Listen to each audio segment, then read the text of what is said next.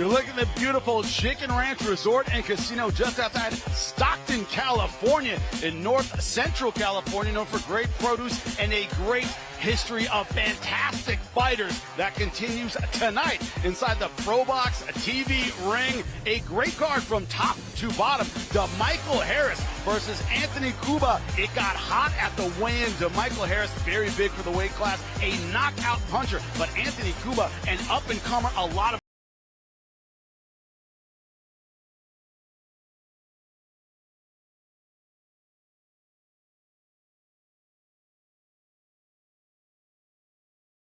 his young career, great combination, long, tall, rangy, and explosive, but Cesar Francis has the experience advantage. He's been in big fights, a great defensive counter boxer, a big step up for Moreno. Can he pass the test tonight?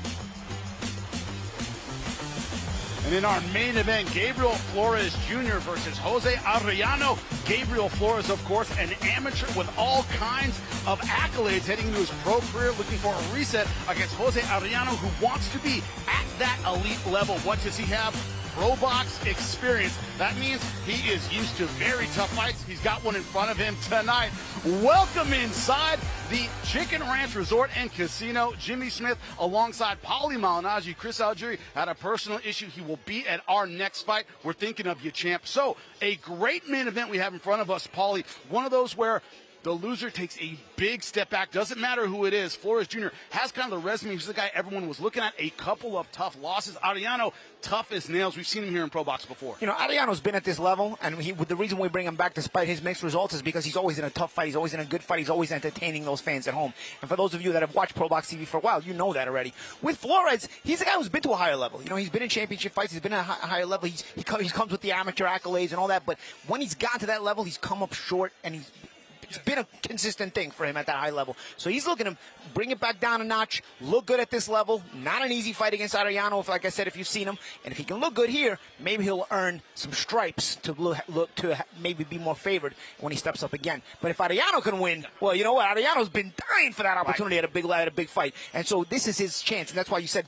this fight is so important, because in a main event like this, the winner can go far. Yeah, it's one of those things when Flores has to take a step back, when he's put on his heels, which he was in those two losses, he's a different guy. Does Arellano have to start fast tonight? You know, Arellano typically does start fast, and he typically likes to put you on your heels. The only thing is he's better at 130 pounds. Flores is a bigger 135-pounder. Can Arellano make the physicality work at this weight, or is Flores just going to be too comfortable with a guy smaller than him pressing him? That'll be the key thing, and we'll see. And we'll probably find out early in the fight, because Arellano starts fast. So we're going to see if that pressure has success or not from the early going. Talking about the ability to have success early in your career, Emiliano Moreno from Long Beach, California, undefeated, but Cesar Francis, the experienced guy who's a counter puncher. This is a stumbling block kind of fight. Stumbling block kind of fight, but it's also a necessary step up. You know, listen, Moreno's been in pretty tough. You know, like you saw in that interview, we watched it earlier. You know, he's got a couple of undefeated guys on his resume already. You know, so he's not come up in exactly an easy way. But this is more the solid veteran now you're getting. You're not getting the hungry undefeated guy. You're getting the solid veteran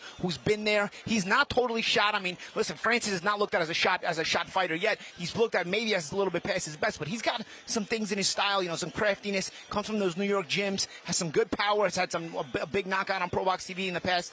You know, the only thing I have questions about Francis is if the intensity gets tough, because Moreno is a very intense guy, can he withstand the heat? That's the only thing with Francis, as he started to fade later in his career, has started to show subtle weaknesses towards, is that intensity starts to make him break a little bit.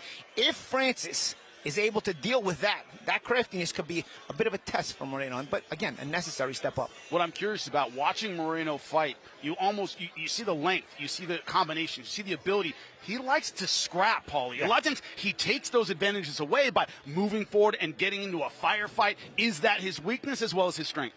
Well, I feel like it's also in the blood. You know, I know Mexicans like to say that, but also Mexican Americans still have the same blood. You know what I mean? Right. And Moreno has that scrappiness to him. You know, he's got the physical tools that you say, you know what, this guy could probably box on the outside, look good. But now he likes to be in there in the heat. You know, he likes to be in the mud, get dirty, and he wants to take you down there with him. Again, Francis is crafty. He can walk you into some stuff if you get too reckless looking to take it down in the mud. But at the same time, Francis can be overwhelmed. So that's going to be the key thing to watch for in this fight. Yeah, the show stealer might be that third fight. When you look at DeMichael Harris taking on Anthony Cuba, they got into it at the weigh-in. There's some pushing and shoving. Took a little, rubbed his face just a little weird there. Got a little awkward there. But you like that, what you call spice. You like that in a fight. You know what? I like bad blood. Both of these guys are at the prospect stage of their career. They both have records that, will show that they are prospects. So both, you have that belief in yourself at that point. Your future's in front of you. You're optimistic at that point in your career. And you really feel like you can get there. And everybody's standing in your way. You really want to consume them. They both had that mentality yesterday. There was the bad blood, and we're going to deal with it in the ring tonight. And we're starting out, of course, with our card here outside Stockton, California. It is a great night from top to bottom here. The fighters are making their entrance now. Jenna Creason taking on Samantha Gintin.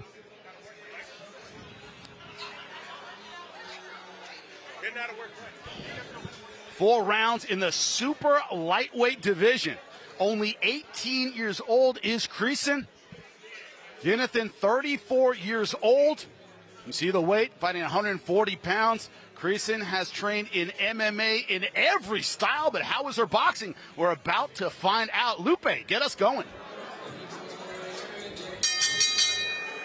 Ladies and gentlemen, we welcome you to the magnificent Chicken Ranch Casino Resort. This is ProBox TV being presented to you by, in association with Robert Garcia's House of Champions, and being sponsored by Bet Online, Wild Casino, Miller Lite, 96 calories, great taste, less filling, taste like Miller time. Tonight's bouts are being sanctioned by the California State Athletic Commission. Our chairperson is Pete Villegas. Our executive director is Andy Foster. We start this contest. Set for 4 rounds in the super lightweight division. Este duelo. 4 vueltas en la división peso super ligero. Our judges scoring the action are. We have Brad Tsukamoto, along with Mike Rinaldi and David Hartman. Introducing first, the fighter standing in the blue corner, presentando la esquina azul, vestida de azul con vivos blancos y rojos, presenting the blue corner. She enters wearing blue with white and red trim on the scale. She registered an official 140 1/4 pounds. Sobre la báscula, marcó un peso oficial de 140 libras y un cuarto. Esta noche, acepta el reto y entra al cuadrilátero de ProBox TV por segunda vez a nivel profesional, con una victoria y un knockout tonight. She answers the call and comes into the ProBox TV ring with 1 victory and 1 KO. From Las Cruces, Nuevo Mexico, and fighting out of Houston, Texas, Samantha Gintin. In the red corner, en la esquina roja, vestida de negro con vivos color rosa. She steps in wearing black with pink trim, her official weight, 139 pounds, su peso oficial, 139 libras. Esta noche, esta atleta de multidisciplinas sube al cuadrilátero de ProBox TV con 2 victorias, 0 derrotas, ambas de sus victorias por la vía del knockout tonight. This multidisciplined combat sports athlete enters the ultimate proving ground in professional boxing, the ProBox TV ring, an undefeated fighter with 2 victories. Both of her victories coming by way of KO. From Visalia, California, Jenna the Jam Creason. Our referee, Dan Stell. Ladies. Listen up, ladies. 4 rounds. Listen, obey my commands at all times. Protect yourself at all times. Touch gloves, come out the belt. Good luck to both of you. Ready for our first fight of the night. Jenna Creason versus Samantha Gintin. You heard it in the introduction. Creason trains MMA, jiu-jitsu, everything, but started boxing at age 8, so she has faith in her hands.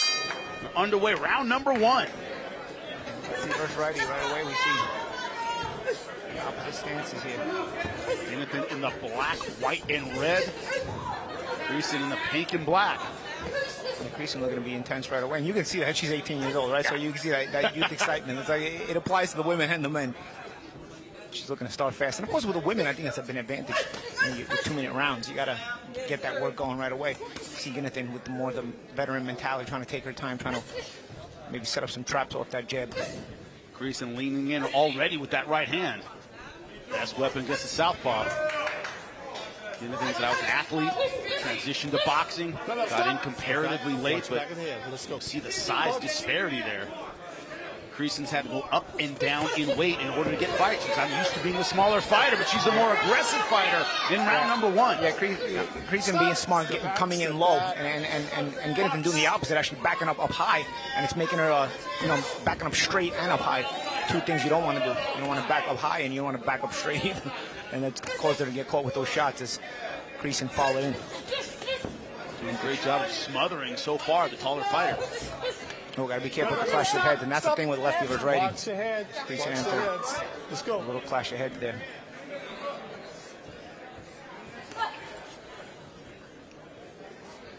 At 32 amateur fights, did Creason.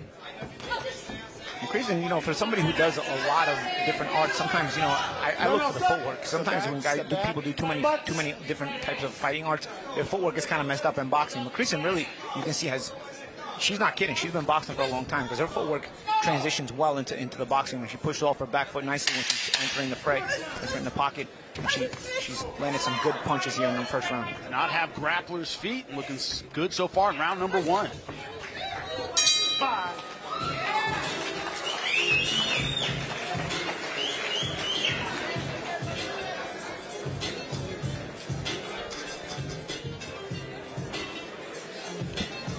Your timing off. Hey, tighten up your defense and don't let your hands go. Make her work. You're waiting on it. She giving you exactly what you was expecting, a little double jab in the right hand, but you're getting caught with it. You lost that round. All right?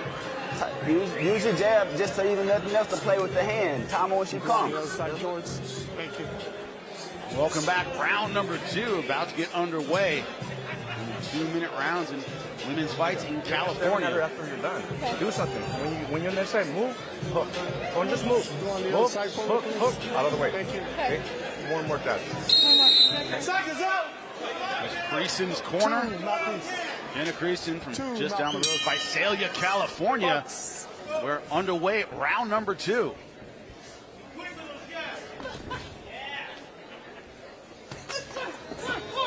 Look at that off. I Stop. think Gibbons is going to have to, try to work on getting off first and being accurate because her counterpunching is not really worked on Creason. There it is there, though, with a nice counter left hand. She's going to have to start reading off that as well, right? Nice jab to go with it. And there she did that well. She forced Creason back. I think she's going to have to start taking the initiative and being the boss. She let Creason boss it too much in the first round, Jim. Good shot again, although Creason responds. Also, Kenneth won her first fight by knockout just under the 1 round limit, minute 50 in round number one. So this is the longest fight of her professional career. Let's go.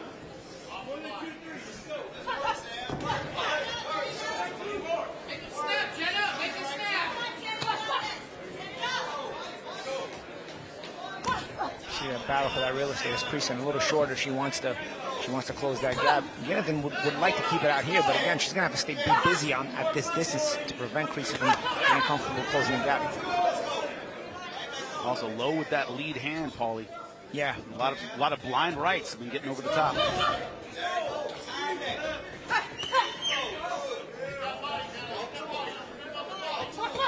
One opportunity Jonathan does have is to throw a left uppercut because Creason comes in a little bit low and she's intense but she comes in straight through the front door. So Jonathan could set up a left uppercut there, but I haven't seen her throw any as of yet. And of course, you're gonna go straight back. You gotta be careful because Creason will attack. So a little left uppercut on the inside there. Certainly a better round for Jonathan in round number two. Winning the round, but certainly a better round in round number one. Close round here.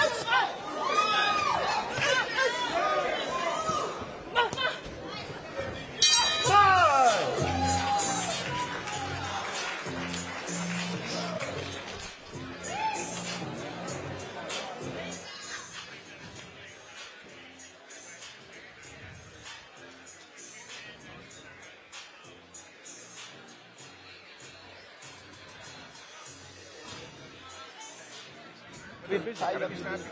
She close the gap, let your hands go. You keep trying to force the two is there.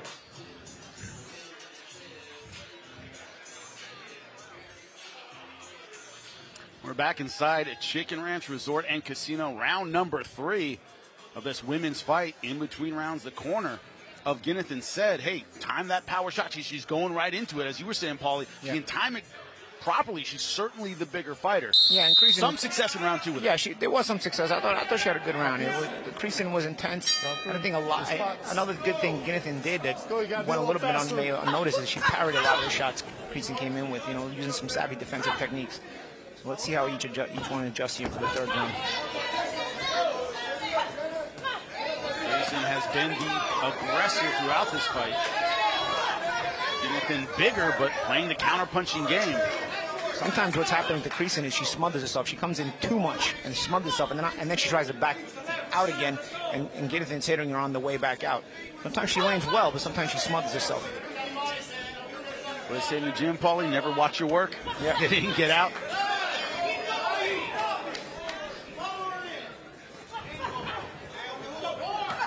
Creason said she would not fight intimidated. So far, she has not. Oh no, not really moving forward. I think when you're young, you're too. It's bliss. You're a bit ignorant to be intimidated. You can't be hurt. Ignorant in a good way, Miss those days, Paulie, but it is true. Yeah, you feel invincible. Oh, good shot there from Ginathan. If Ginathan's given time, she can command well. I think it's up to Creason to keep the intensity going if she's gonna end up winning this fight. And I think at this distance, Ginathan likes to have that mid to long range boxing. Hasn't done a whole lot with the lead hand. It's been timing the power shot. Because Ben lead hands have been kind of on the way out. That was a good shot. Step back, box. Oh, big shot there from Ginathan. She's starting to time those shots well. Stop. Step back. It's not Russell, ladies. Let's go. Creason she's a very active fighter, but she has to concentrate a bit more on the accuracy. Ginathan not as active, but she's starting to get more accurate with the shots. Not as active though. You could say definitely throwing cleaner punches in round number 3. This is probably the toughest round to score so far because Ginathan did land the cleaner shots. Yeah. But as you said, Creason, the busier fighter. Let's take a look at it. Creason does land there. And you see there, nice little sidestep. Again, a nice little savvy move there with the jab and then sidestepping as Creason was trying to walk in. She walks into nothing because the sidestep, and then she gets hit with the left as well. A savvy move there by Ginathan. And you can see the two different mentalities of the fighters, right? You see Creason is young, energetic. She wants to just bury Ginathan in activity, while Ginathan is a little older. I want to take my time and then see what I can set you up with. Picking her spots. This is the 4th and final round in this super lightweight fight. Only 2-minute rounds. I think it could be an important fight here, an important round here. Yeah. Last round could have been for Ginathan. Second round comparatively close. Who finishes strong? That is the question. And a Creason in the pink and black from Visalia, California. Samantha Ginathan from Las Cruces, New Mexico. She says, I'm going to fight New Mexican style. She's been the counter puncher throughout this fight. Good shots. Nice 1-2 combination.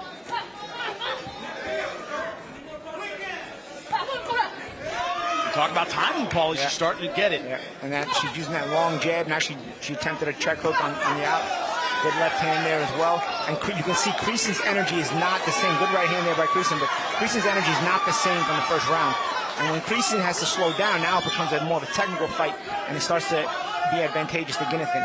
Some blood from the nose of Creason. Because Creason's not getting her head off center. You fight, especially when you always want to keep your head off center regardless. When you're fighting a left-hander, you really want to keep your head off center even more so. And she's taking some shots because her head is dead center even when she's coming in.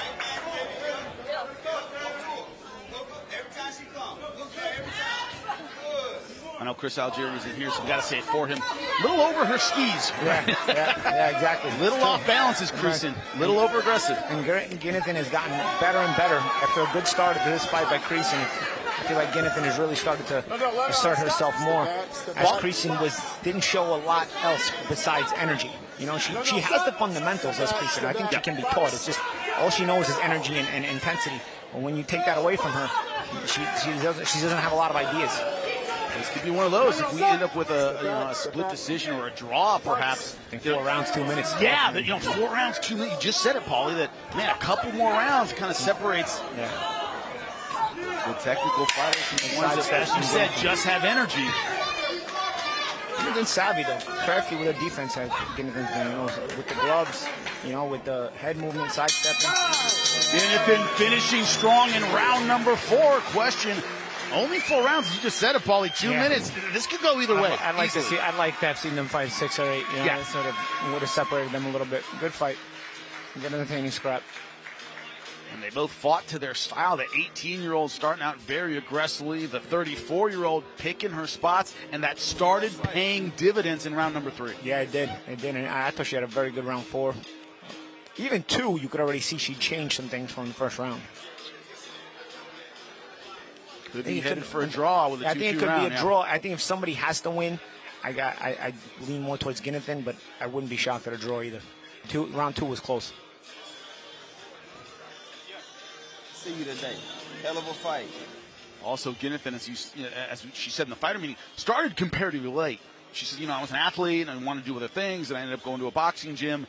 You see those fundamentals, Paulie, that you developed starting, in your early teens, 10 years old, 9 years old. Those fundamentals are not quite there, but she does have that athleticism, just an eye for when to throw that big shot. Yeah, exactly. And you know what? Creasing, because she's so energetic, she's not thinking so much. And sometimes that happens when you're young. Well, Ginnifan, a little older, she's, okay, let me take my time and let me think this through. Well, to end all suspense, Lupe Contreras has the scorecards. Let's hear what he has to say. Ladies and gentlemen, after going all 4 rounds inside the ProBox TV ring, the official scorecard reads as follows. Damas y caballeros, después de completar las 4 vueltas, esta es la decisión oficial. Judge Tsukamoto scores about 39-37 in favor of Ginnifan. El juez Tsukamoto anotó 39-37 a favor de Ginnifan. Y los jueces Rinaldi y Hartman entregan tarjetas idénticas de 38-38. Judges Rinaldi and Hartman turning identical scores of 38-38. This bout is a majority draw. Este duelo es un empate mayoritario. Not surprising. Right up my alley, right? I have one judge that did have a winner, had it for Ginnifan. The other 2 had it a draw. It's kind of what I was leaning towards, either a draw or a Ginnifan win. All right, so if you're Ginnifan's trainer, is it, look, great, start a little earlier, maybe do a little more with the lead hand? You got to understand you're in a 4-round, 2-minute fight, 2-minute per round fight, so it's imperative that you start fast. You don't have the time. You could see if this fight was a 6 or 8 rounder, Ginnifan would have had more advantages. So if there is a rematch in a 6 or 8 rounder, even Creasing can work on some things to be able to make her intensity last a little longer. And Ginnifan has the advantages in a longer fight. So I think there's adjustments to be made for both. I would like to see them fight again. I would love it. As you said, a 6 or 8 round fight where we separate that style. Creasing came in very aggressive, but we saw that as it required a little bit more footwork, a little bit more of this. She didn't quite have that yet, but she can get it in the gym. Yeah, exactly. These are things you go back to the gym. Both girls really can go back to the gym and pick up some things. You see the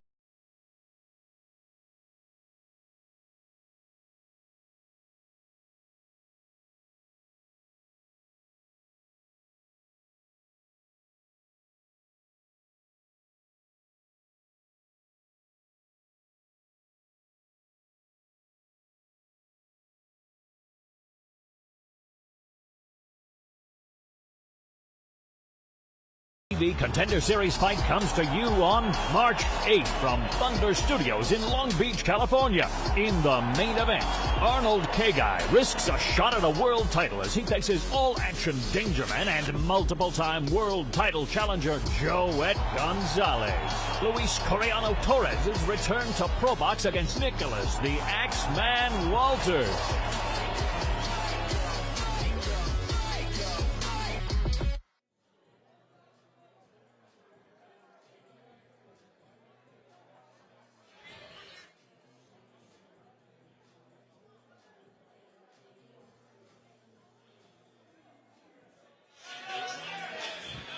Welcome back here on ProBox TV, Chicken Ranch Resort and Casino just outside Stockton, California. By the way, till I was 9, I grew up in San Joaquin Valley. Yeah. Just outside Visalia, right? Visalia was the big city to me. That tells That's you where anything. the Christian was That's from, where she right? was from. Yeah, Great yeah. boxers out of Visalia. Good stuff. Great stuff in the Valley here. Another fighter from the Valley, Salinas, California. Andrew Rodriguez, 5-0, undefeated in his young career, taking on Kevin Soltero from Kansas City, Kansas, also undefeated, 3-0, just getting started. Young Bucks, got to get ready for those undefeated kids coming up, especially on ProBox TV. 50-50 all-action fights, what we pride ourselves on. Take a look at the tail of the tape. Yeah, even the prospects get tough fights. Young guns, 21-19. Rodriguez, a slight height advantage. Reach exactly the same. Rodriguez just a little bit more experience. Soltero coming in, representing Kansas City. Says he got great work coming in tonight, looking to extend his record to 4-0. Lupe, get us going. We continue with the action here at Chicken Ranch Casino Resort. This is ProBox TV being presented in association with Robert Garcia's House of Champions and being sponsored by Bet Online, Wild Casino, and Miller Lite. This contest, 6 rounds or less in the super flyweight division. Este duelo a 6 vueltas en la división peso super mosca. Los jueces son, the judges are Brian Tsukamoto, Michael Rinaldi, and Dan Stell. And now, ladies and gentlemen, 2 undefeated fighters, but someone's gonna take an L tonight. Presenting first, the fighter in the blue corner. He enters wearing silver with black, presentando en la esquina azul, vestido de negro con color plateado, su peso oficial, 116 libras y media, his official weight, 116.5 pounds. He enters the ProBox TV ring, undefeated with 3 victories. 2 of those victories coming by way of KO. Esta noche sube al cuadrilátero invicto a nivel profesional con 3 victorias. 2 de sus victorias por la vía del knockout. From Kansas City, Kansas, Kevin Soltero.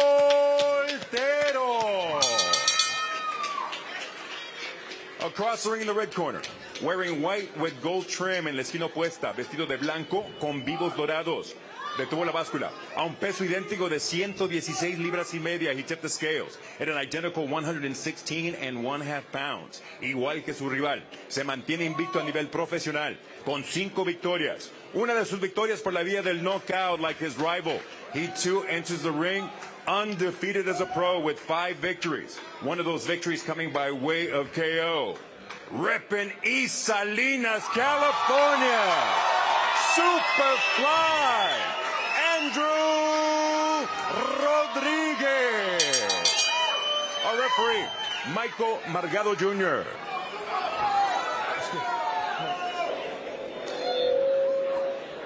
Listen, guys, this belt line looks good here. Everything here and above, just that the letters and above is a legal blow, okay?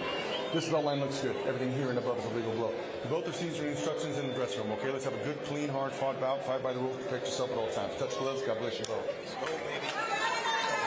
2 undefeated fighters. You heard the roar for Rodriguez.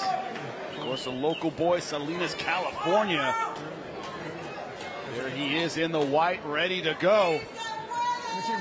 Soltero said it can be tough getting the sparring and eat out in Kansas City, but I am ready to go tonight. We are underway, super flyweight division. Oh, nice right hand from the get-go. Yeah, these guys dig right in. Rodriguez talked about pacing.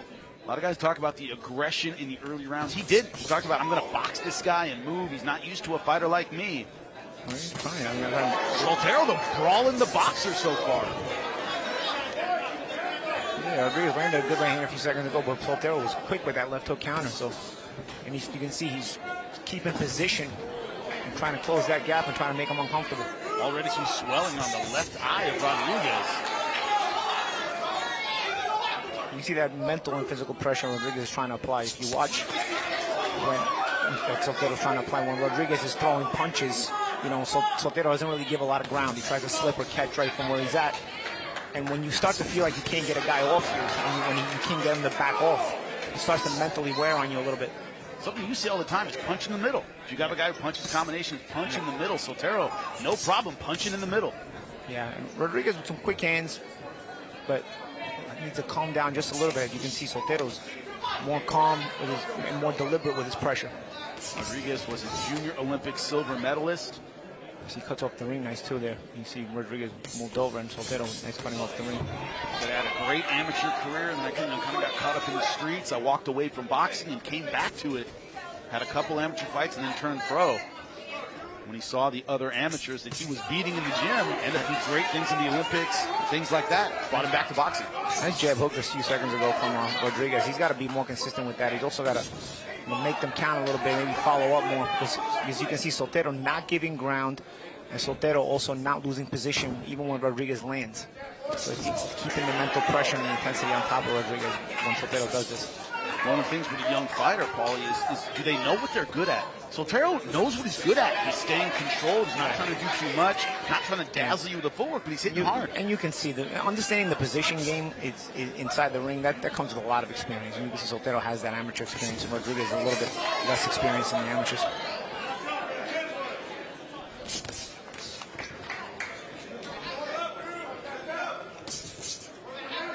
Sotero, 50-plus amateur fights.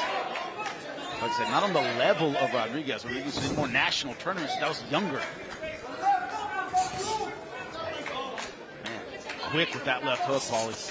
Yeah, he looks to time it well. Rodriguez tries to put punches together. Well, Sotero tries to time in between. Great stuff so far for the boxer from Kansas City. He didn't come here to lose.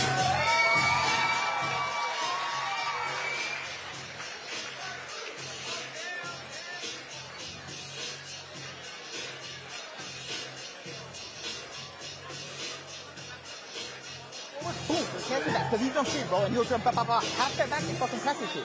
Look for that. Tighten up the defense a little bit more. If he's catching you when you want to fucking sit there, bro, don't sit there for him. Keep working his ass. Behind your stick. How you feel? How the legs? You go at that rate, push that pace.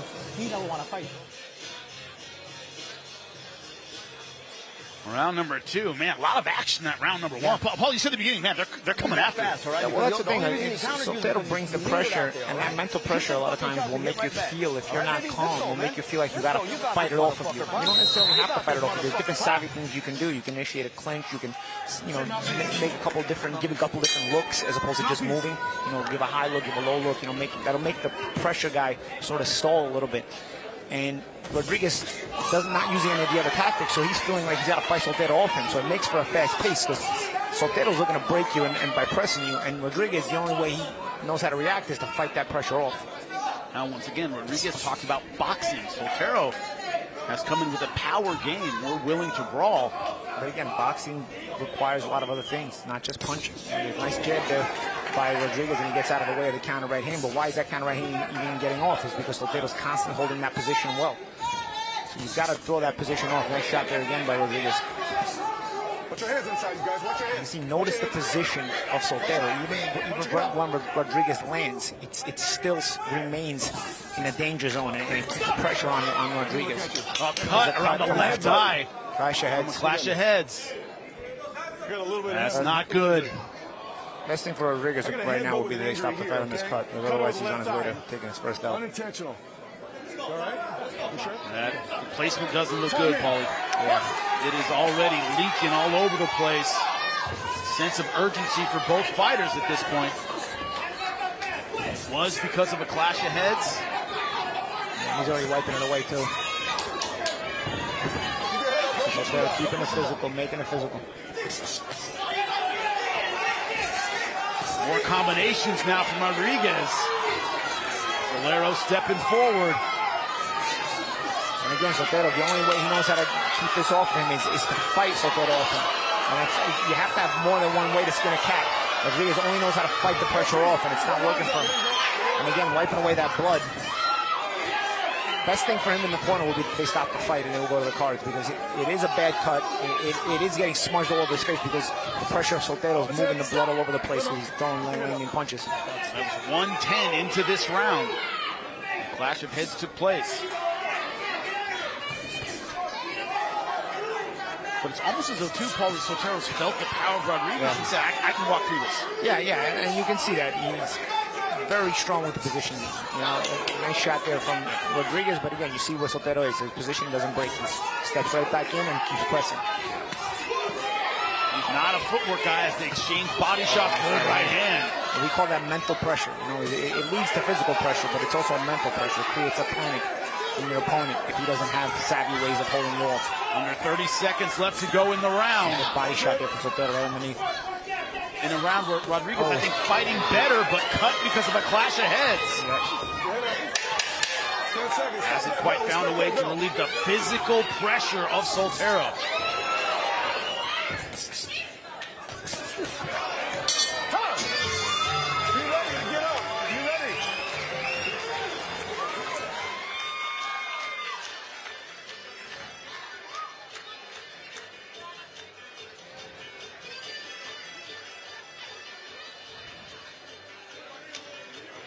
Right here, come over the top. The right hand will fuck, it'll catch him there.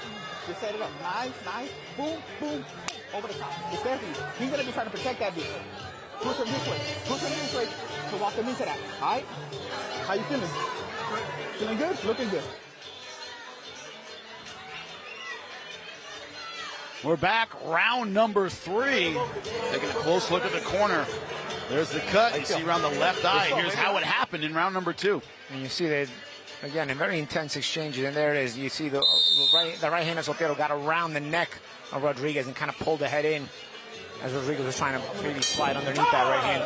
Over there. This one, the doctor's going to look at it. What happens is at the corner, see if they can stop the bleeding.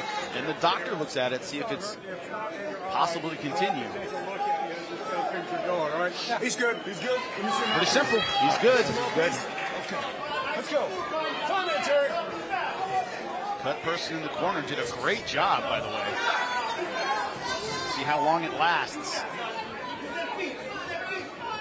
Soltero now has a target for that right hand.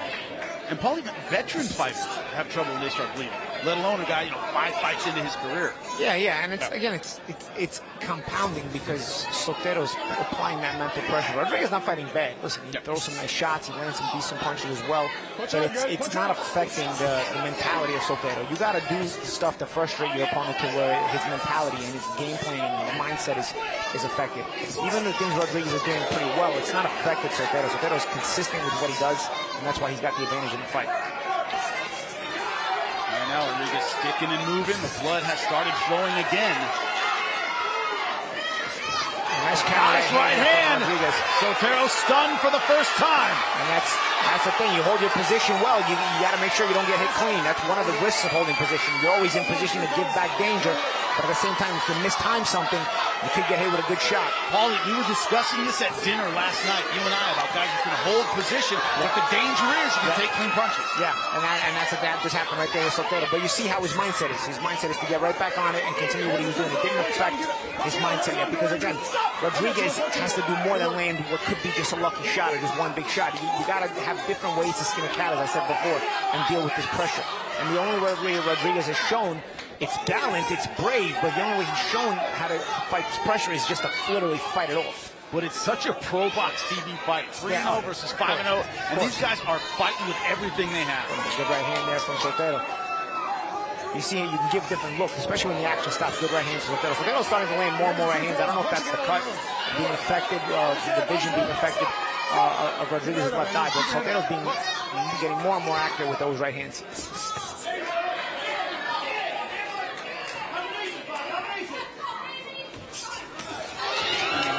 Coming up with that left hook. He has a better base, solid base than Sotero.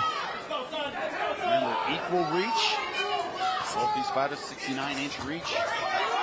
Rodriguez a couple inches taller, but does not have a reach advantage in this fight. Rodriguez Sotero with a good left hook on the inside.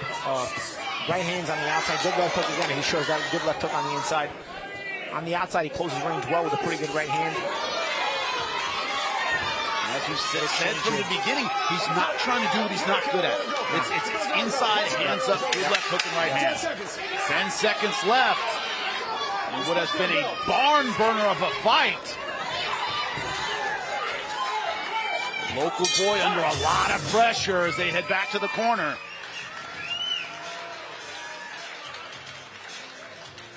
Paulie, is it one of those things where at this point you kind of start questioning how much you got? You're undefeated, but man, this is a tough one. Yeah, that was a good right hand there from Rodriguez, and that was a good point on Rodriguez to hold his position there when he did that. You know, but you see, speaking of position, you see what Soltero does. Every time Rodriguez throws punches, he's looking to be in position to give something right back.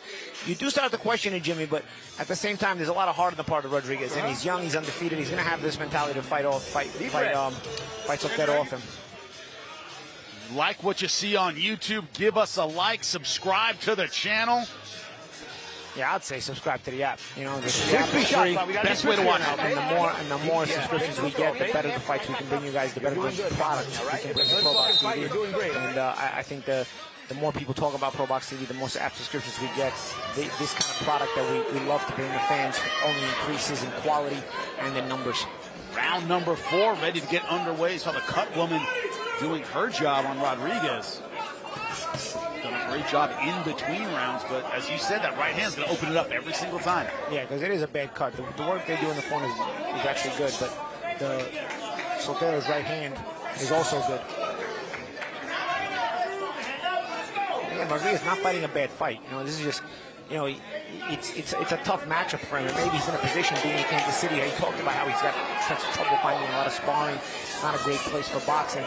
And, you know, maybe it's just one of those things where he is a pretty good fighter, but he's not had the chance to mature properly and how to take this kind of tough fight a little too soon, because he's not a bad fighter. You look at Rodriguez, he's got the heart, he's got the determination, puts punches together nicely. It's just, you know, he's a little bit overmatched, but it's one of those things where this fight came maybe a little too soon in his career, but he's a kid that can be developed. But Soltero in the black from Kansas City. Good left hook. He's the one from Kansas City. But I remember Rodriguez talking about he wasn't getting a lot of the work, right? But when you look at it, if Soltero was in the gym wars in LA, getting that slickness, that movement, man. Yeah. You talk about, he's a fighter made for that. You know, he's a fighter made for that. You can see he has the mentality for that. I think that also comes from that amateur experience that he's talking about.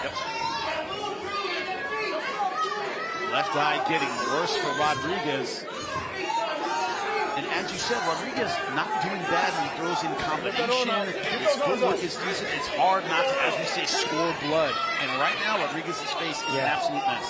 Yeah, and also the two things that really will get even a layman is the blood and the pressure, the guy coming forward, right? So a lot of times if you don't know how to score a fight in exact ways, you know, the layman will go with blood and will go with pressure. And that's what, and I'm not saying that's necessarily right all the time, but in this particular situation, it would be consistent. Good right hand hook by Soltero. Nice shot as he came over the top of the jab with that right hand and followed with a good hook. Out body shots, Jimmy. Starting to wear Rodriguez down a bit. Rodriguez has a lot of heart, but this is getting more and more physically taxing on him. Soltero only 3-0. Man, he's impressive.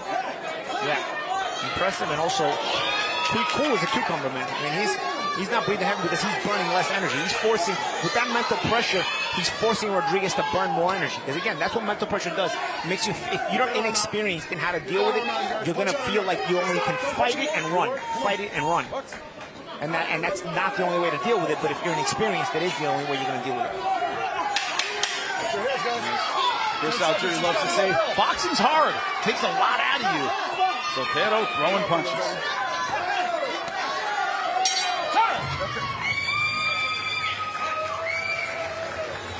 There's nothing better than a game. A great tasting Miller Lite. It's less filling Miller Lite. Tastes great. Never understood this argument. Let it be both. Miller and Miller. I like it. Welcome back. Round number 5. This one's scheduled for 6. Andrew Rodriguez from Salinas, California. 5-0, but looking at a very tough climb in these last 2 rounds. Kevin Soltero from Kansas City, Kansas. Paulie, only 3-0. When you talk about his composure. Yeah, and he cuts off the ring pretty well. You know, not every second, but I've seen him, you know, have moments where he cuts off the ring well.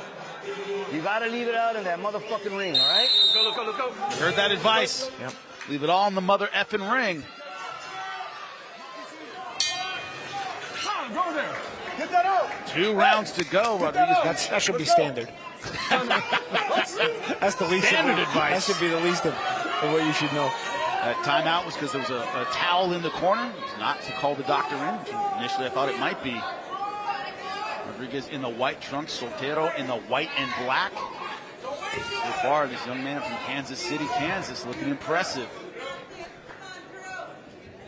Now Rodriguez showing different looks. You see what he's doing. He's giving a high look and a low look. And look what's happening. Soltero's not pressing because, again, he's got something to think about. And that's what I was saying about there's different ways to deal with a lot of pressure. You can, and one of those is give different looks. And Rodriguez, by giving a high look, giving a low look, punching off of both of those looks, all of a sudden, it's not that Soltero is in danger, but it's making him have to focus in on a different target now, and he might stop his pressure. And he's done that. You know, it's worked out for Rodriguez so far in this round. There's also, you can initiate clinches, so you can stop the forward momentum, then off the break, you get off quicker because you got the faster hands and faster feet. There's different ways to do it. Rodriguez has not shown them until now, where he has shown the beginning of this round, where he's showing different looks, and Soltero reacted in the way you would expect him to react. He slowed down, but now he's getting back on it. First time in this fight, Rodriguez has really been able to fight at a distance. It's been a close-up fight. Again, is he going to give those different look changes again? Changes of look and height? No, now he's back to what he was doing before, back to his old tricks, which is just to try to fight the guy off, throw a lot of numbers and run. And that's what Soltero wants. You're not going to break Soltero's position. Halfway through the round. Soltero now starting to bring that pressure, making the ring small. Good counter right hand there by Soltero.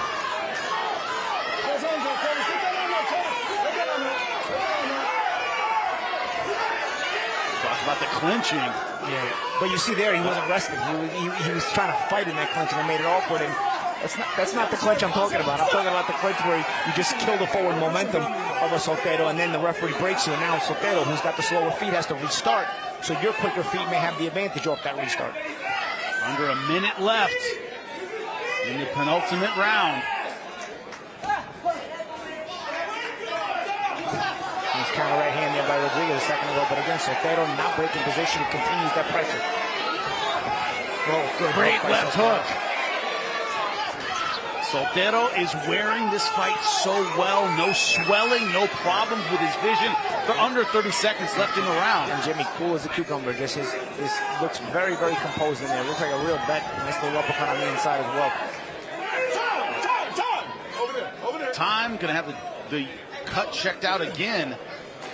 Dr. Mitch Jellin. Put the mouthpiece back in. They're gonna check out the cut.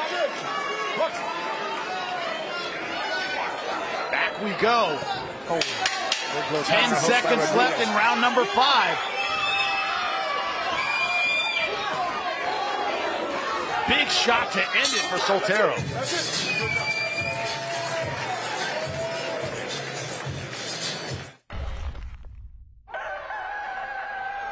The chicken has landed. California's all-new luxury entertainment destination, Chicken Ranch Casino Resort, has hatched. Experience our laid-back luxury hotel, casino floor with views of the Sierra, diverse restaurants and bars that will keep you squawking for more. Now open, the all-new Chicken Ranch Casino Resort. For details, visit playchickenranch.com. Gotta say, we've had a great time here. Chicken Ranch Casino and Resort. Great rooms, great casino. Food's been good too, Paul. We had a couple meals together, you and I. Yeah. Discussing exactly this, being comfortable in the pocket. That's been Soltero. You're talking about Buddy McGirt and his coaching style? Yep. Exactly this. And that's been the difference in the fight, I think. Soltero's comfort inside that pocket and forcing the fight in that pocket. Round number 6. Last round. Oh, good right hand again. Would you say Rodriguez needs a knockout in this final round? I think so, yeah. And again, he's fought a respectable fight. He's missing a couple of wrinkles that, may have helped him out if he had them. He's maybe lacking some experience, but he's not a bad little fighter. He can hold his head up high, in the effort he gave tonight. But Soltero, very, very impressive. He looks like a very poised, mature fighter who, can keep developing and honestly be a real good prospect. Well, Soltero tonight seems like he's done more with less. Yeah, left hook, right hand. Yeah, that's why I say I'm impressed with him, because he's a fighter who you can already see can go a lot of rounds. While Rodriguez, in order to increase the amount of rounds in his performances or scheduled rounds in his fights. Good exchange there, a good hook there by Sotero. You know, he's going to have to, you know, add some wrinkles to his style. Sotero looks like he could be a 10-round fighter right now, you know? Which is impressive when you only got 3 fights. Very impressive. Rodriguez throwing some accurate punches, but Sotero right back to it. And talk about that unflappable. Stop! I got you. Stop punching. Turn around. Let's go. And Rodriguez make a stand in this final round? That is the question. Halfway point of round number 6.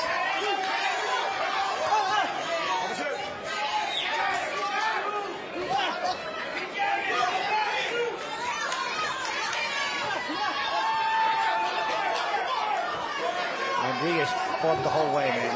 He can hold his head high. Just outgunned. Yeah, outgunned. Sotero, very good performance. And he controlled the real estate throughout. Yeah. Always moving forward. Mental pressure. 1 minute left. You see now he physically is starting to bully Rodriguez because again all that energy Rodriguez had to expend, that mental pressure brought him. Now physically he's worn down, and Sotero's starting to make it a physical dogfight on the inside. See, pushing him back, making it physical.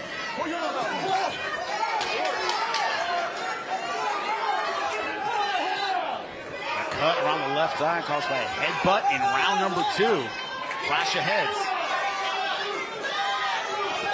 Everything else caused by the fists. Kevin Sotero, who's just been monstrous throughout this fight with that physical pressure you keep talking about, Paulie. Yeah, that's the good thing about these ProBox TV fights. The 2 undefeated guys, they fight hungry. Well, you know, you're gonna separate the levels here, even among hungry, good young little scrappers like these guys. Crowd getting a great fight, and they punch to the finish. Respect between these 2 young men just starting their professional careers. But man, that young man, Kevin Sotero, he had a great performance tonight.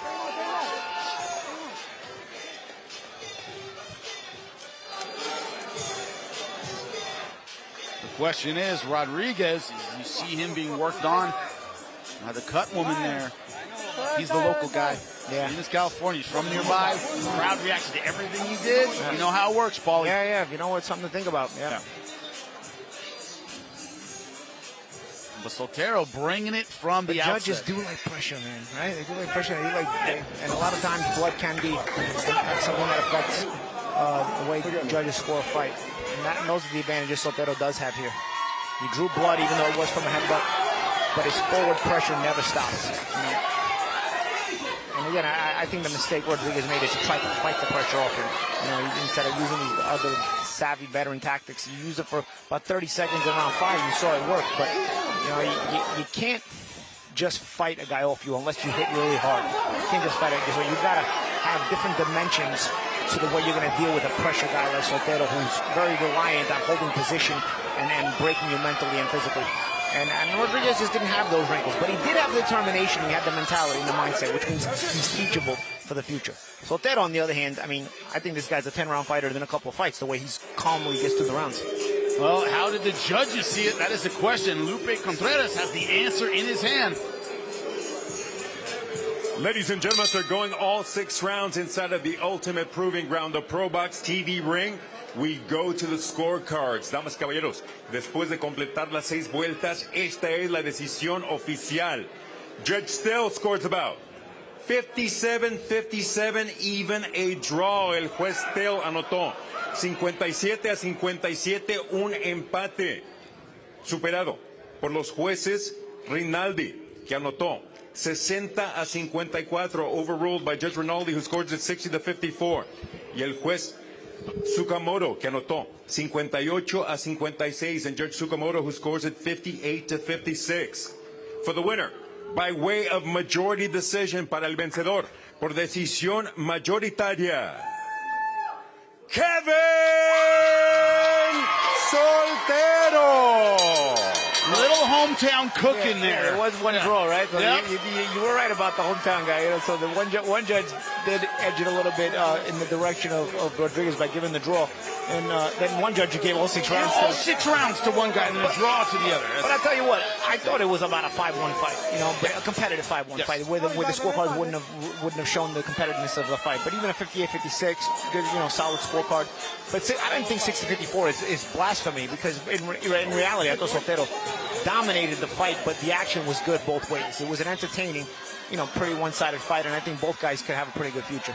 When you look at it, it's this idea that Soltero showed us a composure that at 3-0, Paulie, you rarely see that. Soltero looked cool, collected, calm the whole time, you know, and his pressure was consistent. His sense of positioning was consistent as well, and that also not only breaks you mentally, but it also allows you to save and conserve energy yourself, you know, and that's what Soltero was able to do by understanding that position game. Very, very impressive on that for a fighter with just 3 pro fights. And because you're able to do that, that's the ticket to being able to fight more rounds. You have to master that first in order to, if you're going to be able to fight more rounds. Once you master that, then you can continue to master other things. It's not necessarily going to make you a champion for sure, but Soltero has a solid base there to be able, has mastered that part of his game to where you can go fight more scheduled rounds in a fight and get paid more and try to achieve more. Rodriguez, good effort, you know, good mentality. He's teachable, but he's got to be taught some of those wrinkles. When you look at it in the fighter meeting, one of the things he was asked is, would you be willing to relocate to advance your career after this fight? Mm-hmm. Right, yeah, something to think about. Coming to LA, coming to New York, coming to one of the fight centers with a big gym where he gets a lot more work and sees more looks might really help him. So last year, Gary Jonas, of course, taking ProBox TV to new heights. He did some research, looked at the numbers, and came up with some pleasant surprises. Here he is in his own words. Yeah, they really were. We just kind of did it after the new year, and I was a little surprised myself because we have to look at a bunch of different sources. Basically, 3 million total monthly views a month. It breaks out with 2 million being the studio content, which is long form. It's not little snippets for social media that get, you know, a bunch of useless views. This is the long form studio content that got 2 million views a month. Which is a credit to you guys. And then we had the 1 million views for ProBox TV fights. Let's take a minute and talk about those 3 million views and where they're split up. If you go on the other side, it's across the website and the app, which is when we have 200,000 installs on the app. And it's a lot because nobody has to watch the app. Nobody has to install the app to watch our stuff. So it's a pretty significant number given that they don't have to. And it's Paulie. Paulie's always asking people to download the app. So, Paulie, you get credit for that one. The Fubo Sports Fast channel, they're on Fubo, obviously, Amazon, Roku, Samsung, Tubi. You guys see it on the screen. So it puts us on all the AVOD platforms, and that's obviously a lot of distribution, a lot of eyeballs, a lot of possibility of people to fall on us. And then, of course, the YouTube channel, which, you know, in English and in Spanish, a lot of you guys watch one or the other. You don't realize there's a ProBox TV Espanol. There's 2 channels. So with all that, we just get that much exposure, and YouTube has really been a great partner in helping us grow our brand and have boxing fans find us. And as I was saying earlier, look, we've gone from 50,000 views in year 1 for the events to 150,000 in year 2, which was pretty good growth, but 150 wasn't where we wanted to be. But year 3 across all these platforms, it totaled 500,000, and that's 300% year over year. I'm not expecting 300% this year, but why not? Let's go for it. Let's see what we can get done. But yeah, the confidence, you asked me, where's the confidence? Look, we told the fans we're going to do this slowly but surely. 3 years is slowly but surely. But here we are. The Saturday night shows in Texas and California, D.C. and Philly are a step up. They're more expensive. They're bigger, better fighters. We're paying more, so we're going to get better. Still going to keep it evenly matched in action fights, right? 50-50 action-packed fights. That's never going away. But now we're able to pay more money. We're able to get better fighters and put on better cards. And I wasn't planning on having this this Lubin eliminator and Flaz eliminator. We weren't going to be that aggressive, but, you know, Shit happens. That's about the Erickson Lubin. That's the way the boss closes it. Yeah, he does. That's in May. We're looking to put that together in Orlando. It's going to be a fantastic fight, but a great year. We've got to say thanks to all the fans. Paul, you get the credit for always mentioning the app, but the fans are the reason we're here. Yeah, because, you download the app, man. Like, you see the growth and you see the better product we're able to keep giving you. So, again, tell your friends, download the app. I think that's the most important thing. It's free anyway, and the more downloads we get, the more we can afford to bring you guys. And if you guys like the product now, what we plan to bring is will be continue to be even better. But, again, we need the growth on the channel to be able to afford that. And it's been a U.S. tour in Central Northern California. Look at the Bet Online odds. DeMichael Harris, -125. Anthony Cuba, -105. Pretty much a coin flip fight. Paulie, it's like they're catching on to the ProBox way we do things. the odds makers never can figure out the odds for our fights. They hate us. So now look at these kind of odds. Minus and minus. Forget it. Screw all those bettors. We got minus and minus. Coin flip, we love it. Let's take a look at the tail of the tape. DeMichael Harris, 27 years old. Anthony Cuba, 22. You see the height advantage, the weight. Anthony Cuba weighed in over 135. It's a little bit overweight, but the dramatic reach advantage of Harris will be a factor. Lupe, get it started. We continue here at the Chicken Ranch Casino Resort. This is ProBox TV, being presented in association with Robert Garcia's House of Champions and being sponsored by Bet Online, Wild Casino, and Miller Lite. This contest, 8 rounds or less in the lightweight division. Este duelo a un límite de 8 vueltas en la división peso ligero. Los jueces, the judges, Brian Tsukamoto, Michael Rinaldi, and Michael Margado Jr. Presenting first, the fighter standing in the blue corner. He enters the ring wearing black with orange trim. En la esquina azul, vestido de negro con vivos color naranja. Su peso oficial, 137 libras. His official weight, 137 pounds. En su 12º combate a nivel profesional, con 8 victorias, solo una derrota, 2 empates y 4 de sus victorias por la vía del cloroformo. Tonight, this Iron Will fighter enters the ring in his 12th bout as a pro, with an outstanding record of 8 victories, 1 lone defeat, 2 bouts even, 4 of his victories coming by way of KO. From Los Angeles, California, and representing the Robert Garcia Boxing Academy, Anthony Tuque Cuba. In the red corner, en la esquina roja, vestido de café con blivos blancos. He steps in wearing brown with white trim.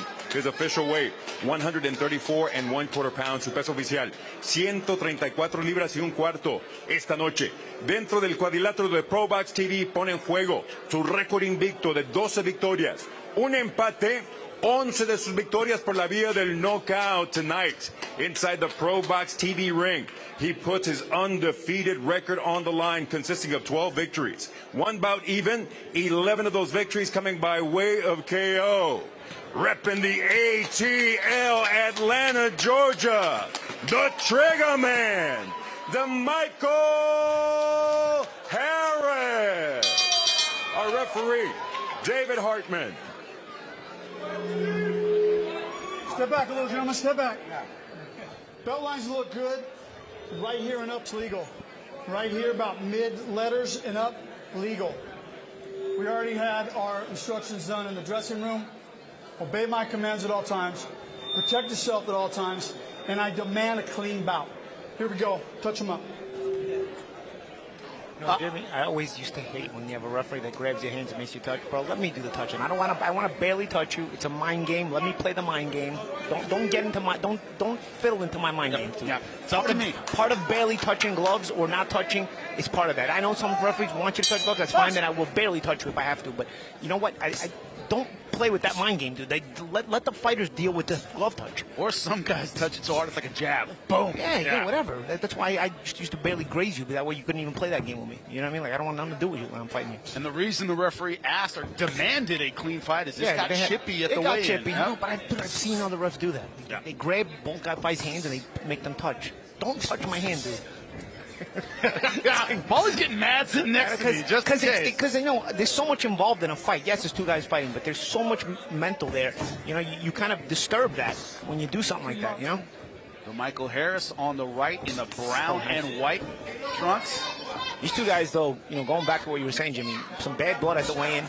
Again, you see the odds makers couldn't figure out the odds. One's at minus 125 and one's at minus 105. So you can see very evenly matched fight, typical pro box fight. Just that the odds makers at this time, they're starting to catch on finally. And both these guys hungry, and both guys feel they can beat the other. Cuba came in a little bit overweight, and I think that added to the bad blood. We were talking to his coach in the elevator, and he said he didn't make weight. So, yeah, Harris was pissed. Harris was mad. Yeah. The deal was at 135, and Cuba showed up at 137. Of course. Work it out. Cuba a bit more of the amateur pedigree. Step back. We're holding. Harris started as a pro late, didn't really have much of an amateur Didn't career. have much of an amateur career, but Jimmy, really impressive because, he's only had about 15 amateur fights, but he's been in training camp with Gervonta Davis. Tank really rates him high. He said that, he's got a relationship with the team, and he said he's learned a lot being in places like that. And you can see his record with 12-0, 11 knockouts. He has the eraser that makes up for the lack of experience as he's learning on the job. Paul, Crash your heads, got to be careful there. Remember when the coach said that, we said, but Cuba didn't make weight because Harris is so much bigger. Yeah. I was like, somebody's not going to make weight if I be Harris. Yeah, he is gigantic. Yeah, Weight class. both guys today you can see are filled in. But yesterday, Harris looked so much bigger, despite the fact that he's the one that made the weight. 1 minute left in round number one.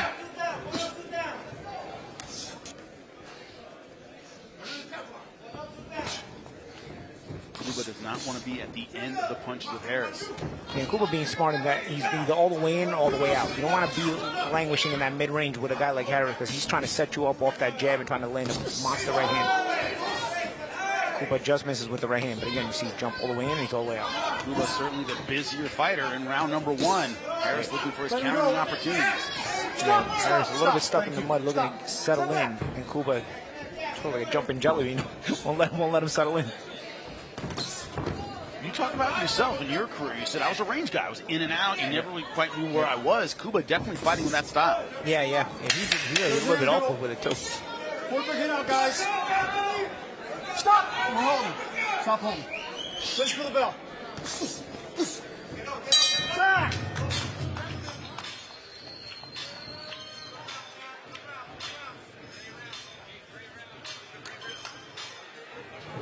Back. Listen, I need you to shoot that jab to the chest and to the stomach because he's getting low every single time. Yeah. I want you to work to your right a little bit, right? So you can take away his...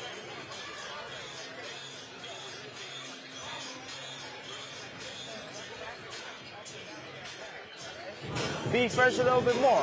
I want you to be first and last a little bit. Welcome back. Round number two about to get underway. Take him back, stay low, work the fucking body. And also, watch it because he tries to hit you from the bottom up. Yeah. Okay? It's the corner of Anthony Cuba. Go. Trained with Robert Garcia, who's of course in Saudi Arabia right now. Cuba doing a good job boxing in round number one. Said he got some great work, sparred with Rayo Valenzuela. Get ready for this fight. See the instructions in the corner of Harris by Jose Guzman was to jab at the chest and jab at the stomach of Cuba, sort of catch him coming in. Nice little uppercut to the gut there by Harris on the inside. He's probably going to have to try to stop that momentum in and out. And also those jabs to the chest and stomach can sort of break that a little bit. Nice jumping hooks there by Cuba. He's getting busy. Cuba getting very aggressive on the inside. That's Harris on his back foot. Harris undefeated, Cuba only one loss, and that's to Carmel Moen, who's a very touted prospect in the Mayweather camp. So that was a war. It was a very competitive, physical fight. Yeah, expect this guy to get intimidated. You got another thing coming. Cuba doing a great job walking in, throwing power shots against the knockout puncher. And it seems like Harris is trying to aim too much. Instead of letting his hands go, snapping that jab, and letting the knockout come, it seems like maybe those mind games played yesterday at the weigh-in or maybe have an effect on. He's trying to aim too much, and he sort of gets put on his back foot here by Cuba. And putting the puncher on the back foot also takes away a lot of their energy and their power and their confidence. Right now, Cuba seems to have Harris a little bit befuddled.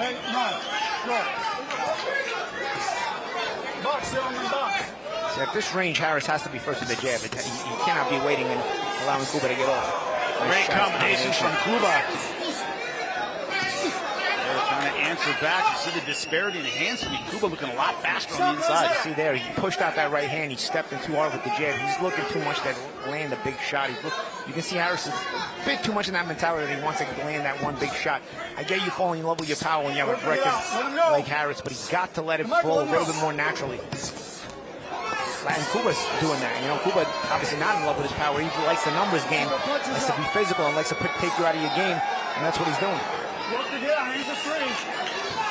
always say it, Paul, you might not be a knockout puncher, but it doesn't tickle getting hit like that. No. And that's the thing, you put a guy in the back foot, especially when he's a puncher, tends to sort of neutralize the punching power they have. And also the range advantage being taken away. Cuba's always moving forward. And Harris not being first with the jab. Whenever there is space, he's got to establish that jab, and he's not doing that. He's allowing Cuba to sort of come in through the front door and back him up. Even here, you got a chance to use that jab. You got to be first with it. He uses one jab, and then he backs up on the ropes and starts to lay off the ropes like a sparring partner. And Cuba taking advantage consistently. When I think great punchers who are a little bit light, I think Tommy Hearns. Tommy Hearns had a great jab, and that's how he set everything up. He had to command the ring. Tommy had that big amateur experience, though. Or at least a lot of amateur experience.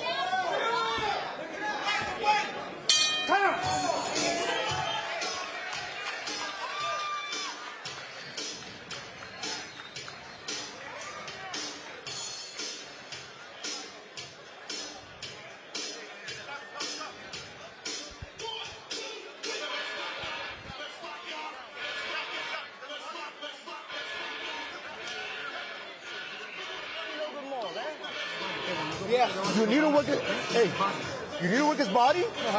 That way you hook up his hands, and then you go for the fucking head. Okay. Yeah. Hey. Sound advice in the corner of Anthony Cuba. Hey. Work the body. Did that very effectively in the last round, Paulie. Yeah, you see, again, some of the work there. You see Cuba jumping in and out there. He steps out, then he flies right back in with a nice combination. Harris just kind of languishing there, you know, puts his hands up. He takes the last hook well. You know, it looks good for Cuba, but no response from Harris, not even a jab. And there now he's getting busy coming out with the jab. And that's what he's got to do. He's got to get that lead hand going. And don't even force the right hand. Again, he's trying to force some of those right hands. I'd say he's got to establish that lead hand with the jab and then let the right hand sort of be hidden behind the jab where he can mask it and catch something nice. Nice body shots there from Harris. But again, I think even at this range, although his body shots are good, I think at this range you allow Cuba to fight his way back into it. You got to, even when you land the body shots, reestablish that long distance. And instead he didn't. He allowed Cuba to fight back, and what did he do? That makes his mentality go back to the ropes, and now it's Cuba in a comfortable position.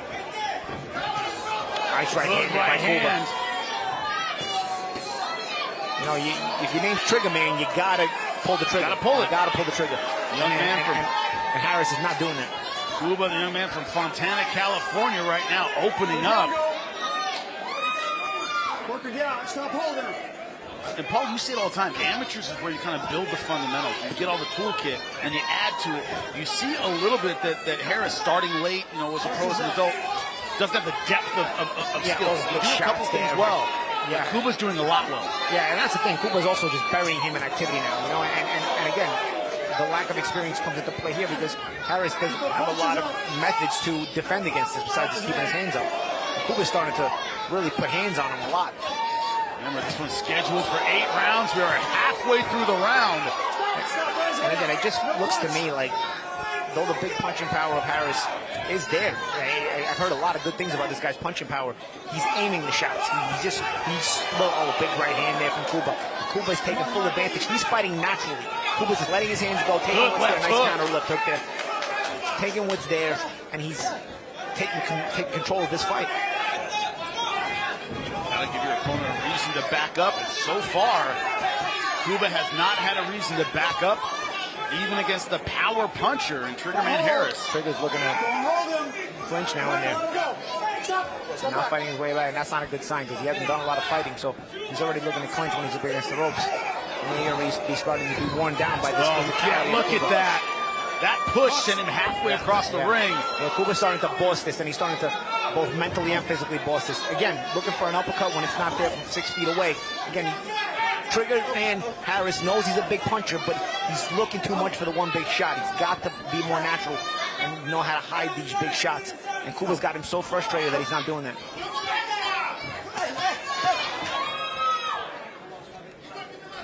Right now, the Robert Garcia-trained fighter seeing everything go his way. Yeah, if you're training the Garcia gym, you're getting a ton of heavy sparring. So this kind of fight is like being in your living room comfortable for Cuba. Just another day. Beautiful stuff. And a look back from Cuba, as if to say, you put hands on me at the weigh-in, this is what you get. Yeah. Don't make it weird. Don't make it weird, bro. Why are you making it weird? Replay the action last round. Cuba in control again. You see the bloody lip of Harris, but again, you see he's a nice hook right hand there, and Harris just up high on the rope. Good counter hook there from Cuba. That was a no-look shot. And here's the push there. Again, starting to physically feel like he's bossing it. Good warning by the ref to keep things in check here. This could fall out of control really fast. Keep taking it back and taking it back. Literally the psychology of pushing your opponent around. I'm bigger, I'm stronger. What have you got? And also you can see it's the body language thing, right? Cuba has that confident body language, confident demeanor about it. Yeah, I'm bullying, I'm pushing. Harris not reacting well to it. He's already being worn down physically, and when he doesn't react well to those kind of pushing and whatnot, it gives Cuba more confidence to say, hey, my bullying is working, because look at his body language. He's breaking underneath the body language. After all that bad blood yesterday, now he's breaking right in front of my eyes. Round number 4 scheduled for 8. Harris started last round with some good jabs. This round he's not busy, and Cuba's actually had an easier time getting closer there already. This is about, start of round number 4 when that especially the body work. Cuba's doing great work to the body. Start slowing fighters down, Paul. You start feeling it right about now. But even here, you got to start right hand. Be first. Good little short right hand there by Harris. Harris believes in himself. He landed something decent there, but again, looking too much for the big shot, too much in love with your power. It's got to flow naturally against a fighter like Cuba, who, is savvy himself. When you get these hungry fighters, they're not opponents. You're not going to hit them and they're just going to go away unless you knock them out cold. So, these guys are hungry too when you fight a fellow prospect. So, you're not going to, big combination there by Cuba. And again, Harris just languishes on the ropes. Shelling up, but Cuba knows how to get around that, and out and in. Once again with that footwork, in and out. Great control of range. Even Harris, if he's walking forward, don't cross your feet. You got to keep your feet in position to be able to punch at all times. Instead, he's squared up on the ropes here, and it's Cuba again. Cut around the left eye of Harris now. Yeah, I don't even think that's from the butt. I think it's just constant punches landing here. Referee has not indicated that it was because of a clash of heads, so it's caused by a punch as far as the judges are concerned. And you see Harris is the one trying to hold, and Cuba is the one trying to continue to fight, And in the meantime, the urgency needs to be on the part of Harris. He's behind in the fight, but it's almost like he's having the fight beaten out of him. Yeah, instantly, when Cuba gives space, instantly Harris should be on that jab. Instantly she should be able to dictate. Instead, he's not. He just waits for Cuba to jump right back in and pummel him some more. Big man has the reach advantage, but the range has been dominated by Anthony Cuba. And now that jab is looking lazy, Jimmy. If he pushes it out there, a second ago he threw that jab, he just kind of pushed it out there. That's not gonna do you any favors either. That can work against you, because that can be counted. No punch. Looking for the big shot again, not hiding the power. No feints, the subtle things that you need to start establishing in a fight like this.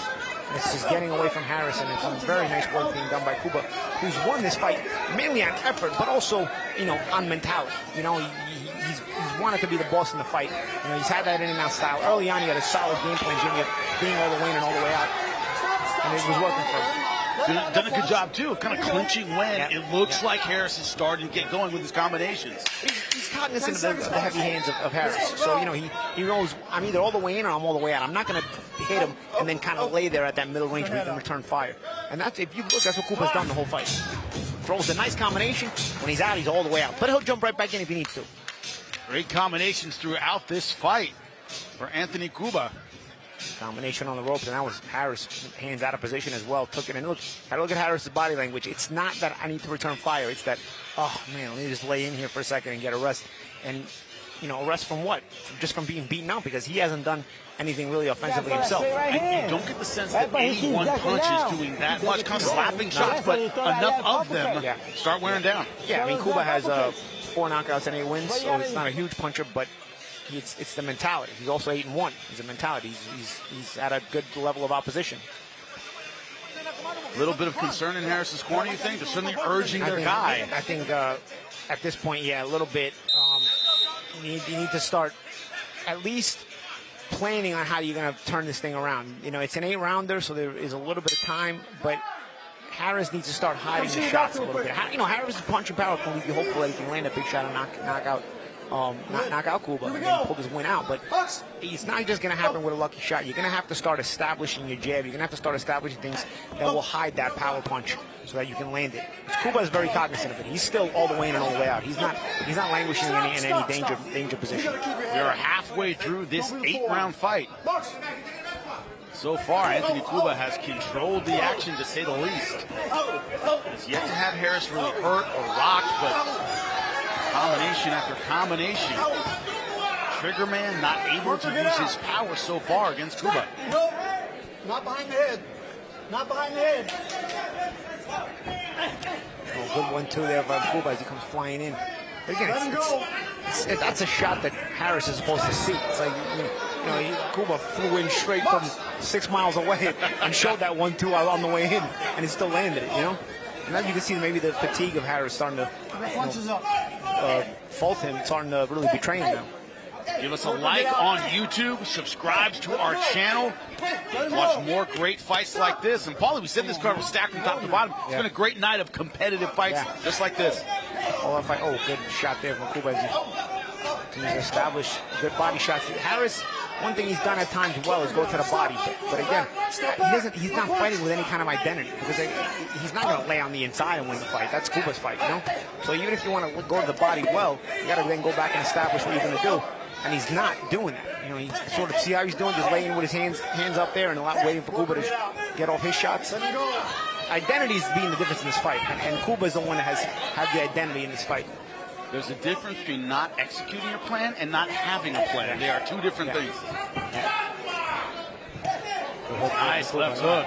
Again, Cuba knows who he is and who he's not. I don't know if Harris understands that yet. Again, maybe it's just a lack of experience.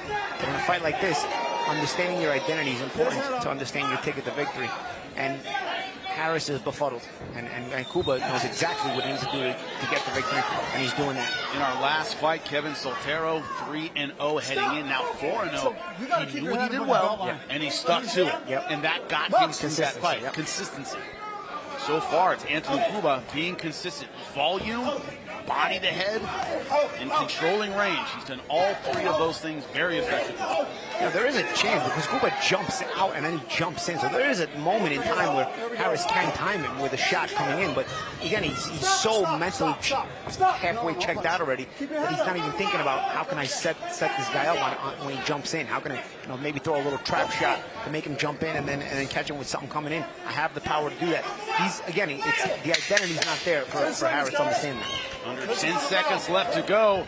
Round number 5, another round controlled by Anthony Cuba. Time! Good work.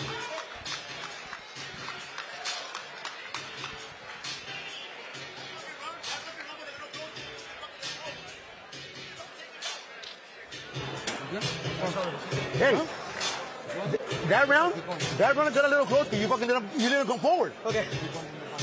You need to keep taking it back, and throw combination. Okay. Not just 1 or 2 fucking punches. Come on. You need to make it clear. Okay. Okay? Head up, Anthony, all right? Yes, sir. Nice and easy. Just put your hands. Welcome back. Round number 6 about to get underway here at the Chicken Ranch Casino. But Saturday, March 8th, head to Long Beach, California. We go from Northern California to Southern California. Arnold Hegai versus Joet Gonzalez. Talked to Gonzalez yesterday. He seems focused, ready to go. Hegai, very dangerous fighter. That's a great main event. Yeah. Well, not even surprised, are we? Yeah, ProBox TV, it's what we do. You guys at home are watching your prototypical ProBox card here right now, and every fight's been action-packed and competitive. Actually, this one may be the least competitive, but Harris is still a live guy in there because of the punch and power on his record, right? Round number 6, scheduled for 8. Stop!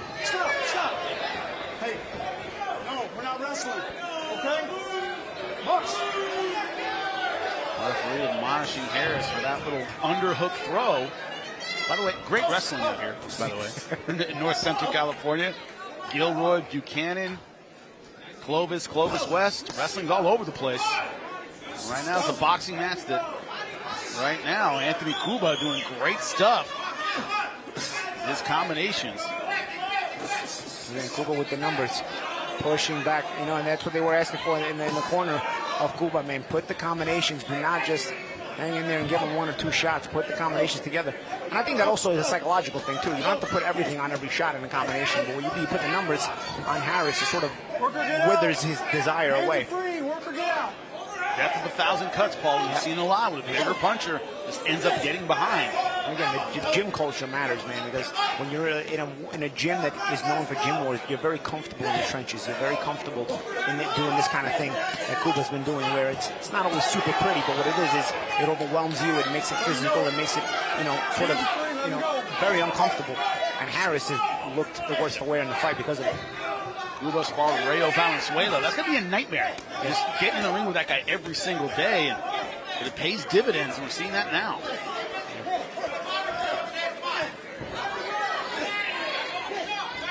Harris really not with an understanding of how to gain space, where he should be fighting in the fight. And trust me, when you're starting to lose and get physically beaten down, you know this. We as fighters, we know this. It's even tougher to think.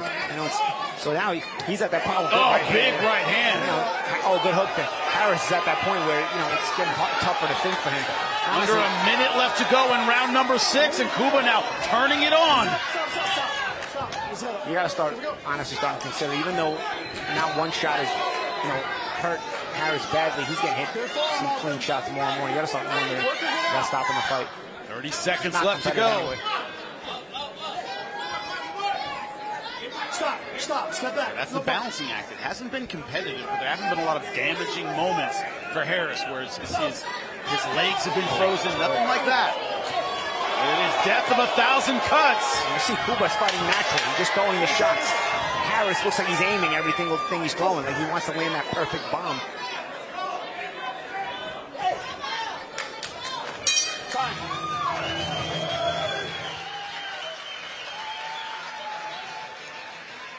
Against the ropes, Cuba doing great work in that 6th round, Paulie. Oh yeah, and it's been work consistently. Nice hook there from Cuba, and you see how we look as Harris tries to get off the ropes. It's Cuba who follows him. You see that big right hand there, and then he comes back with another hook. You see there, Harris misses, and he's not getting away with just missing. Cuba's jumping right back on him and making him pay for that miss. What does your coach always yell at you? Make him miss, make him pay. Right, exactly. That's why your choice of punch selection is important. As you're getting frustrated, you want to walk Harris, you want to walk Cuba into a big shot. We know you're a big puncher. Punch selection is important, though. We're obviously in the corner of Anthony Cuba. If you're in the corner of Harris, is this a show me something or this is over kind of round? You start getting into that. Personally, I think so. It has not been competitive enough to really. I know nobody wants to get stopped, and he's not been hurt, but it's not been a thing where he needs to be taking this kind of beating. He's still got 12 wins. This will be his first loss. Go back and regroup without taking the physical damage. 2 rounds left to go, scheduled for 8. Sometimes a monster punch will do you a favor and get you out of there. These kind of long beatings can be worse. Worst thing for you. Cuba right now coming back with the combinations. It's really been the story. It's been the same fight really from round number 1, Paulie. Yeah. And again, the lack of identity on the part of Harris. He's not understood what his ideal range would be, and even in the moments where he may have understood, he didn't know how to make sure the fight stays at that range. His best work's actually been some decent body shots, but again, any language is in there. Even when you're doing good body work, as Harris has done at times, Cuba's also done good body work. There's a cut on Cuba's right eye as well, I think. But, Cuba wants to lay in there. Harris shouldn't be wanting to lay in there even if he lands a good body shot. A little abrasion right around the right eye of Cuba. Doesn't look like it's going to interfere with the vision of Anthony Cuba. Work or get out. Let's go. There we go. Good work, good work. Go.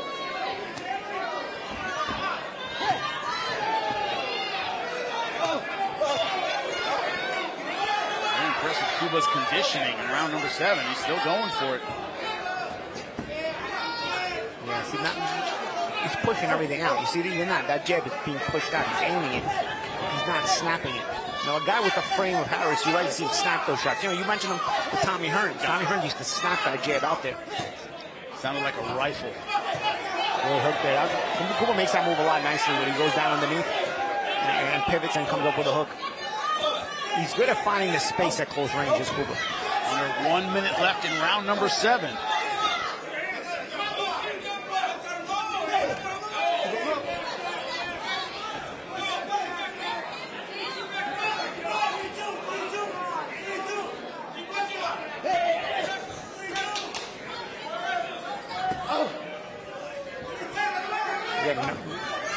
Not really establishing a consistent jab, looking for a big shot. It's the same mistake from Harris, and there's not been any adjustment there. And I'm not sure that he, at this point, mentally checked into the fight enough to be able to find anything except maybe a lucky punch. But I don't think Cuba's going to give it to him, because Cuba's going to be trying to back him up. Cuba understands that if he keeps backing Harris up, the punching power and the sting on power and Harris' punches will be taken away. 10 seconds left to go. You just heard the clapper.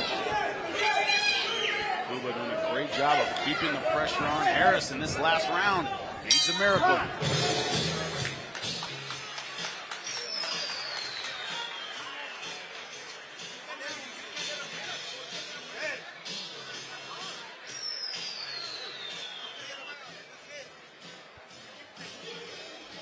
Dude, he's fucking resting. Open up, fucking stuff. Hey, fucking here, this is the fucking team, come on. Yeah. Okay. Yeah. Hey. Okay. You need to take it forward. Yeah. Okay. The 8th and final round ready to go. So the big question here is does Anthony Cuba fight this round, Paulie? He can probably dance. It's easy to give him every single round. Personally, based on the body language of the fight, I think he should, because your best bet is to keep backing Harris up. You let Harris on the front foot when he's in a desperate situation. On that front foot, he's coming forward. That's where his punching power can be more deadly, and he can be more confident. You got a puncher. You're backing him up consistently. You've beaten him down. I'd say probably keep backing him up so that you basically nullify his danger level. It's weird. It's almost safer to go for it, right? Yeah. If he plays the outside and tries to dance. Yeah, because I think let's go, work or get out. The big reason why Harris has been so nullified this fight is because he's been backed up consistently. He's been outfought and backed up consistently. Good right hand there from Cuba. Stop. And good smother. No punch. If you let Harris in a desperate mode come forward, he's gonna have free will to shoot very good punches. Good hook there by Cuba.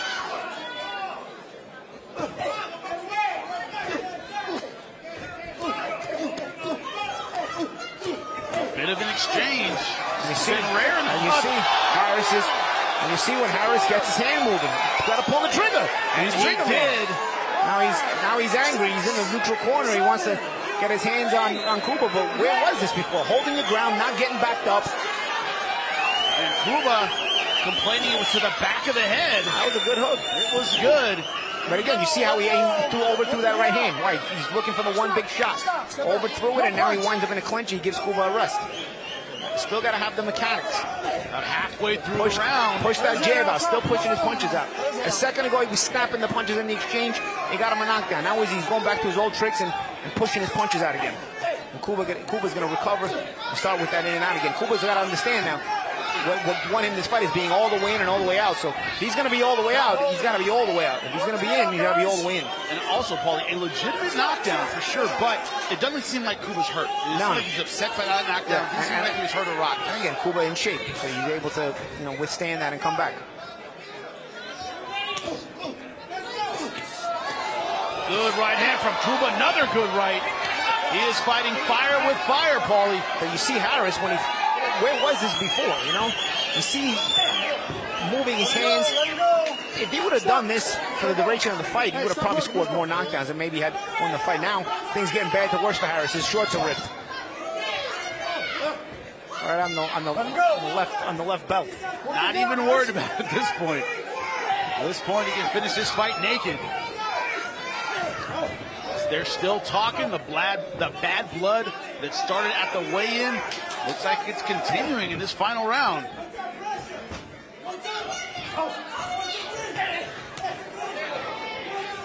Looking for that big shot, but time is short. Scored a knockdown, but it doesn't look like it's going to be enough. Kuba's being smart there. See, all the way in, take away and smother the power of Harris. When he didn't smother it, he ended up on the canvas. See, being close, smother, work close range, smother, or get all the way out. That's how he won this fight. Well, respect at the conclusion of this fight. Kuba had his way with Harris for 7 rounds, but in round number 8, that power finally becoming a factor in the fight, Paulie. Yeah, and it was Harris understanding what he needed to do there. You know, get his hands moving, snap those shots off. Good exchange.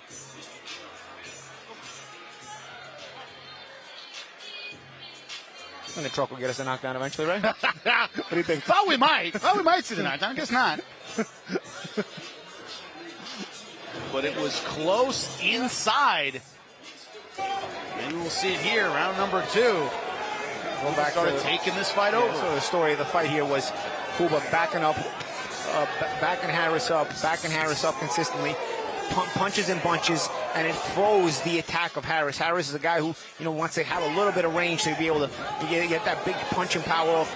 And when you back up a puncher, a lot of times they wind up becoming neutralized and nullified. And that's what Kuba did very well in this fight. Put the numbers together. Not overly impressive as far as neat or anything, but it was, you know, it was a mechanism and a method that worked. A lot of times it was actually very awkward, but it made Harris keep his hands at home. It made Harris have to defend more. Harris not catching and shooting on the inside. He wasn't countering a lot. Maybe he didn't have the experience to deal with this once the range was taken away from him. And Kuba pretty much started to dominate there until that last round, when Harris finally realized, hey man, I gotta move these hands. I'm not trigger man for no reason. And in that last round, he ended up moving those hands and he scores that knockdown. A little bit of a shot behind the ear there, maybe borderline back of the head. You know, Kuba but he was moving down. He was moving down. There you go. I love the important thing is that Harris was consistently moving his hands in that exchange, snapping those shots, not pushing them lethargically like he was most of the fight. Lupe Contreras, make it official. Ladies and gentlemen, of 8 all-action rounds, judges Rinaldi and Tsukamoto turn in identical scores of 77-74. Damas y caballeros, después de 8 vueltas repletas de acción, los jueces Rinaldi y Tsukamoto entregan tarjetas idénticas de 77-74 y el juez Margado Jr. anotó 78-73. Judge Margado Jr. scores about 78-73. All in favor of the winner by way of unanimous decision. Los tres a favor del vencedor por decisión unánime. Anthony Tuque Kuba. No surprise, a wipeout on the scorecards. Only that last round really competitive because of the power.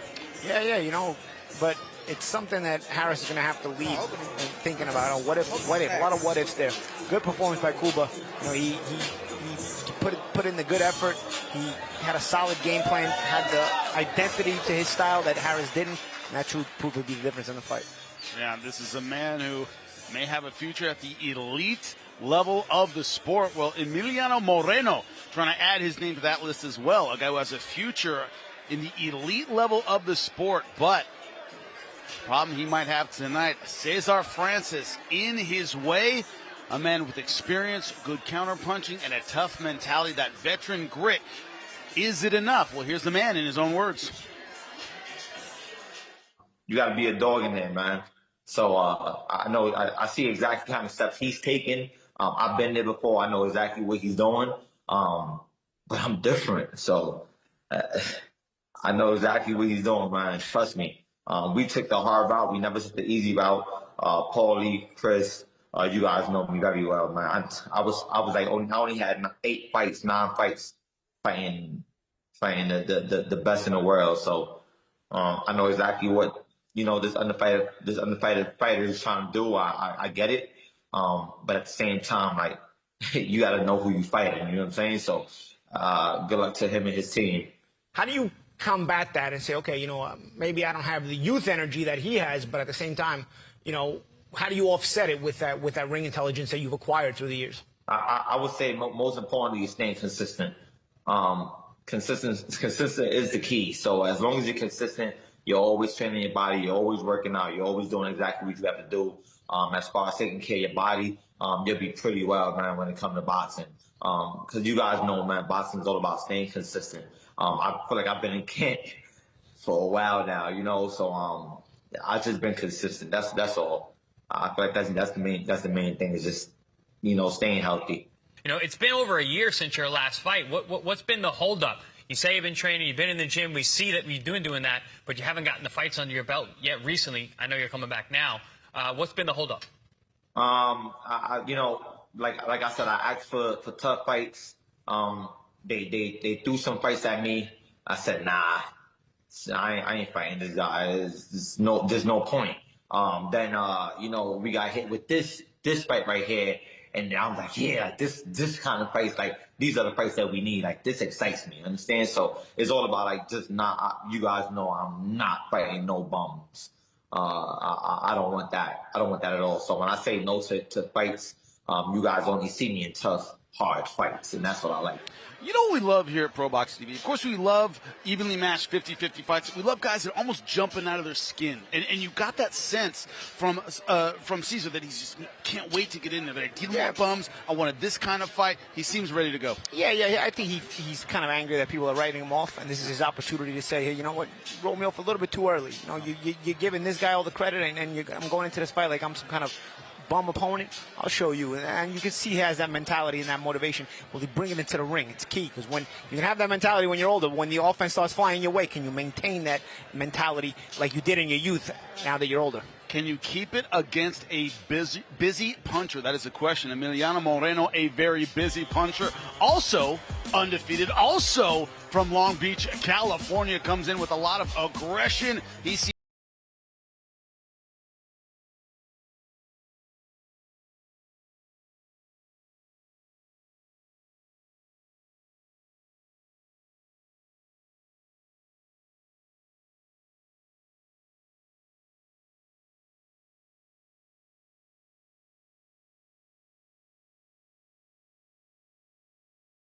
ProBox TV Contender Series fight comes to you on March 8th from Thunder Studios in Long Beach, California.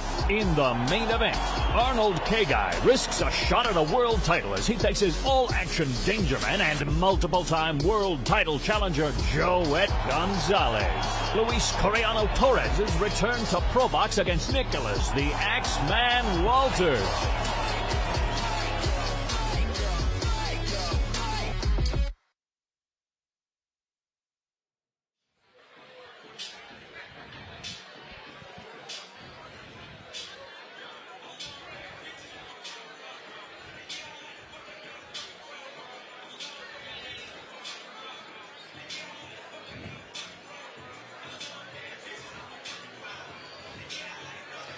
Welcome back here on ProBox TV inside the Chicken Ranch Resort and Casino. Everyone here, by the way, excited about the fights, man. We're getting stuff to eat. The wait's like, man, you're with the fights, the boxing. Yeah. Everybody real excited about this event. The energy's been amazing. Good fan base here. Yesterday we did a little meet and greet as well. The fans turned out. It was really nice to see the solid boxing passion fans around here have. It's big out here in northern central California. And Emiliano Moreno from another hub of boxing, Long Beach, California. Confident, aggressive, undefeated.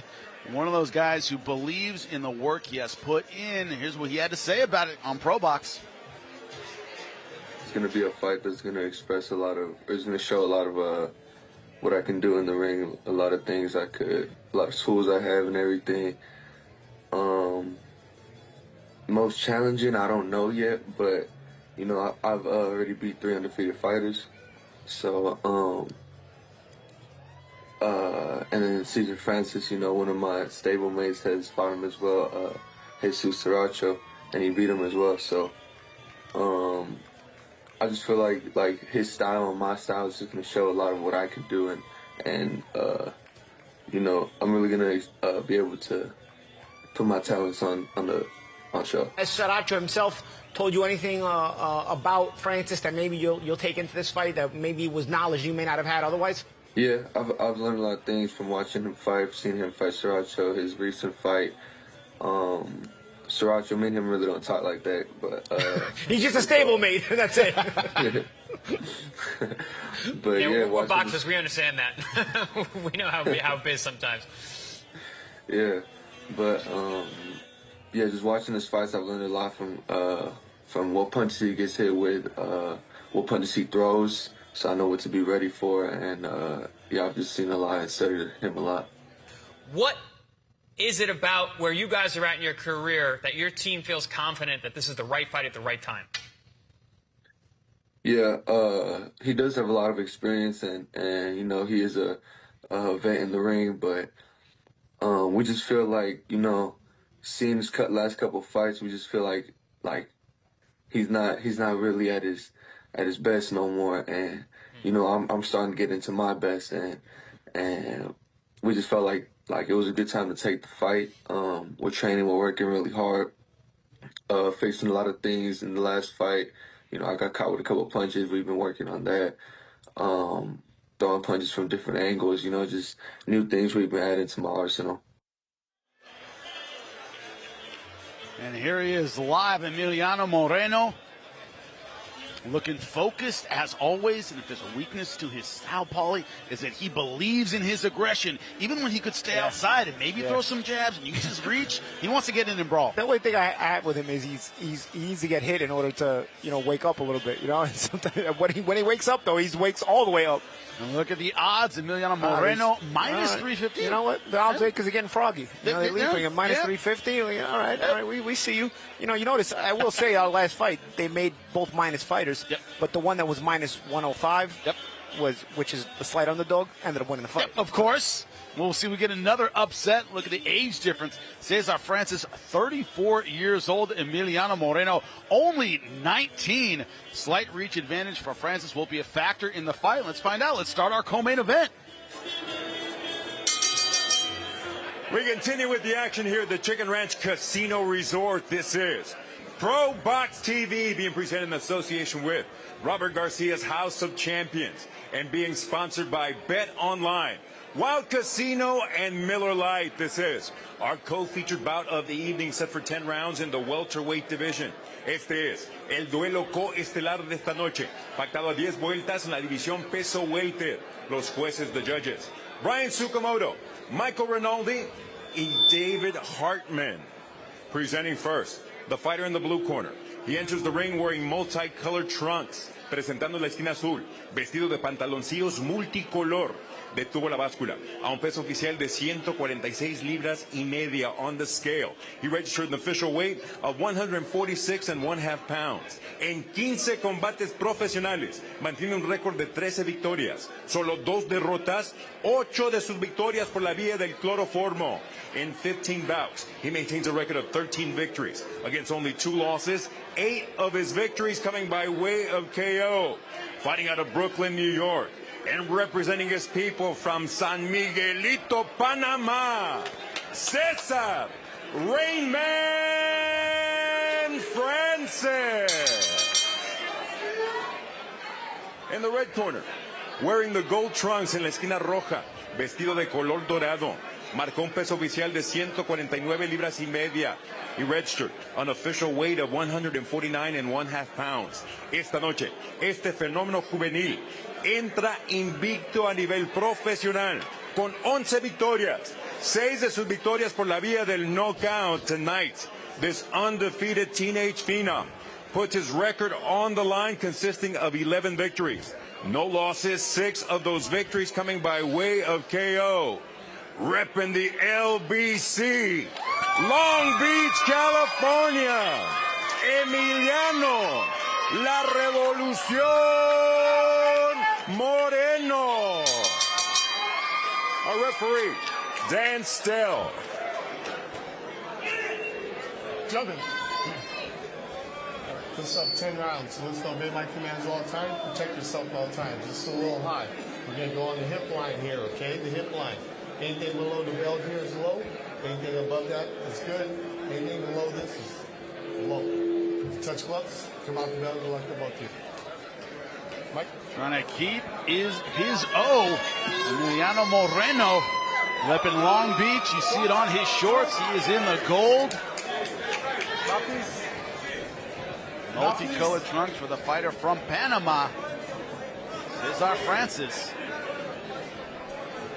12-1. Good height on both of these guys, too. Yep. Not that it matters for Moreno. He likes to fight at close range. But Likes to fight at close range, but Cesar Francis, an excellent counter puncher. Always trying to get on that front foot, trying to back Moreno up right away. Moreno sometimes does start slow. Like I said, it's almost like he's got to get hit to wake up. He will do this. But folks, once he goes, he goes. Full sprint. Francis trying to take control of center ring right now and trying to sort of impose that mental pressure. Paul, you talk about a lot, though. You want to take the mental game away from the young fighter, but you don't want to shoot out, right? You don't want to make it a physical fight. You want to let him know he's not going to you want to take away his self-belief. But honestly, I don't think this Moreno matter. It bothers him to be pressured because I think Moreno, going to look for a fight at any point anyway. So he does. I don't think he's going to mind being pressured, but still, it'll make. If Francis is able to stay on that front foot and keep backing him up, it'll keep Francis in a comfort position. And a confident Francis can also, be a better thinker. Francis. Hook attempt there by Moreno. And a loss against Rohan Polanco. You saw that fight. The guy is currently undefeated, 15-0. It took a while for Polanco to open Francis up. Once he did, he was able to land big punches. Moreno almost was almost like he's sort of calculating things now, because now he's starting to react a little bit to the punches of Francis. Tried a little left hook uppercut. It just missed when Francis jabbed to the stomach a few seconds ago. Now he's moving again. So I think Moreno's trying to sort of process how he's going to attack, while Francis consistently keeping him on those ropes. Also scheduled for 10 rounds. So Moreno knows he has time. Download and react.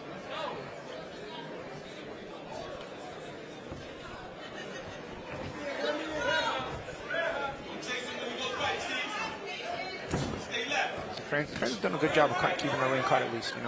Keeping Moreno on the ropes. Not a very active round so far, but again, Moreno, you always feel like he's a second away from going at 100 miles an hour, as I said. But Francis is doing a good job of sort of, popping him, but not waking him up.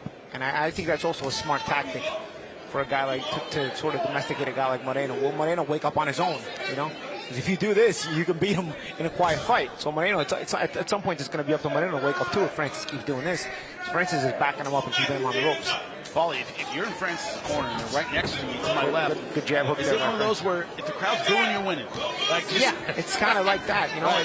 A slow-paced fight where Moreno never wakes up allows you to sort of win rounds. Right now, Francis is putting in little pot shots in there.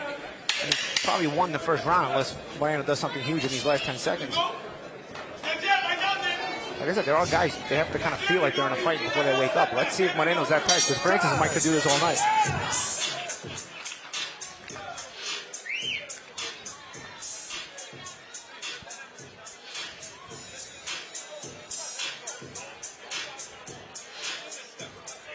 He's still strong. Don't give him those chances. You're staying in the rope too much. You want to counter. He's training his back leg right now, So you got to kind of put pressure a little bit, Stay with a jab in the chest. You won that round. That's one. All right, let's go. We got to keep winning this. Stay to the right, C's. I need the ear punch. Jab ear. Then come up the middle with a 1-2. He's trying to set you up. What he's trying to do, he's trying to set in the corner of Cesar Francis. So that's one round. Well, guess what? We're going to Long Beach, California, March 8th. On the head, guys, 22-1-1, taking Joet Gonzalez.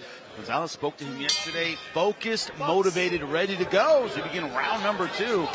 Agree with the corner? All right, that's one down, 9 more to go. Yeah, I thought Francis won round 1, but I like both corners actually there. I saw in Moreno's corner, they told him, get a little active, start pushing him back a little bit. You don't want to let Francis get too comfortable. And in Francis' corner, I like what Gary Stark Sr. said. He is trying to set you up. Moreno's waiting, but Moreno's looking for a moment to pounce too. So, he may not get it, but unless Francis opens up. But nonetheless, Stark in the corner did notice that, hey, listen, he's doing this. He's waiting because he's trying to set you up. He's looking for you to overcommit to something. When I think of tall fighters who had high hands, it's hard to get him to open up. Joshua Clottey, remember, he just kind of shell up. It's just hard to get him to open up if he didn't want it. Big right Good hand. right hands. Certain guys will open up if you just give them enough time. Others, you got to force it open. Good combination there from Francis.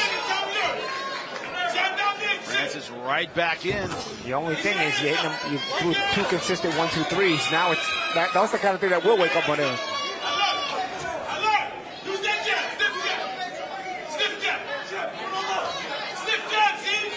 Both these guys very tall in their stance. Yeah, both guys very tall. And Francis is being very disciplined here. You know, Moreno did want to open up after Francis do that 1-2-3. Instead, Francis has been able to slow it back down, and Moreno has found his way back to the ropes again. So it's the kind. This is where the kind of learning curve comes here with an experienced guy like Francis. You know, even with the undefeated guys Moreno has fought, you know, they're hungry like him. They'll engage and they'll fight. Francis knows how to win fights where he can disengage you. So it's up to you to figure out how to engage him, because he's going to be the savvy veteran. And this is where the learning curve comes in for Moreno. Is Moreno going to figure out a way to get Francis to engage more? Because Francis knows how to win a fight like this. But this is the kind of fight Moreno does not want to fight. What do you say? Veterans know how to win rounds. Yeah, right. Exactly. Shoot, veteran guy, this is like a favor to you, man. If I can win, you can win these rounds at a slow pace. When I was fighting at my older age, and I was fighting a young guy, and I would get a couple of free rounds where they weren't active. If it was a 12 round, I'd be like, oh, now it's a 10 round. I didn't even burn any energy. You know, and I got 2 in the bank. So for Francis right now, to be able to bank these rounds and not burn a lot of energy, it allows him to conserve energy in case Moreno wakes up later. You know, he's basically being given a couple of free rounds here unless Moreno does something in the last 30 seconds. And Moreno not jabbing. I think Moreno needs to jab, because Francis' jab has been really controlling Moreno. But Moreno can jab with the jabber, and he's not really been consistent with his own jab, despite the fact that he has the height to jab as well. 10 seconds left in round number 2. There's our Francis doing good work, fighting like the veteran so far.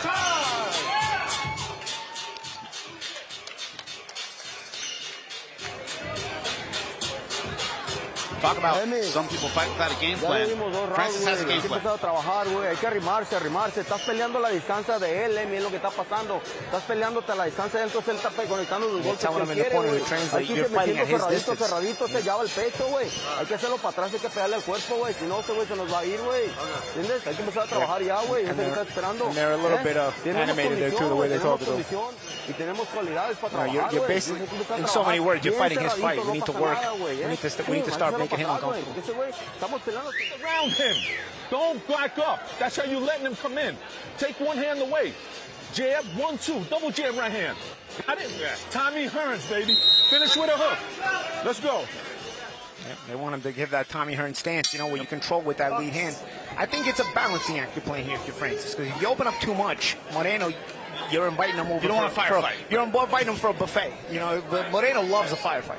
So I think you want to clip Moreno with enough shots to win the round, but not clip him with enough shots to where he feels like he's in a fight. You know, because if Moreno starts to feel like he's in a fight, he's going to fight. He's going to wake up. But if you balance it out just enough, it's almost like Moreno refuses to wake up, because at this range, Moreno doesn't jab enough. You see, Moreno can force the fight himself if he starts to jab with Francis, but Moreno's not active enough with his own jab.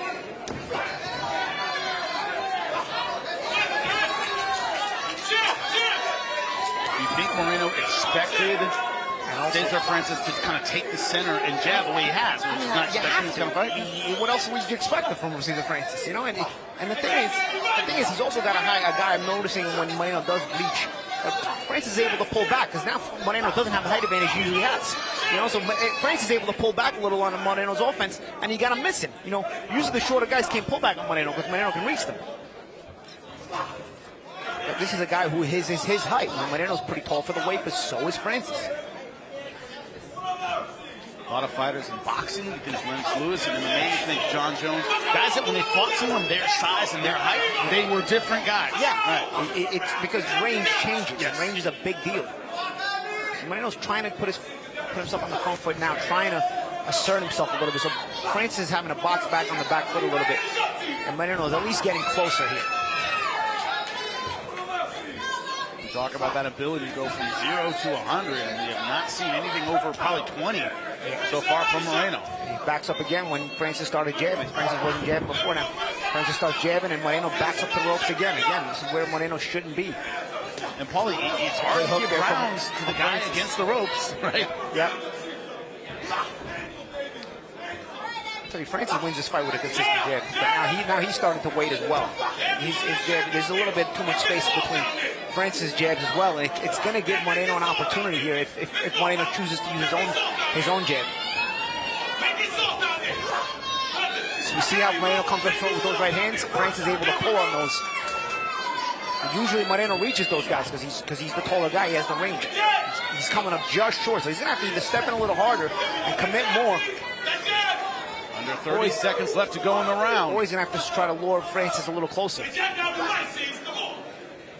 Francis also could probably be feinting a little bit in between these rhythmic little simple shots. He's landed the jab enough to feint it and make it work. You see what Francis is doing, though. He's trying to keep it as simple as possible. Once again, sticking to the game plan is Cesar Francis.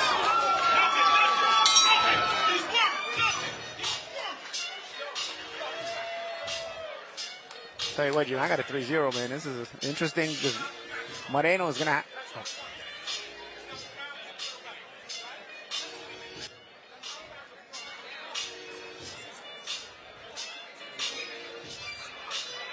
Come on, baby. That's 3-zip. Got it? 3-zip. Okay. All right, let's go. Yo, my man, you can throw back-to-back 1-2. I don't know what. This is 3 rounds already. I mean, I'm not gonna bullshit. Motherfuckers took 2 rounds. These rounds was kind of even, but I'm not sure. You know.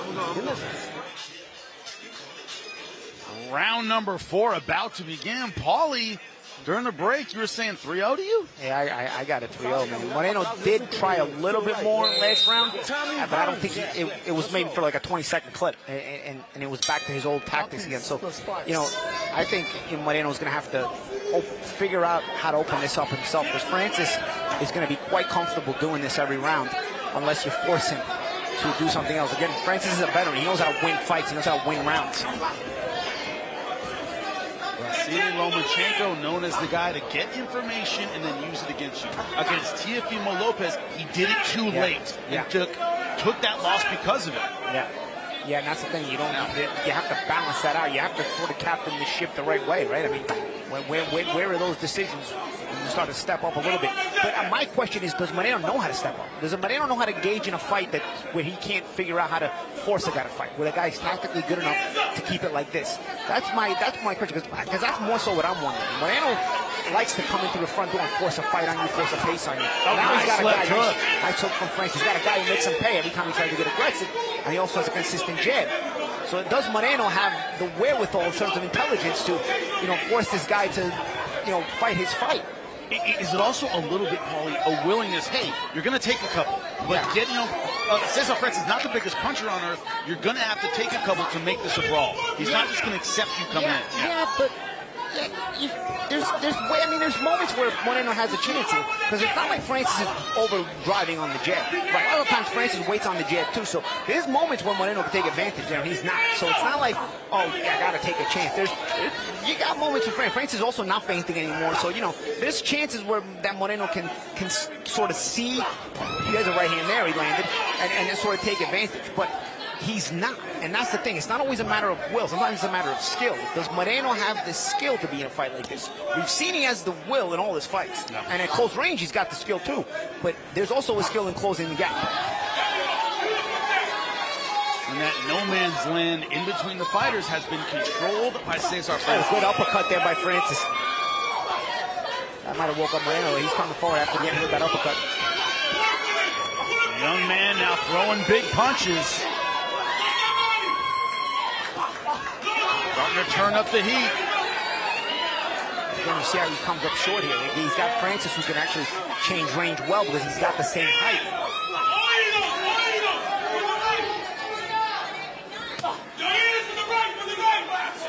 30 seconds left to go in round number 4. Almost a clash of heads there. They got to be careful. Oh, good right hand by Moreno. That's probably his best shot of the fight.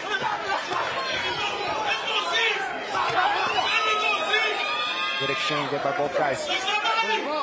Francis being smart though. When Moreno tries to open up, he tries to go downstairs to make him put his hands away. I remember Puerto Rican fighters do that a lot. Toughest round to score so far. Well, it was a fight. It was a round where Moreno finally stood up. So are you giving him the round because he did better than the other rounds, or did he actually win the round? That's my question here. It's finally a round when Moreno fought back. I'm not even sure he won it, though. Here's a good replay here. Good body shot and a left hook from Francis. That was early part of the round. As we went through the later part of the round, Moreno landed probably what I said was his best shot of the fight was that right hand. It actually wasn't as good as I thought. It landed on the end of the punch, but nonetheless a clean shot. And who knows? Even if it wasn't as good as I thought, it may still be his best punch of the fight. You gotta let your hands go. You understand? You're limited inside. Keep in mind we're in California, so a round where Moreno may not have won, but have done better than the first three because he knew nothing in the first three. The round the judges may give to him. Emmanuel Stewart called them comparison rounds. Sometimes you do better. Sometimes judges, especially with the A side, the home guy, sometimes they want to give those comparison rounds. But also, every round is key in a fight like this. And also, though, California experienced commission, experienced judges, maybe they see through that. We'll see. We begin round number 5. This one's scheduled for 10. You see Moreno stuck in the mud. You see what Francis does. He gives you that little in and out bounce. Moreno has to give different looks himself to kind of offset that. You see Moreno gives one look, he sort of waits for Francis, and he wants to punch back. You see? Maybe he'll jab at times, but he's not even consistent enough for my liking. But again, just same look. He wants Francis to give him the distance. Francis is not going to give you the distance. Francis is going to keep changing it on you and try to use his jab. So again, it's up to Moreno to show that he knows how to gain his own distance if he needs to. Is it a little bit of a red flag, the interview that we showed on our air a few minutes ago? He said, Cesar Francis isn't the fighter he once was. That maybe he thought he was fighting a shot guy. Good right hand there from Moreno. That might have been his best shot of the fight. And now a good jab by Moreno. And that's the kind of confidence builder Moreno needs. That's the kind of confidence builder Moreno needs. Moreno builds off those things, and that's where he starts to get to that 100-mile-an-hour range that we started talking about. Good right hand again.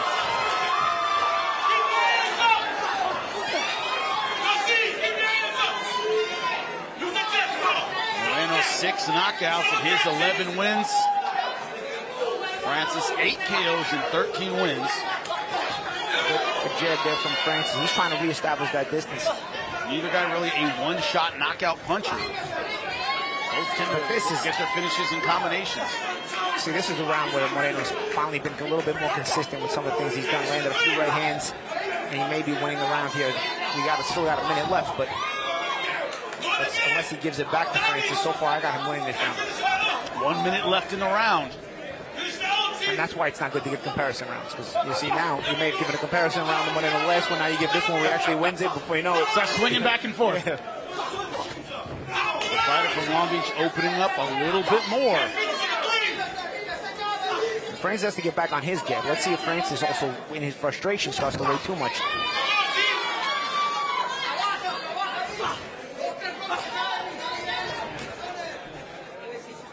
Moreno trying to put that mental pressure now.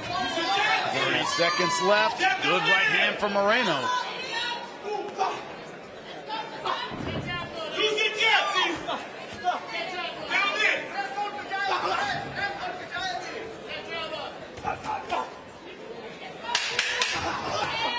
Oh, crack the head there. Be careful. Stop. Watch your head. Let's go.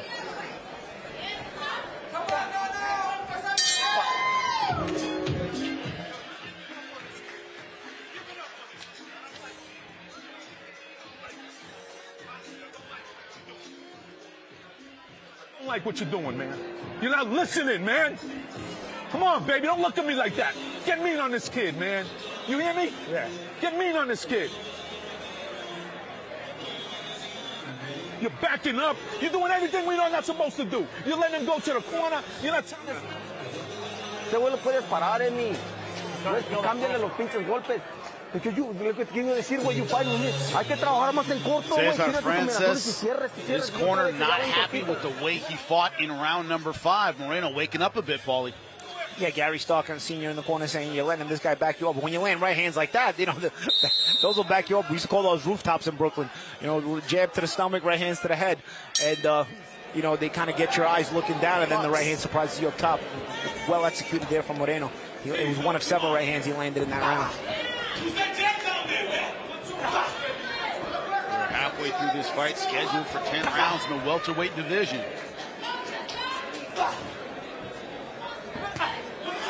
Cesar Francis in the multicolored trunks has fought a veterans kind of fight. Behind the jab, measured pace. Emiliano Moreno, fighter from Long Beach, California, in the gold trunks, has taken a while to warm up. He's really woken up in the back half of this fight.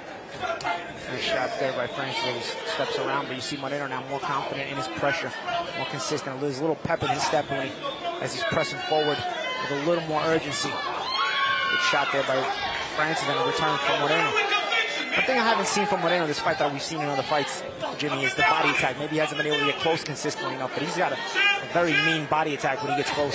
Curious to see if he's able to get close to Francis, if he's going to start to try to execute that, because I can see he's starting to close the gap much faster and starting to touch Francis a little more often.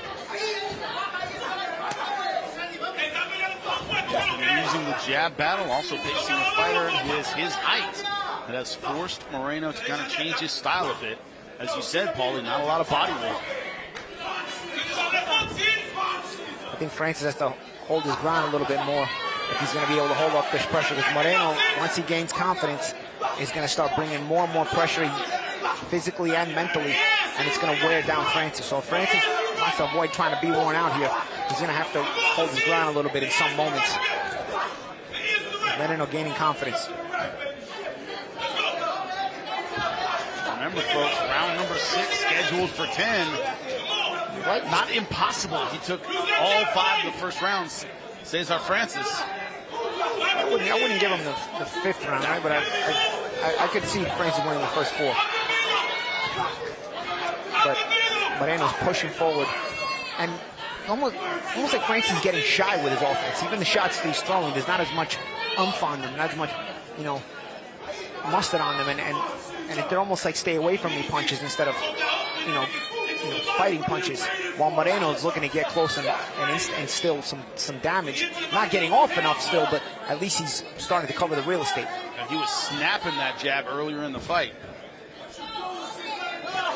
For me, Moreno, though, as he's close, again, he's got to go to the body. I mean, Moreno's body attack has been vicious in past fights, and he's getting close enough to where he could start to target the body more, and he's not doing that. He's still waiting a lot himself, is Moreno, even though... Nice left hook.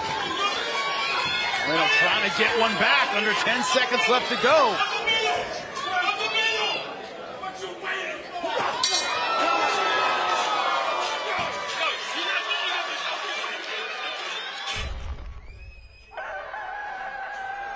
The chicken has landed.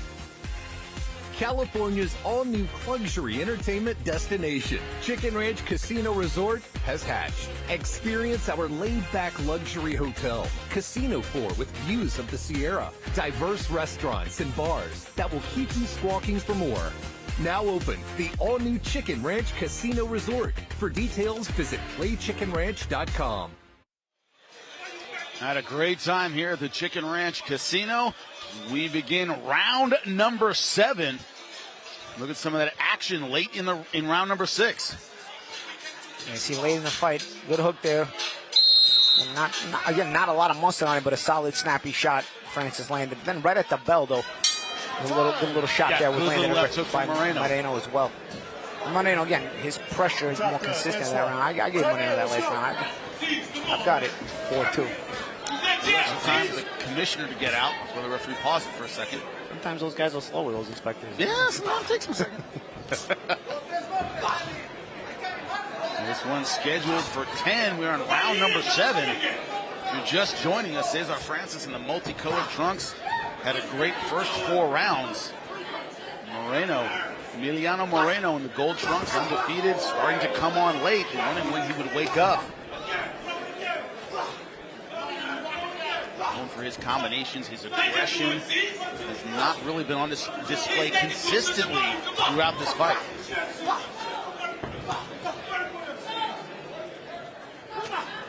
Good tactical fight. I think regardless, this is a good learning curve fight for Moreno. He's got to think his way through against a savvy veteran here, in a competitive fight. You feel the urgency, you feel a little bit of a pressure. It's a fight you got to win, but it's not handed to you. You can't just go find the guy and beat him up. You got to sort of work your way through it. It's a good thinking fight.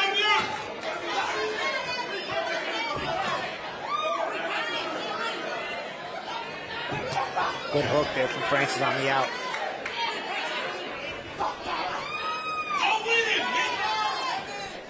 Now Moreno feeling comfortable getting inside, Paulie. And why is that? Because Francis is not jabbing. Francis is, or when he is jabbing, it's again, there's not as much emphasis on the jab. You know, so again, Moreno is sort of getting a free ride coming forward, starting to back up Francis and taking the confidence away from Francis. And that's what Francis got to get back to doing. He just gave a foot feint there and it stopped Moreno. You got to punch him between the foot feints, and Francis stopped doing that for a while. Good straight punching in from Francis, but answering right back is Moreno with a straight right hand.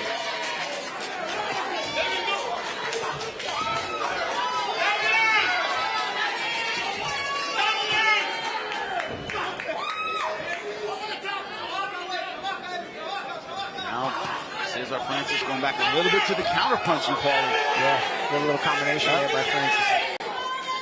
Again, a lot of nip and tuck lines here. 30 seconds left in the round. Nice left hook, right hand combination. Yeah, Francis going out a little bit too high. Moreno catches him. First time he's had him hurt. Oh, what was that? What was that? Are you kidding me? Wow. Wow. Are you talking about a better commission? Did we say better commission than Florida? Are we joking me? Where'd they find this guy? Unbelievable. Where'd they find this referee? I cannot believe that stoppage. What was that? In a fight that wasn't even heavy on either fighter. It wasn't like a heavy... I love the fact the referee's trying to explain himself too, buddy. You don't even explain this one. You just say I made a mistake. I'm sorry.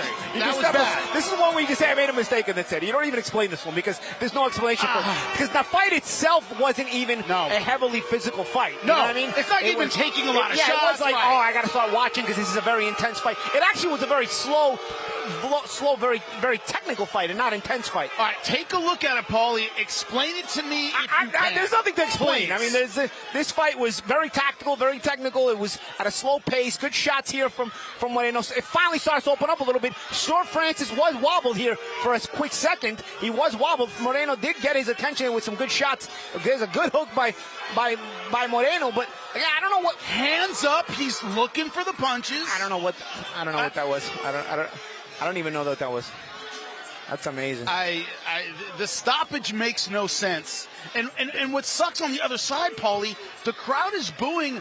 Moreno was finally getting it going. It's not his fault. He didn't stop the fight. No, again, this is getting booed. Right. This is, like I said, this is one of those fights where it's a learning curve fight. Is Moreno going to be able to think his way through the whole thing and get the win at the end or not? This one was... I don't know. Maybe the referee put the under and had Moreno on the under for the bet. I don't know. You know, at minus 350. Think about this: if the referee bet Moreno at minus 350, he was going to get housed tonight if he lost. If Moreno would have lost tonight at minus 350, and the referee had that bet, I'm not saying the referee had that bet, but the way he stopped that fight, you got to at least consider it. At minus 350, he would have just got housed. So maybe he decided, maybe take a chance and stop it when I could. And let's take a look at the replays, and you'll see why we're outraged. Cesar Francis had a great fight. No, it was a good fight. Right. It was a competitive fight. I had actually Francis up in the fight, but I had Moreno with the momentum coming back. So I was curious to see if Francis was going to be able to hold off the storm of Moreno, or if Moreno was going to end up coming on late and taking the fight. The drama of the fight in a fight that is a big learning curve fight for a prospect like Moreno, totally robbed from us by a guy that they must have found him in the street before the card started and told him the referee tonight, because I don't know how you stop that fight in your right mind. And Paulie, like I said, it robbed Moreno as well, because he's starting to come back. This should be his moment. Robs us of being able to grade Moreno. Because Moreno was coming on. The momentum was with him. Was he going to be able to finish coming on? It also robbed us of grading what Francis has left. Because a guy with Francis's veteran status, when he's starting to fade, they usually start to fade and they keep fading. Or does he have enough left to hold off the surging Moreno and hold on to the lead? We were robbed of all that, and we got this. Hopefully we'll make a rematch. I'm sure the boss at home, Gary Jonas, is watching. I hope he makes the rematch. Not in California, mind you. Disappointing all the way around, especially for that man, Cesar Francis. Lupe, make it official. Ladies and gentlemen, referee Dan Stell calls a halt to the action with an official time of 2 minutes, 44 seconds of round number 7. Damas y caballeros, el referee Dan Stell para la contienda con un tiempo oficial de 2 minutos, 44 segundos del séptimo asalto. El vencedor por knockout técnico, your winner, by way of technical knockout and still undefeated, La Revolución, Emiliano Moreno. And also, it's not fair to Moreno to get the booze here. He took his moment away It from takes them. away everything. Right. Takes away boldness from both guys. Because, like I said, there's a lot of drama here. Is Moreno, who's surging, going to finish surging, or is the veteran Francis going to be able to turn this thing around and hold on to the lead that he's got? Two judges had Francis ahead 58-56 on 2 cards. That's how I had it as well. 58-56. 2 out of 3 judges had a 58-56. Hopefully the other third judge was also watching something similar and not like the fight before we had where we had a draw for the hometown guy. But a close fight. I'm going to say it right now, bro. Not a good start for ProBox TV with this California commission. We had a hometown fighter last fight who got housed, and 2 fights ago who got housed, and one judge gave it a draw. Totally unacceptable. And now we got this fight where I don't know what it's like. This fight felt like the referee had a bet in on Moreno. It felt like that. The way he stopped that fight. That was wild. Terrible stoppage. No other way to say it. Let us know what you think. Obviously in the comments, YouTube. Let us know on the app what you think. But heading into the main event, Jose Arellano, of course, a blood and guts warrior. He knows what opportunity this is. This is what he had to say about it. Means a lot. It's a great opportunity for me to just showcase and let the people know who I am. It's a great opportunity. Opportunities like this, I feel like you can't put them away. You have to take advantage of them, and that's exactly what I plan to do on February 19th. Some way, somehow, we landed in ProBox when I got defeated by Jonathan Cardoso, but I took around a 2-week notice just for the opportunity, and that opened my doors, and it was nothing but blessings after that. So it's been a hard road up, but I mean, this is the game. A lot of people don't understand that, but for me, I'm here to fight. I love to fight. It's my only way of self-expression. So I feel like I'm enjoying the ride now, and I'm trying to build and become the best fighter and put up the best version of myself every time, and continue to grow as a fighter and just enjoying the journey. I really love what I do. So what do you see in Gabriel Flores that makes you the underdog on top? I think the styles, I believe.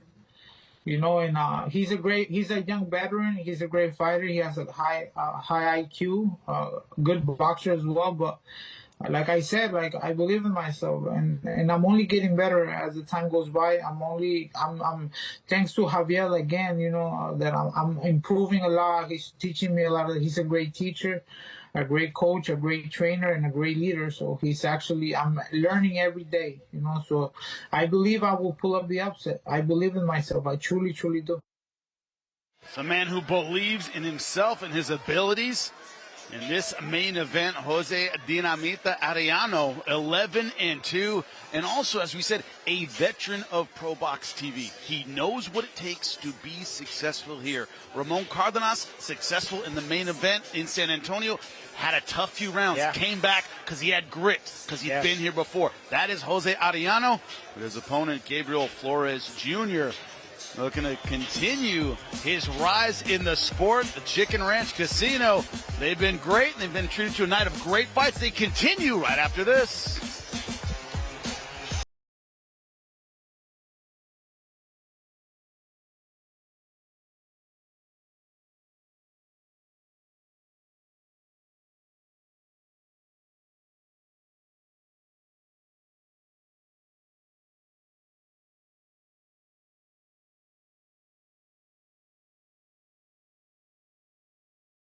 ProBox TV Contender Series fight comes to you on March 8th from Thunder Studios in Long Beach, California. In the main event, Arnold K-Guy risks a shot at a world title as he faces all-action Dangerman and multiple-time world title challenger Joet Gonzalez. Luis Correano Torres' return to ProBox against Nicholas the Axeman Walters.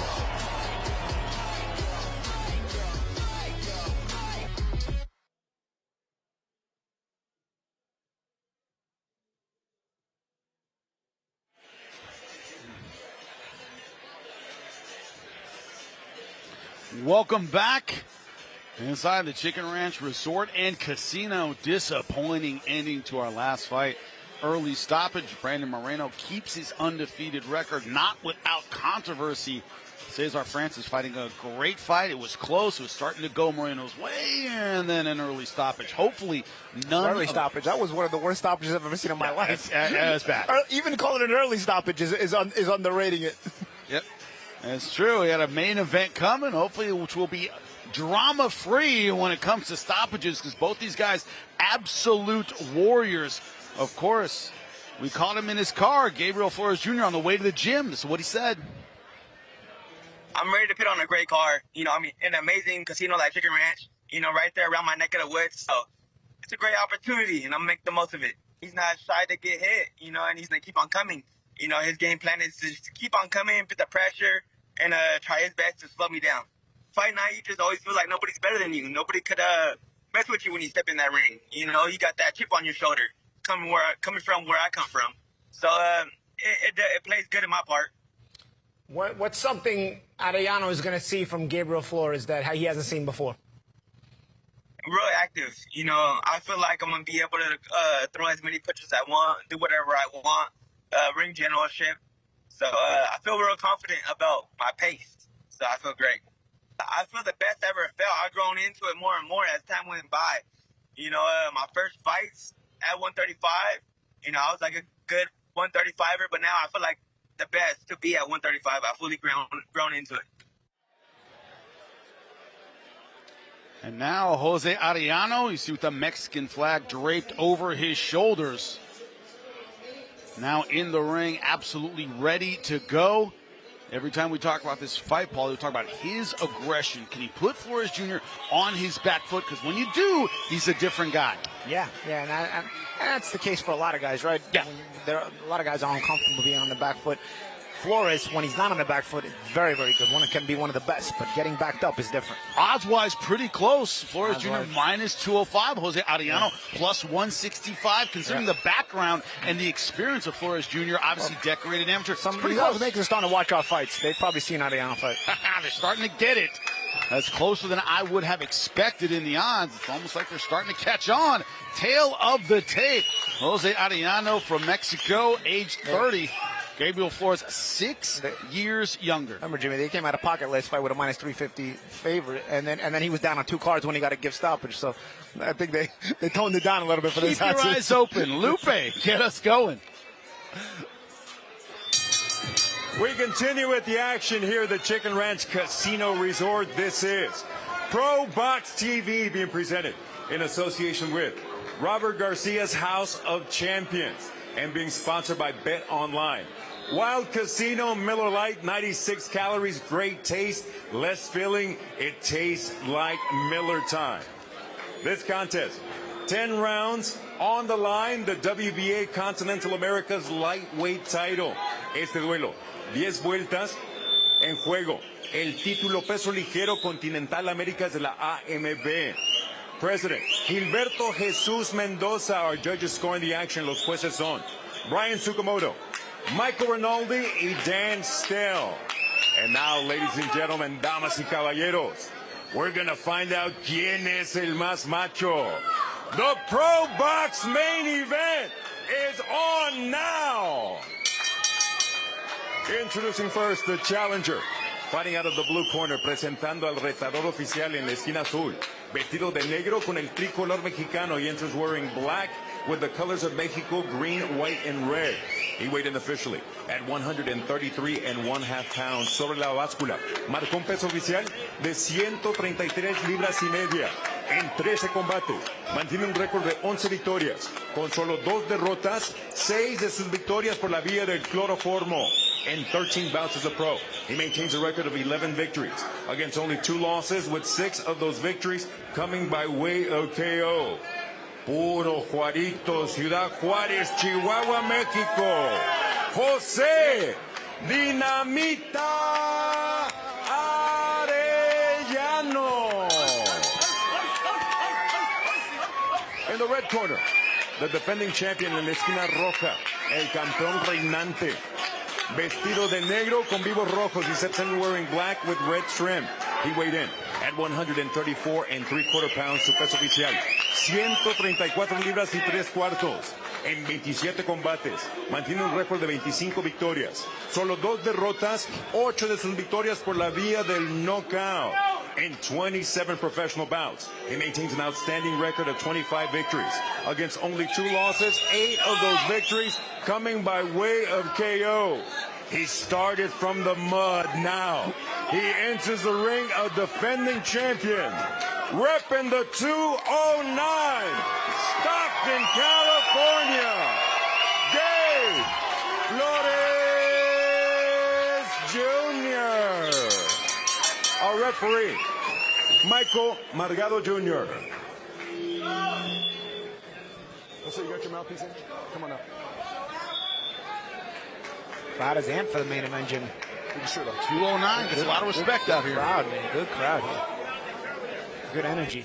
It's been like that all night, though, man. It's a good fight crowd out here. The mission's a little so-so, but the fight crowd I like. Continental, okay?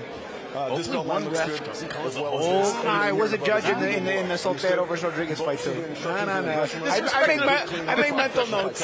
So they insulted me a little bit. Insulted him a little bit. Get ready for the movie references whenever Paulie's on. Just because the right guy won in that fight didn't mean I didn't make a mental note that one moron had a point taken, my friend. Round number 1, ready to go in our main event. By the way, Matt Borges gave us a super chat. I got to mention him. He gave us a super chat. That was the worst stoppage in pro boxing history. That was worse than the Rolly stoppage. Remember when Rolly Romero fought Ismael Barroso? That was a horrible stoppage. This one rivals that, I'll tell you that. Oh, big left hook right away. That's a knockdown. Said only the ropes were holding him up. That's a fair point. Yes, I'll take it. They don't always make the call, but that was a good one. It's not a bad call. You know, call is if only the ropes are holding you up. It's a knockdown. Quick one.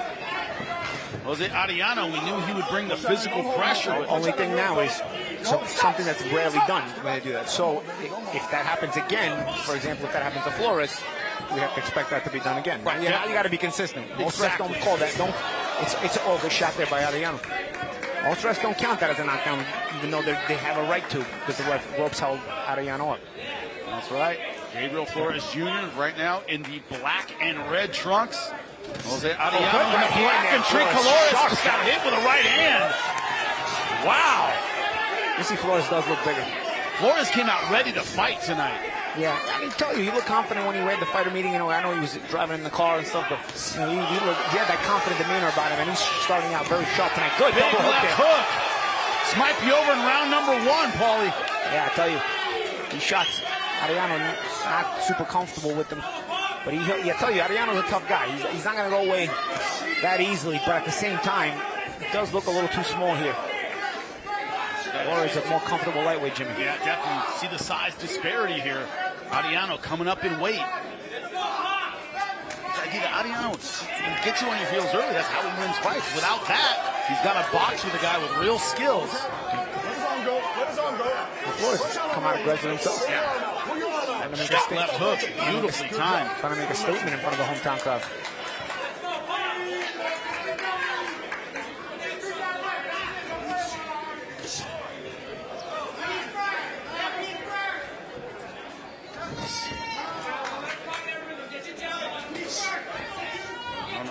Flores Jr. has thrown a jab yet. It's been all left hooks with that lead hand. Yeah, and a couple of good right hands as well, lead right hands. See the swelling on the right side of Arellano's face, right around the eye. Those are from those left hooks. Already 1 knockdown.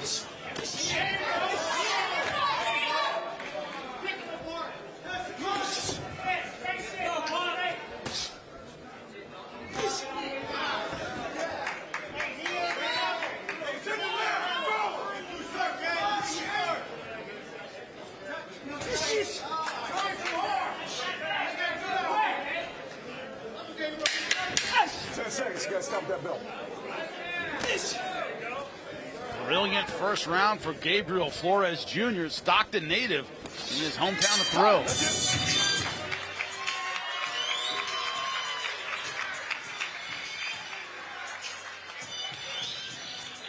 We start from here, okay? Look, I need that transition to your defense sharp, right? You're throwing that jab and you're keeping that head right down that center line, right? You're trying to counter with that right hand. Okay? Look, you throw that jab, I need that head off center, right? We punch off that movement, okay? Okay, let's start getting a little bit shifty on our feet. Let's not just go forward on them, right? Well, okay. Hey, work that stick long stuff. Don't force nothing. Just touch him and feint him. Knockdown Look at how just sloppy he 10 is. Touch him and seconds feint him and into the touch him and fight. straight shit. Nothing hard. Here it is. Let's take a look at it. Good left hook, I tell you. You know what? It was a good call because it wasn't like Moreno. It wasn't like Arellano was up against the ropes. You know, he was actually on the other side, and then the hook kind of dropped him into the ropes. He held onto the ropes with his hand. They were holding him up. We begin round number 2. So it wasn't your typical like you stumble and you were on the ropes and you were stumbling. It actually he used the ropes to hold himself Without up. that grab, Literally. he falls, for sure. He fell into the ropes so he could stay up. Oh, big combination there by Arellano. A lot of questions how this fight would start. Would Arellano start out kind of cooking, able to get that aggression going? Well, we found out 10 seconds in that Flores is ready for that physical aggression. It wasn't just that he was bigger. The timing on his left hooks has been excellent. Yeah. And good snappy shots. Arellano starting out round 2 pretty well here. Another good shot, little shot there. And obviously not as eye-catching shots from Arellano, not as much snap and power on him, but again, one thing about Arellano, he does have consistency to his style, you know. Does Flores have the same consistency? That's sort of been the knock on him, right? It's almost, Paulie, when you study Flores Jr., which we did getting ready for this fight, it's like the tale of two guys. Either he's boxing really well and super confident, or you put him on his heels and he is out of it almost from the beginning. Yep. You know, it's in his losses, he's been really out of it. In his wins, he's looked very, very good. Yeah, and that's what puts him on the trajectory to get those big fights, right? So, again, he's kind of in the position here where he wants to have a big stellar performance, and the fact that it's in front of his home crowd is probably even more motivation.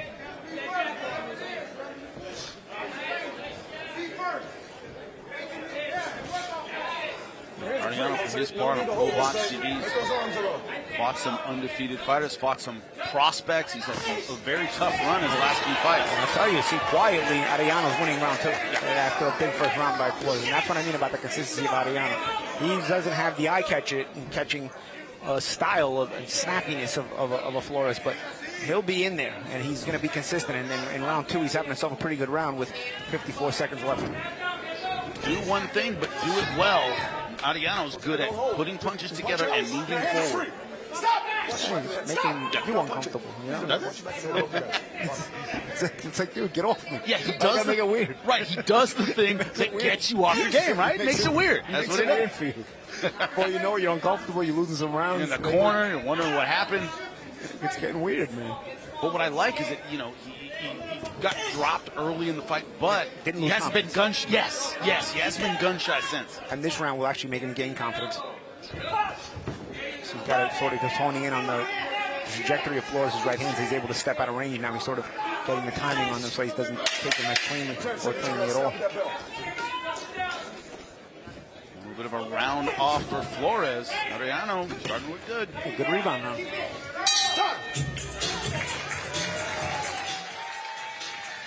There's nothing better than a game. A great tasting Miller Lite. It's less filling than Miller Lite. Tastes great. Never understood this argument. Let it be both. Miller and Miller. I like it. Welcome back. Round number 3. As you said, good bounce back round for Arellano. He got his confidence back, was pushing Flores and I'll back. tell you what, I'm not even shocked, man. It's like you know what? It's It's like, that's how Arellano is. You know, he was going to come bring it down. What I'd like to see Flores sort of give the same energy that he did in round 1 and see how they get that collided. Because Arellano's going to be the same guy. He's going to be consistent. It's Flores who can look like a world beater in one round and then last round be like, oh, what happened to that guy we just saw? That's where a guy like Arellano sneaks up on you. Round number 3. It's nothing. In the corner of Arellano, you can say, hey, look, the tough part's over, all right? You just won a round. Keep doing what you're doing. Get back into this fight. Will Flores Jr. be able to get his left hook back in the fight?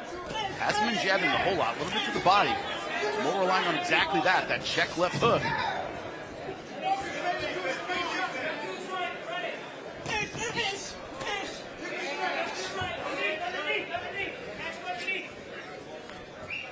See Arellano back in the Flores more and more.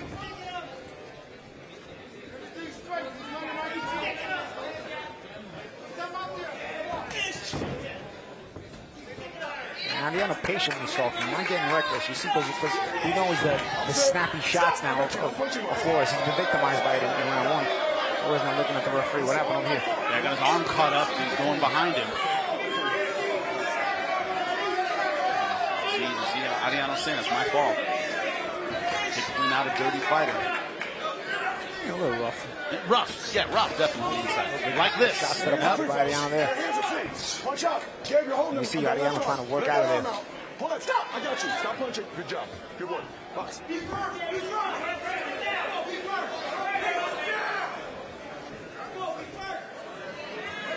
Is Flores Jr. over-relying on that left hook? Seems like Arellano's getting the timing of it a lot better. Yeah, and he partially lands that overhand right as well. And Flores almost made too much waiting here. It's like he's doing some waiting, and then he tries to snap out a bunch of like little snappy, eye-catching shots, but not accurate anymore with them. So, and look, walking around the ring, again, it's Arellano sort of forcing that pace. He's also not landing clean, but you see, cutting off the ring, bringing the pressure, forcing that mental pressure, which is the thing that has bothered Flores a lot in the past as well, once he starts backing up consistently. Paulie, can it be difficult to get away with something you've had success with early? Like, great, like you keep going back to the left hooks, he's got the knockdown early with it. You know what I mean? Yeah, sometimes it can be a curse, so to speak. You know, you're looking for that same shot over and over again. You know, and I don't know, maybe Flores sort of thought, okay, I got a softie in front of me tonight after such an easy first round, and you know, I don't know, they told him about Arellano, but that's not what Arellano is. Don't serve cupcakes. ProBox TV, it doesn't happen. We can call you a veteran of ProBox TV. If we've brought you back numerous times, that means, dude, you made the right stuff. You know, you can fight. And that's what a nice jab there by Flores. Didn't land cleanly, but you want to see that stuck out there a little bit more, because at least it'll give Arellano something to think about. It'll keep Arellano disciplined at that way. Good. Nice left hook. And that's what I'm saying. When you don't use the jab, Arellano can sneak in there. And Arellano sneaks in there slyly, you know, changes levels. You see he keeps that guard up. He cuts off the ring. It's not like he's just trying to walk in the front door.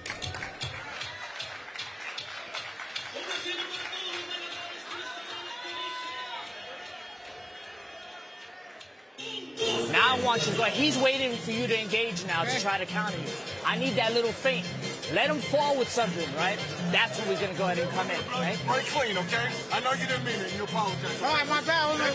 Nice, deep breaths, deep breaths. You heard what I said? You get him going backwards. I want you to start working. Round 3, right? This is for okay, let your hands go. Okay. Hey, don't let, you gotta outclass this fool. Let your hands go. He can't do shit. Let your combinations go. You hear me? Let's go. There's the advice to Flores Jr. Let your hands go. Want more punches. That inactivity has dropped off after round number 1. Yeah. I don't want you pulling out with your head up in the air. And honestly, it was a good first round for Flores. Very good first round. Scored a knockdown and everything. In round number 4, Jose Arellano starting to bring that physical pressure that we knew would be his strategy coming in. That's a theme for tonight. If you're good at something, stick with it. Successful fighters tonight have done that. It hasn't always been the fighter with the biggest toolkit. I've got 2 or 3 tools, but I use them effectively. Decision making makes a big difference in a fight. That is the most important thing. No matter how much talent you have, it's your decision making. And the decision making has to be very quick here, because things change rapidly in a fight. little combination. Again, Arellano, nothing as eye-catching as if when Flores lands, but he's consistently, putting hands on Flores. And also, as we know, Paulie, you're an Italian fighter from Brooklyn. Boxing's cultural. Yeah. Flores Jr. as a Mexican-American has to know a Mexican fighter isn't going to go away because of bad round number one. He's going to still be there, right? You gotta Physically, he's going to be in there. I don't even think you got to be Mexican-American or anything to know what a Mexican fighter's reputation is going to be. You're going to fight a Mexican fighter, he's going to be on you most of the time, likely like white on rice, especially Mexican fighter from Mexico. I know Arellano lives in the States, but he's Mexican born and bred. Yeah. You take that style with him. By the way, I'm sitting across from, down the road from Juan Manuel Marquez, who's doing our Spanish commentary. He's got knocked down 3 times against Pacquiao in round number 1. He didn't go nowhere. Didn't go anywhere. And he got robbed in the draw. Yes, a lot of people believe that. It's a similar kind of thing where Flores thought that Arellano was just going to drive and go away. Now, cut around the right eye of Flores Jr. And that could have also been a clash of heads. Good right hand. Good right hand there by Arellano. But yeah, that could, I'm curious to see if that was a clash of heads because Arellano's sometimes aggressive style. Good hook there by Arellano as well. But I didn't see anything by the ref. Yeah, we'll see. He said punches, I believe. Okay. Hard to see. We'll see in the truck there.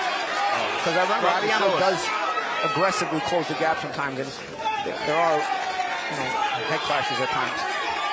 The truck will let us know what happened, but remember, if the referee didn't see it, it didn't happen. Couple of good get some confirmation on that. Couple of good jabs from Flores a second ago, but again, not consistent enough as Arellano now trying to close the gap again. Punching it up, sir. Arellano, not just a rough guy. You see the savvy, the way he presses. He's not reckless in the way in his approach. He's thinking in there. Good jabs by Flores. Even when Flores jabs, when you're a jabber, it doesn't have to be consistent landing, but you show that jab, you show that speed, you show that rhythm. You'll keep the guy at bay at a distance where you're comfortable fighting. You make it much easier to deal with a guy like Arellano. But again, the inconsistent jab of Flores makes Arellano's life easier as far as making things uncomfortable. 10 seconds left to go. Flores trying to time Arellano coming in with that physical pressure, and they're all round.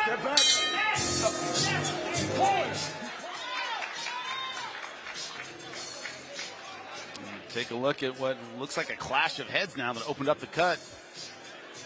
Yeah, there it is right there. Good catch by the truck.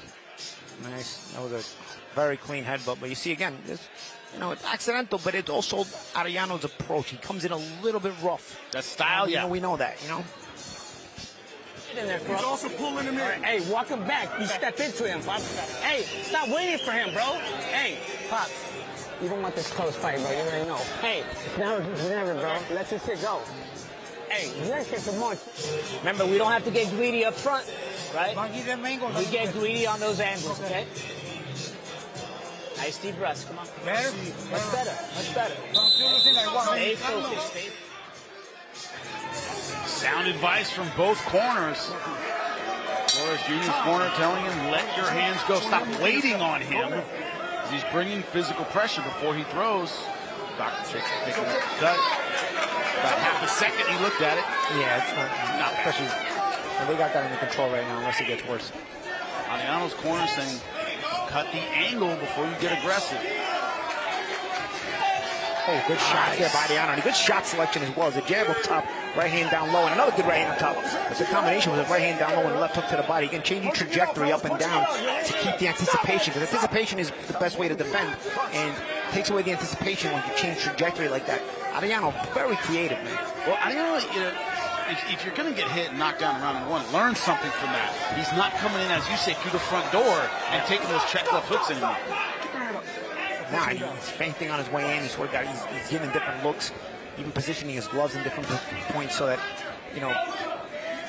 Flores can't figure out exactly where to jab at. That's why Flores has to just nice left hook again. Yeah, that's where he's got to be just natural. Just let it go. Let the speed go. Even if it lands or doesn't land, it'll keep Arellano thinking. It looks like Flores Jr. is initiating with the left hook. Arellano finishes with the left hook at the end of his combination. Yeah. Also, Flores doesn't follow up his work. Arellano's consistent. Whether it's him getting hit or him landing, he's looking to close another down. Good left hook.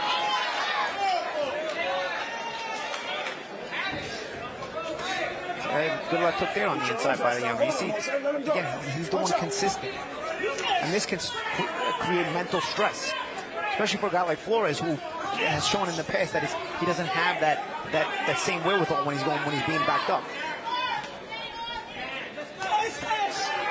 What a turnaround. We thought this might not get out of round number 1. Well, we know the reputation Arellano has. We know him here at ProBox. We know him well. That's why he's here in the main event.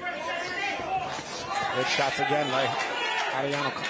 Some of them partially penetrating through that guard. But it doesn't seem like he combos long enough for Flores to get that counter. Yeah. He's back and he shows up. But that's why Flores has to create it himself. I mean, when you're doing that, okay, I get it. You're trying to catch and shoot. You're trying to draw your guy in. But if that doesn't work, you got to figure out other ways to create the offense. Especially when you got a jab as good as Flores' jab. Flores has a good jab. It's inconsistent.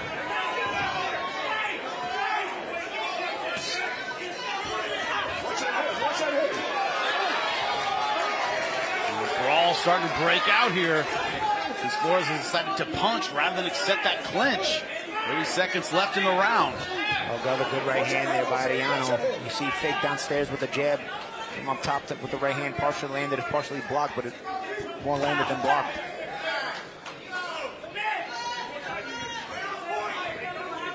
Yeah, a lot of waiting by Flores. You see, a lot of waiting, a lot of posing. A lot of good hooks there by Arellano. Couple of good ones. You just call that taking pictures. You pose, try to look pretty, but you gotta fight off that looking pretty.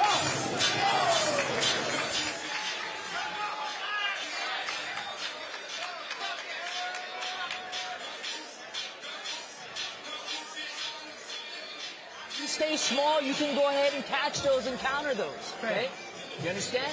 Yeah. Okay, nice deep breaths. But lateral movement, every lateral movement in your face, pop the right hand. Here, get some more. Here. You gotta know his range. Yeah. You gotta get range, bro. You gotta catch him coming in and everything, bro. Go shoot. Hey, let's go, Pop. Let's go. Welcome back. Round number 6. This one's scheduled for 10. We have reached the halfway point. Just upstairs that much, okay? What has proven to be a great comeback. We've come to that left for side. Jose Arellano. Right side.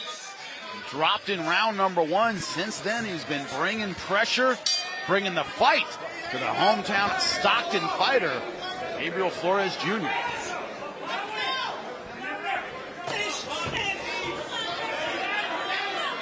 Part of the story of this fight, Paulie, has been that over-reliance on that check left hook that worked in round number 1. Yeah, and you see he tries to set it up off his jab, but again, it's redundant. It's repetitive. That's what you want to do. You got to set it up in different ways. It's not. Mildly competitive fight, but I haven't given Flores a round since round 1. And Arellano sort of carrying the pace. Good hooks there. Arellano, even with the little short double hooks. Again, not a lot of mustard on them, but good snap. They land clean. They catch the eye. And no responses from Flores. Come up from 130 pounds to this lightweight 135. Obviously affects the punching power, but he's been busy. See how rough Arellano knows how to make it. See, he gets his head in the face of Flores there. You saw that little subtle things. Kind of boss on the inside. He's smaller, but you see what he did there. He put his face, not a headbutt, but it's still very uncomfortable. So he puts their head right in your face.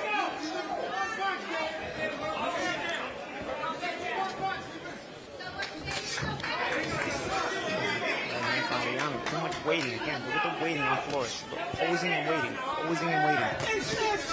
When he's not waiting, it's the jab. It should be more consistent. Halfway through the round.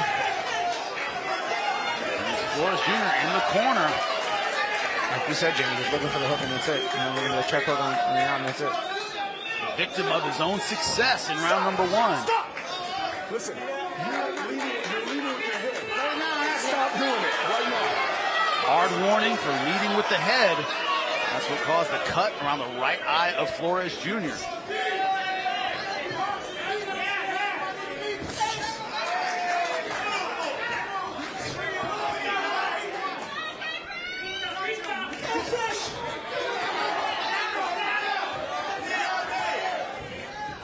Comes a point, Paul, you start thinking, what's it going to take to get this guy off me? Yeah, Arellano that's the thing, moves man. forward very effectively. I tell you what other point comes up with the way we've seen some judging and some refereeing tonight. It comes to the point where are we going to get another robbery? Are we going to get something of more controversy in the main event if this fight keeps going like this? Because Flores is the hometown guy, and I got him losing, and he's consistently not making an effort to change the momentum of this fight. Bad sign. Matter of fact, Arellano is gaining more and more confidence every round. Yeah, the referee who had the terrible stoppage in the Cesar Francis Moreno fight is a judge for this fight. Hopefully he's a better judge than he was a referee.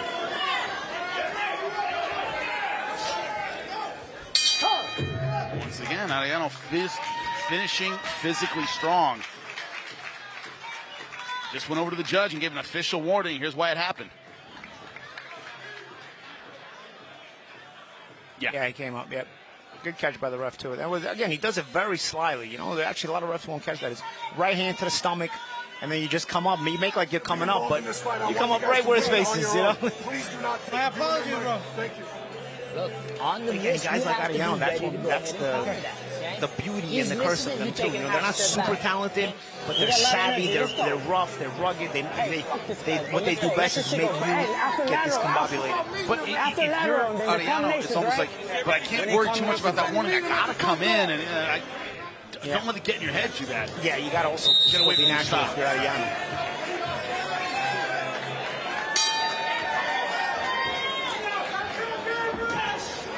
Round number 7 underway. Flores Jr. You see him in the red and black up against the ropes. Arellano pushing forward. You see Arellano very consistent with his pressure, but also intelligent. He knows how to take a half step back as well when he needs to, and then jump right back into the pressure. You know, he's not just walking forward to where Flores can walk him into something. Stop. Good job. Good work. Box. You pointed out over and over, Paulie, when he jabs, he does a great job. It's snappy, it's quick. You see changes levels. You see that little feint. You see the little feint step back, and he steps back in. He gives you that. He plays with the distance just enough to where Flores can't walk him into something and keep him away. Good hook there by Arellano.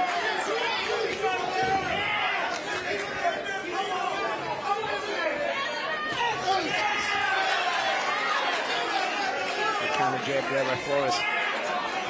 Will he follow up? That's been one of the critiques for Flores tonight too. No following up. Arellano is the one following up when he lands, and he's the one following up when he gets hit as well. Good body attack comes up to the head, Jimmy. Those short punches up against the ropes have been the story of the fight. Once again, after round number 1. Good shots there from Flores. But you see follows up. I was going to say, good shots from Flores. But again, who's following up? It's Arellano. Flores never follows up his work.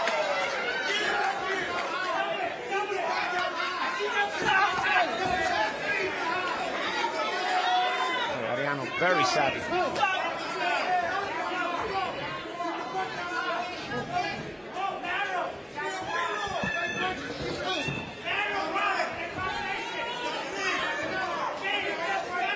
Great job of making this a small ring. Good shot again, Arellano. And even his punch selection has been very, very savvy as well. You know. Flores has done good work with his hooks in this round, but as you said, every time he does, Arellano comes back. Yeah, and also there's too much dead spots for Flores. Even when there's been a little bit of good work, too many dead spots, too much posing.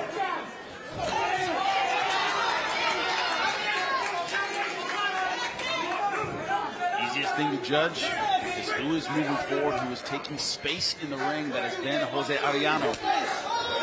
Sharp little right hand there, Arellano. See, he's just consistent. And also, the body shots, good hook there by Flores. Body shots from Arellano also, you know, he sticks them in there once in a while. They're sort of subtle and unnoticeable, but they pile up too. 10 seconds, gentlemen. You've been respectable. Good attempt at a counter right by Flores. Just missed.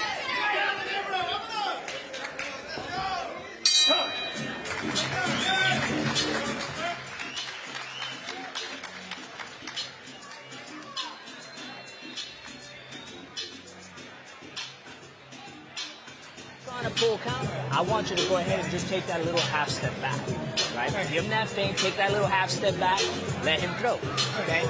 And then I need you to be explosive on the entrance, okay?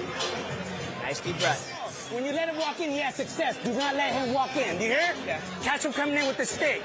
All right? Sergio got you, bro. All good. All good. Hey, Pops. Feint and let your combinations go. Yep. But don't let this fool walk in. Catch him coming in. Jr. The lateral movement's killing him. Good responses to the punches from Jose Arellano. Here it is, Paul. Yeah, you see, and actually the better punch was actually landed by Arellano. Actually, with the replay, we get a clearer shot. It wasn't actually that clean of a right hand that Flores landed, right? Yeah, Paulie, it's one of those things where you talk about follow-up, you talk about consistency. That's been Arellano. You know, Flores Jr. has looked good in spots, he's looked good in spurts, but hasn't been able to put it together for an entire round since round 1.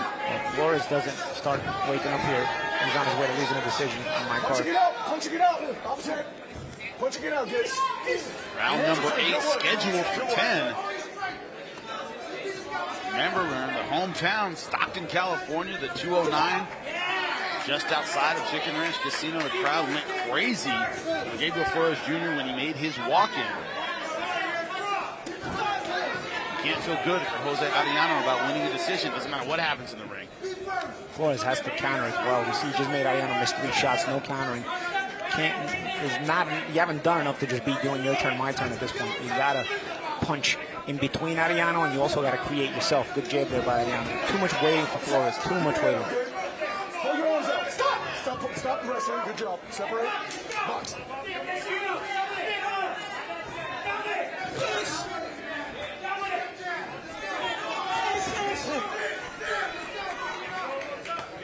See how Arellano tries to jab with the jabber now. You can do that, you know? You jab with the jabber, don't hook with the hooker, right? And Arellano jabbing with the jabber. He's backed up the jabber now. Look, good 1-2 there from Flores. Let's see the follow-up. This is what I want to see. Who's going to have the follow-up? Who's going to have the follow-up? And despite being the smaller man, Jose Arellano has worn the punches well. It looks very fresh. The guy's taking some shots. He looks good in this round number 8.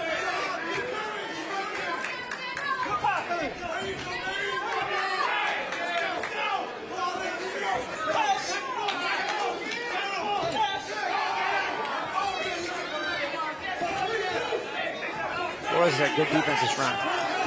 He needs to come back with something though. Good movement. He's made Arellano miss, but hasn't made him pay very much.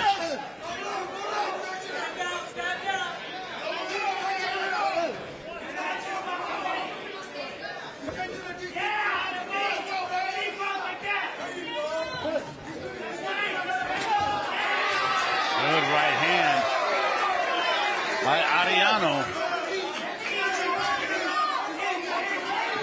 30 seconds left to go in the round. Good tactical combination. Not an easy one to score by any stretch of the imagination.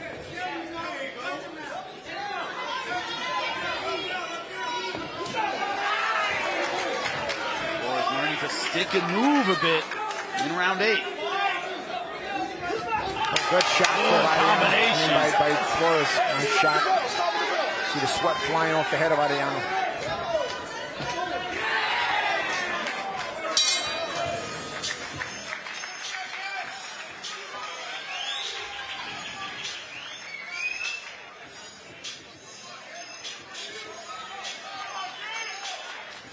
Right?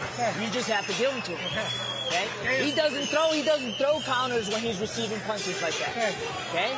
I need you to stay sharp, keep those knees bent, get the head off to the right, and let's just let those punches fucking go. Okay? I said go, bro. Hey, combinations though, son, right? Nice move, man. Hey, Pops, outclass him. Let's go. 2 rounds in, let's go. Let those hands go. Fam, let's go. Let the hands go in these last 2 rounds. Sound advice. Good round number 8 for Flores Jr. Yeah, that was a good counter right hand. The hook raised, but a nice sharp counter right hand. And as Flores held his ground and instead of moving as much as he's been moving and allowed himself to throw that counter right hand and land solidly. Round number 9. This one scheduled for 10 rounds. And you know, the lighter man of Jose Arellano, he's worn these shots very, very well. He's taken them well, showing good chin. I think that's also because he's forced Flores to punch on the back foot. You know, so it's maybe it's not as much sting. Backed up Flores consistently. So even when Flores has landed a couple of good shots, it's been with the momentum going backwards.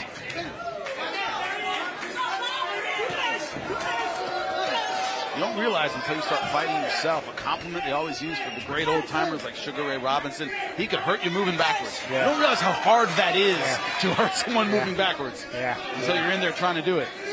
Yeah, you need their momentum to help you a lot of times, you know. and it's hard to get Arellano. Oh, good shot there by Arellano. Partially rolled, rubbernecking by Flores, partially landed. But that's also why it's hard to hurt Arellano when you're going backwards too. He's solid with his chin too. He's taking away the momentum from you. Your hands are free. Let your hands out. Pull your hands out. Stop punching. Stop punching. Separate. Stop punching and step back. Good.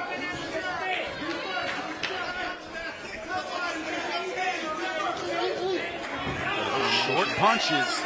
Those have been the key for Arellano throughout.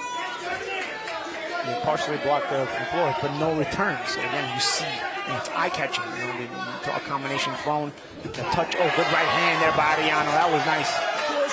Halfway through round number 9, and Arellano. And Flores going back to his old tactics of waiting too much. He's allowing Arellano to close the gap too much. Arellano lands and then moves forward. He tries to capitalize. And Arellano with a nice counter right hand. Again, partially rolled the neck. Good Flores, but part of it landed as well. And Paul, even when he doesn't capitalize with punches after he lands, he capitalizes by then taking away more space. Right? He's always capitalizes with following up. something. Yeah, he's following up. That's been, I think, a big difference maker in the fight is his consistency following up. He's forcing Flores to burn so much more energy. I think that's why Flores is not as active when he's moving, but he's not active punching because he's burning so much energy moving. And Arellano can kind of comfortably cut the ring and press and sort of take his time and decide what punches he's going to throw. He's looked the more comfortable of the two, especially in this round as well. Watch your head. Flores now holding on. Separate, don't punch.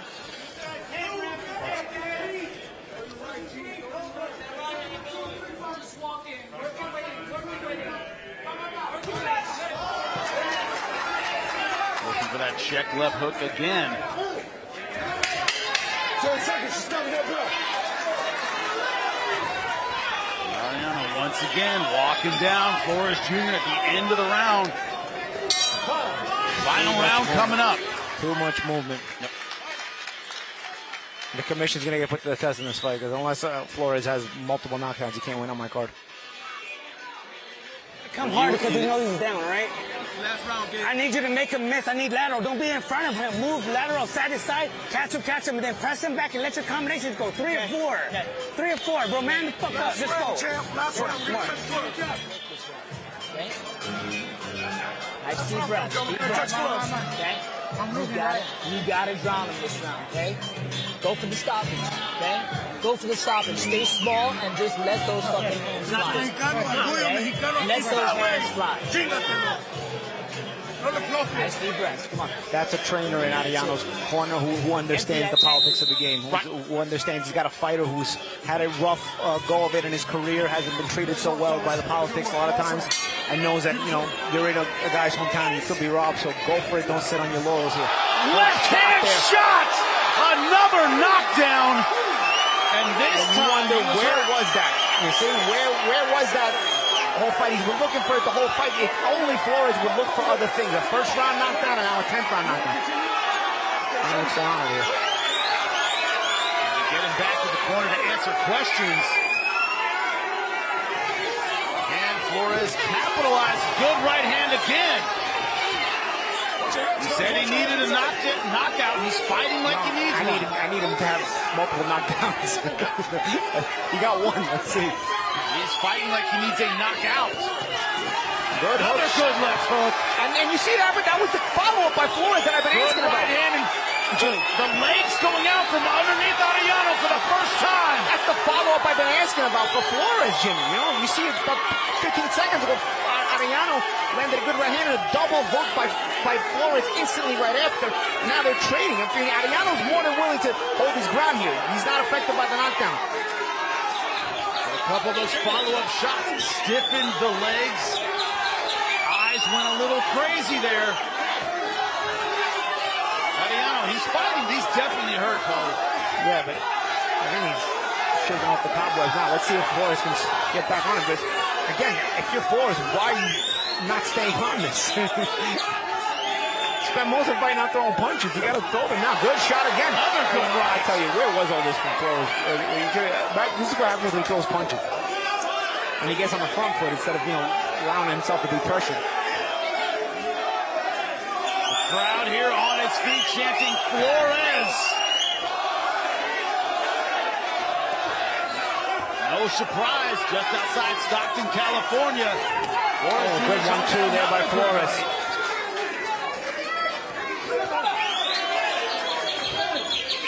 So far, a magnificent round number 10 for Gabriel Flores Jr. Jose Arellano has seen everything go his way since round number 2. Now they can rob Arellano for reals. How you gonna give Arellano the fight now? They thought to go nuts. That's the question, Paulie. 2 knockdowns scored. Arellano's gonna lose on my Flores is gonna lose on my card though. But it certainly could. Yep. 2 knockdowns, but most of the rounds have belonged to Jose Arellano. Good 10th round though. Good action in the 10th round. Flores though looks like he might be a little bit winded. 10 seconds left. He went for it this round, you know, and you see what he's capable of when he gets his hands moving and he goes for it. But will it be enough? That is the question. Great bookends to this fight for Gabriel Flores Jr. A knockdown in round number 1, a knockdown in the 10th round. Was it enough? That's the question. Yeah. I'll give you, on my card, it's not enough. And here it is in round 10. Paulie finally let his hands go, finally got the knockdown. Yeah, good. That was good. Good. The check hook. It's the same shot. And then power punches throughout this 10th round. Credit to the chin of Jose Arellano. Yeah, he had himself a very good round. So your final scorecard, Paulie? I got a 95-93. I had a 7-3. I only gave Flores 3 rounds. He got backed up the whole fight. He didn't throw punches, but he scored 2 knockdowns. He's got a knockdown in the first and a knockdown in the 10th. Well, here's the great round number 1.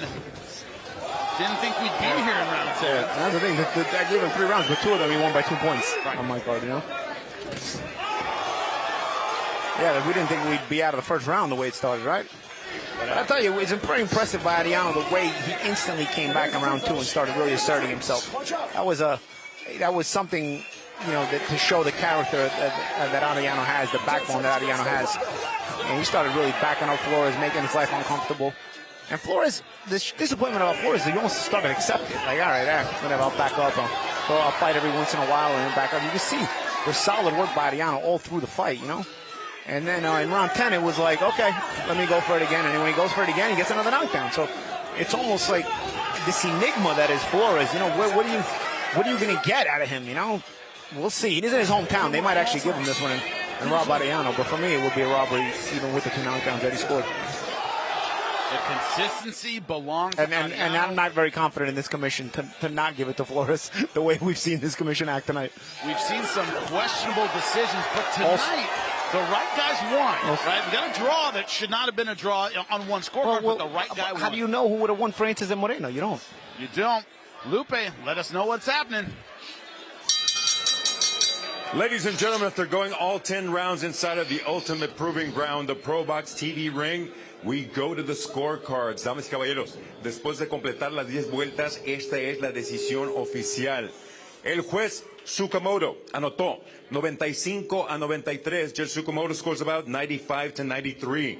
El juez Rinaldi 99-89. Judge Rinaldi scores at 99-89. El juez Still 98-90. Judge Still scores about 98-90. All 3 in favor of the winner by way of unanimous decision. Los 3 a favor del vencedor por decisión unánime.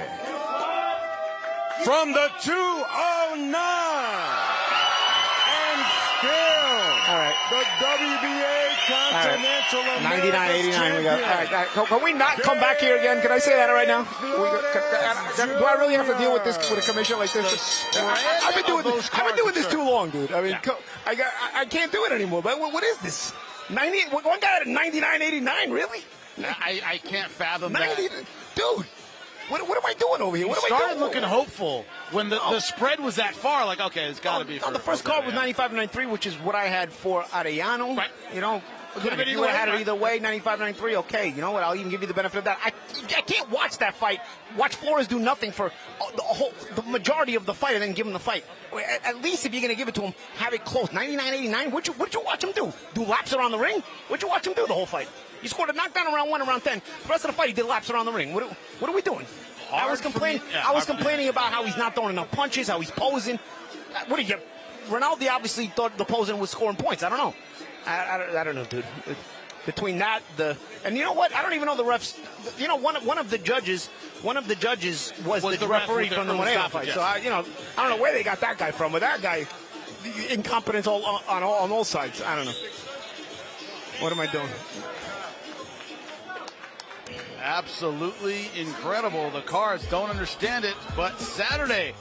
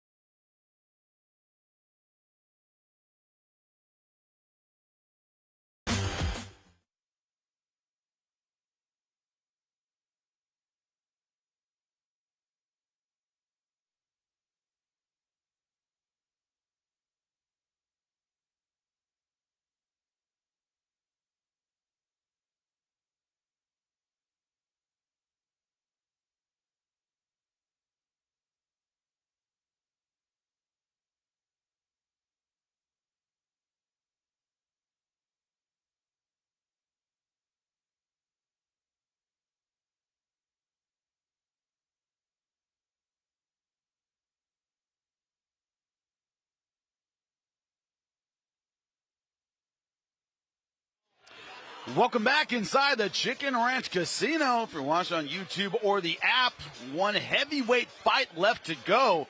Scheduled for 8 rounds. What do we call this? Bonus coverage. Bonus coverage, right? Post-limbs, we say in the business. Yeah, instead of prelims, post-limbs. Post-limbs, say that in business as well. Post-limb coverage. Yeah, you like that? Yeah. Post-limb, not post-slim. Right, post-limb. Post-limb, right, instead of prelim. Well, we have a heavyweight bout. When we talk about heavyweights, 6'9". Those are real heavyweights. And Paulie, by the way, entertaining himself. I'm just cracking up at the comments. At the comments. Poor Marco Angelo in the comments says he's calling up FanDuel for a refund. You're trying to bet on underdog. You get a nice win on ProBox because our underdogs win a lot, and you end up having to take that one. Unbelievable. Well, we didn't like the scorecards in our main event, to say the least. Chewbacca Fishing says he's still leading the app. What are you leading the app for, dude? It's not us. We don't control the commissions. Control the commissions. We don't control the judging. Unlike a lot of networks, we will call out the commissions, actually. That's what I do over here. 100% we will. Whenever you work with Paulie Malignaggi, he's going to do that.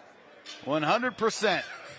Didn't just have the bad stoppage. Jack me out. It's not post-limp. It's post-limp. Instead of prelim. Like prelim, post-limp. Right. Post-limp. Love all of your comments, by the way. Keep them coming on the YouTube and on the app. Paulie entertains himself reading them. Just so you know, they do get read. Oh, man. As this has been a Josue Vargas making his way to the ring out of Panorama City, California. Trained in the San Fernando Valley for this fight. El Gigante Morales in the other corner. Guess which one is El Gigante? Yeah, the guy in black who's 6'9". Take a look at the tail of the tape. What jumps off at the page is that 6'9" for Antonio Morales. His opponent just 6 foot 274 for Morales. He goes, yeah, and I got to slim down to 274. Usually walk about 285. Yeah. Hey, A when you're giant 6'9". in the ring. Lupe, get us started.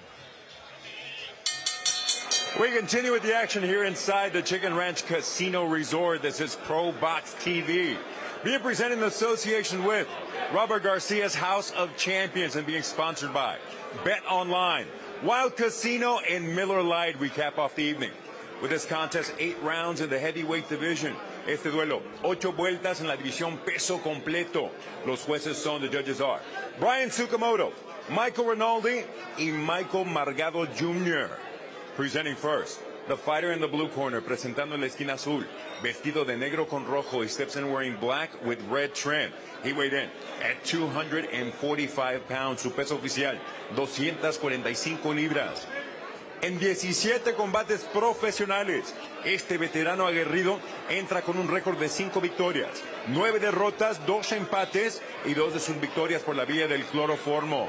En 17 professional bouts, this battle-tested veteran enters the ring with 5 victories against 9 losses, 2 bouts even, and 2 of his victories coming by way of KO. From Panorama City, California, Josué Vargas.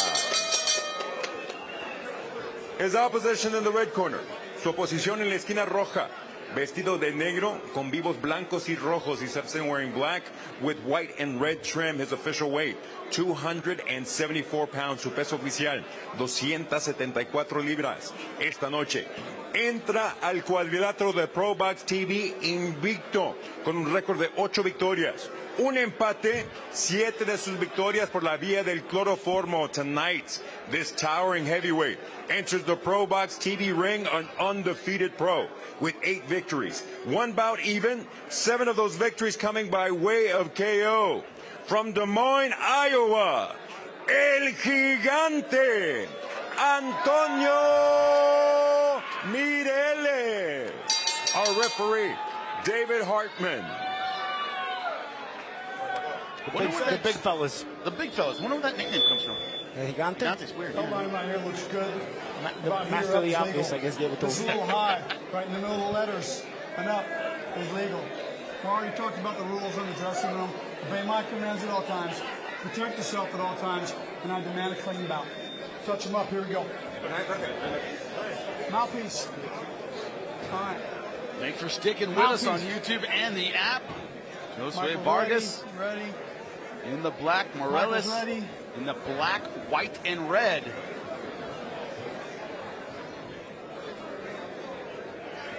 Two heavyweights with a 9-inch height disparity. Yeah. Here we go. Guys, Josué's not short. He's actually, compared to me, he's tall. Compared to me, everybody's tall. But that's another story. But compared to Morales, he's like a midget. 6 foot. He's a little person next to Morales. El Gigante. Morales is huge. Ready to get inside. The wrestler in high school. Expect him to use that grappling. Good body work from Morales. Big left-hander, too. Oh, good nice combination. He's trying to fight, though. He's a little scrappy there. Trying desperately to get inside on a much taller fighter.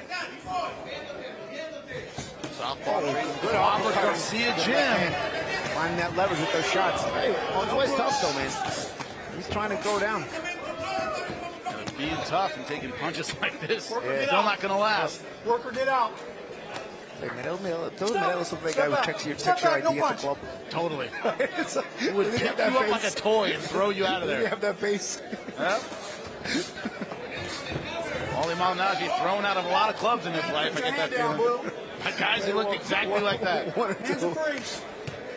Oh, good hook there by Josué. I like that Josué scrapping. Having trouble keeping his balance. Morales finding a home for that straight left hand. So the clinches get awkward when it's opposite stances, too. That's the thing. Lefty versus righty. Morales has 8 wins, 7 by knockout. I think Vargas has got tired. Low blow there. Stop. You okay? Yeah, referee monitoring for the low blow. Box. Yeah. I think Vargas is a little done now. A lot of straight punches, good, quick combinations. Smothered, not as intense anymore, but he's still hanging around. Let's see what Morelos does to him. Morelos is showing a nice left cross, though, I'll tell you that. Good timing on it. And also good understanding of his distance when he does throw it. Vargas now doing less fighting and probably more trying to keep the space away from corner Morelos. right in front of us.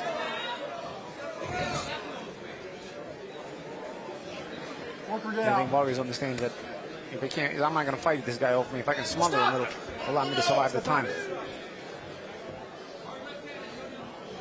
20 seconds left to go in round number 1. Another good straight left. Yeah, it's good snap on those shots. One thing about the height disparity is, as you point out, it's made it awkward at certain points. So much bigger. And also lefty versus righty. Yeah, then Vargas can get awkward in itself. Vargas almost gets underneath him when he throws punches. Time!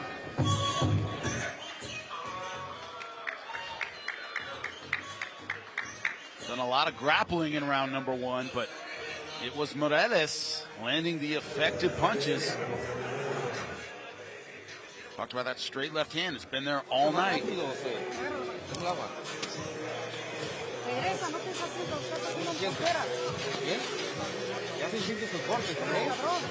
Tírame el jab, trabaja el cuerpo y tírame los overhands, ¿ok? Está grande, ¿ok? Dar poquito tu distancia.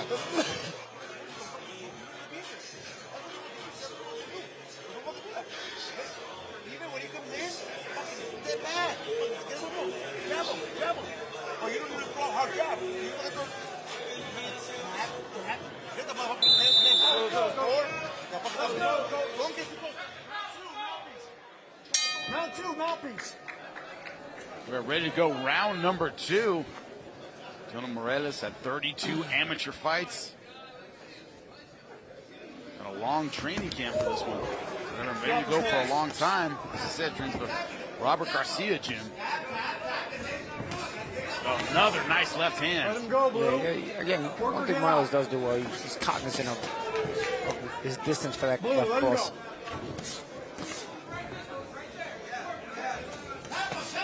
A little uppercut there as well. But Vargas takes a good punch, though. Man, hasn't really been able to stagger Vargas. I think Vargas is the kind of guy, if he's going to get stopped, it's going to be, he's just going to get fatigued because he's going to a little extra weight around the belly and whatnot, you know, so it's probably going to fatigue him to carry, but he takes a good punch, though. He's tough. Get off his head. Worker, get out, gentlemen. Hanging on. I think Morelos has figured that out. Like, he's not trying to lay too much into one punch. What I want to know is how local is Josue Vargas? How local? Because if this goes the distance, you got to start wondering. Is he Southern California. I know he's in California. He's Southern California. It's Southern California. So he's not local enough to where Morelos is. Straight in the valley of California, which is bad. Where Morelos is going to risk getting robbed over here. 6-hour drive. All right. Yeah, California's big. Big state. Big state. Stop. Step back. No punch.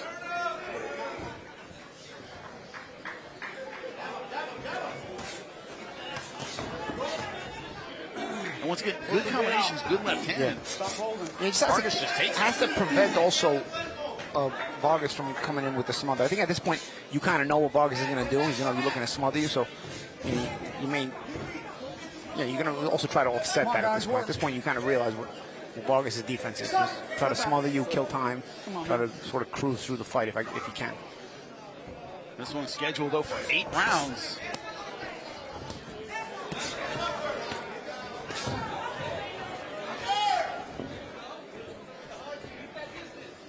Worker, get out.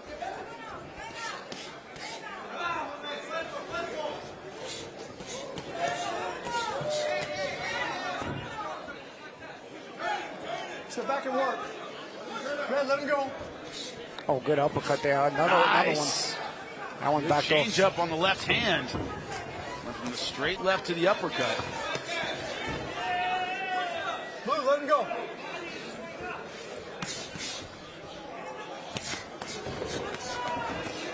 Morelos letting his hands go. 18 seconds left to go in the round. No punch. Keep your head up.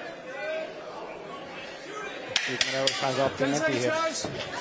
Listen for that bell. Playing some good uppercuts this round.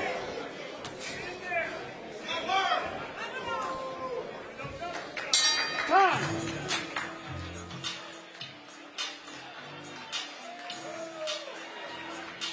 Your next ProBox TV Contender Series fight comes to you on March 8th from Thunder Studios in Long Beach, California. In the main event, Arnold K-Guy risks a shot at a world title as he faces all-action Dangerman and multiple-time world title challenger Joet Gonzalez. Luis Correano Torres' return to ProBox against Nicholas the Axeman Walters.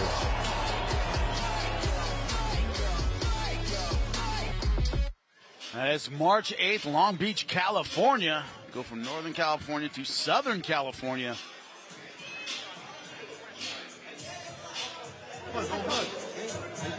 San Bernardino, March 22nd. Doing our USA tour. Oh, yeah. All the way around the country. Time. Texas, California, Go Philadelphia. Go over there. Keep up with us, ProBox TV website. Here we go, mouthpiece. Mouthpiece, box.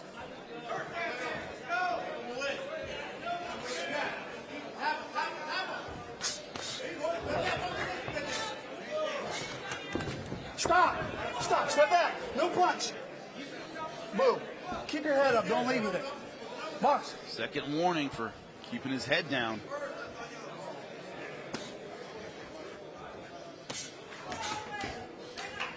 Watch your heads. Work or get out, guys. Let him go, Blue.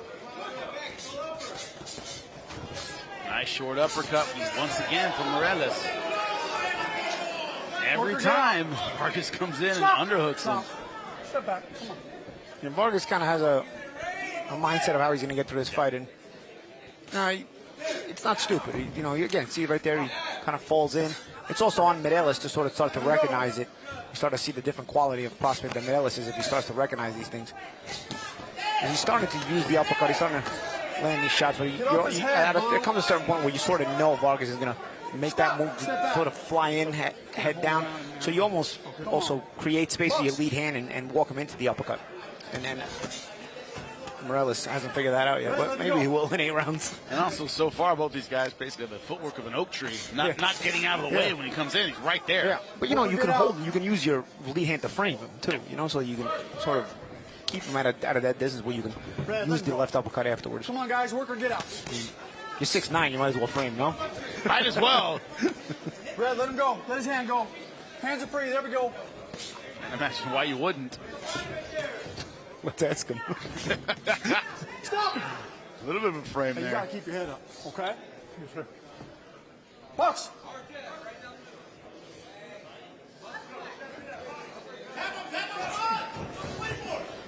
That time he just literally bulldozed his way in. He didn't even throw a punch, Vargas. No jabs at all, bowling his way in. Work or get out, guys. Work or get out, guys. We've heard a lot of that so far in this fight. Stop. Work or get out. Yeah. Step back, no punch. Yeah, I mean, even the ref's kind of losing his patience, right?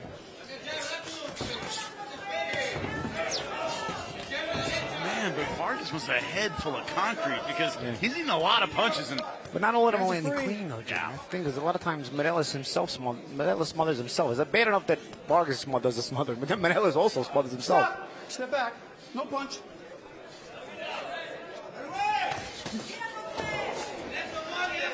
Good right hand. You think they remind him at time to time? Dude, you're 6'9".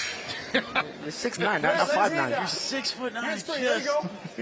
6'9". Understanding range is like the most important thing when you're 6'9" if you're in a box. Time. Paulie, do you ever get that set? Because I'm people who don't know, I'm average size. I'm 5'10", 195 pounds ish. Like, if I had your build, I'd never lose. I would just jab. You see these tall guys who are like, if I were built like that, I would literally never lose. I would just jab and then hit you with the right hand. I don't know. Or left hand in this case. There's a beautiful chicken ranch as we discuss. Gorgeous. As we discuss our what ifs of our life. I sometimes think like if I was that tall, then maybe the trade-off would be less athleticism. I don't know. Then maybe you can't do that. I don't know. There's always something. We had a great time here at the Chicken Ranch Casino, just outside Stockton, California. Flew into Sacramento. Beautiful drive coming here. We are back in the ring. Our post-slim heavyweight showdown. Antonio Morales. Right now you're looking at Josue Vargas. And there is Morales, 8-0-1, 7 knockouts, and those 8 wins. Landing some good punches in this fight, but every time Josue Vargas has been there. Let his head go. Vargas dug in Get there. out, guys. Backed up Morelos to the ropes. Worker, get out, guys. Landed a couple single shots coming in, but hasn't really been in position to follow up with anything.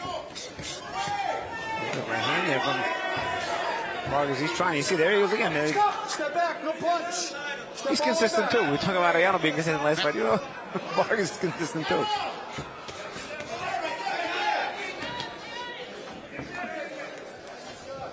Come on, guys. Let each other go. Worker, get out.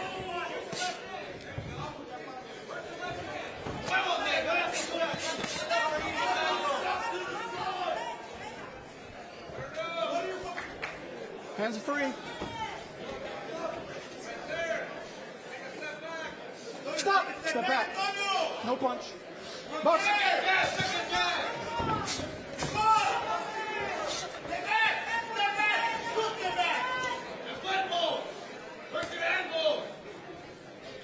Hooker, get out, guys. Well, his throwing combinations, but just not enough to keep Josue from coming in and pummeling in and making it a wrestling match. Halfway through the round. Pull your hand out.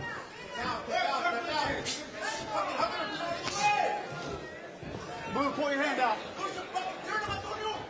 It's one of those fights that doesn't really need commentating. You're just, you understand. What's there to commentate? Yeah, I mean, it's gets a little break, throws a combination, comes in and wrestles.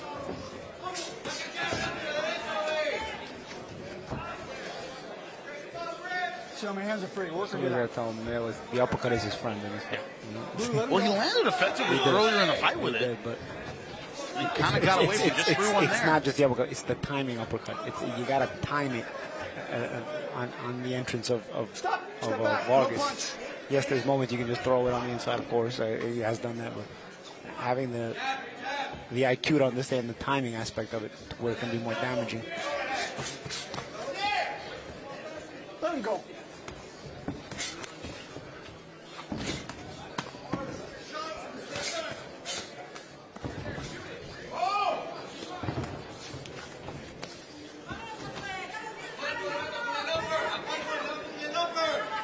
Well, at least we're finding out why this is a post limit, you know, right? Let him go. Very well said, Let Paulie. him go. Blue, let him go. Time! Perez not able to use his 6'9" frame to get a decisive advantage. Been winning, been outlanding, he's won every round so far. Yeah. That's what I mean. The fight lacks drama too, because it's Won every round, hasn't really been able to hurt Vargas. Move. Okay, stop staying on him right there, okay? Hey, you don't get to throw punches, okay? I want to feed the jab, okay? Throw the jab, throw the right. That's how you got to do it. Throw right, and then after that, the body shot. Sometimes you judge as a prospect by how you get guys like Vargas out of there.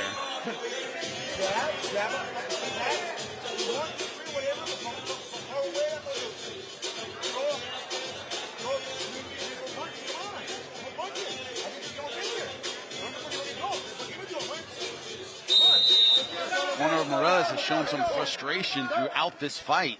Please, round 5. Box. We're halfway through this one, scheduled for 8 rounds.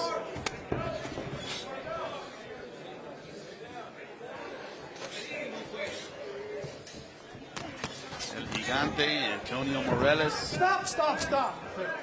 In the white, red, and black, 6'9". Don't push it down. His opponent, Josue Vargas, 6 foot. Morales has been the superior boxer, but Vargas has made it an ugly fight, coming in and Guys, let your grappling. hands go. As soon as he said in the fighter meeting, "Oh, I was a wrestler," I'm like, "Oh man, this could be not good." Yeah. He knows how to get in and pummel it. Also, doesn't cost him a lot of gas. He's used to doing it. I think it's even Vargas smart as himself, but he doesn't care. We're good. Take away your Step space. back. As long as he's not on the outside against the giant, he'll keep going.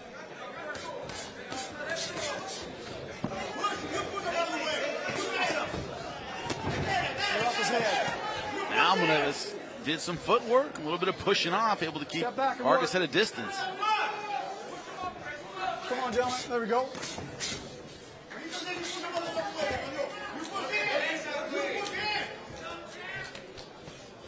Let his hand free, Red. There we go.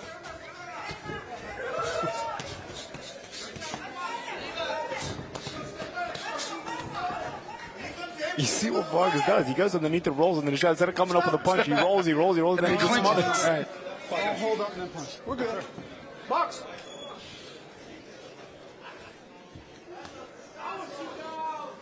It's like hitting a heavy bag. It's always trying to clinch you. Yeah, but again, you're also framing, pushing down on top of the head if you're a tall guy, doing things that will offset some of this smother attempts by the shorter guys. Under 1 minute left in the round. Keep it up, man. Come on. Box.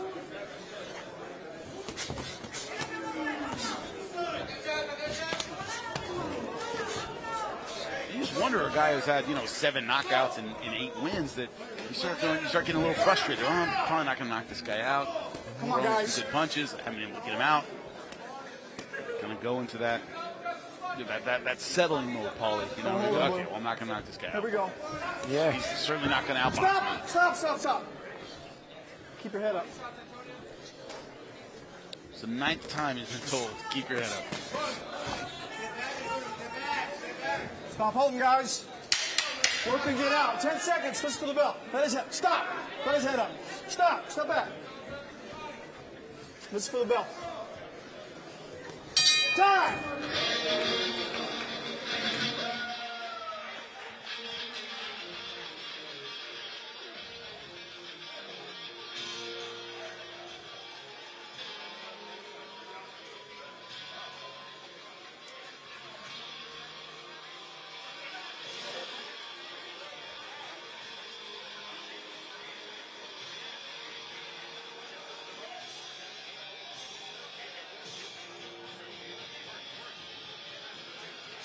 Round number 6.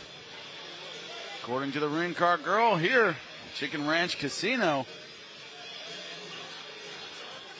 This post-limb heavyweight fight was a half grappling match, maybe more half grappling match at this point.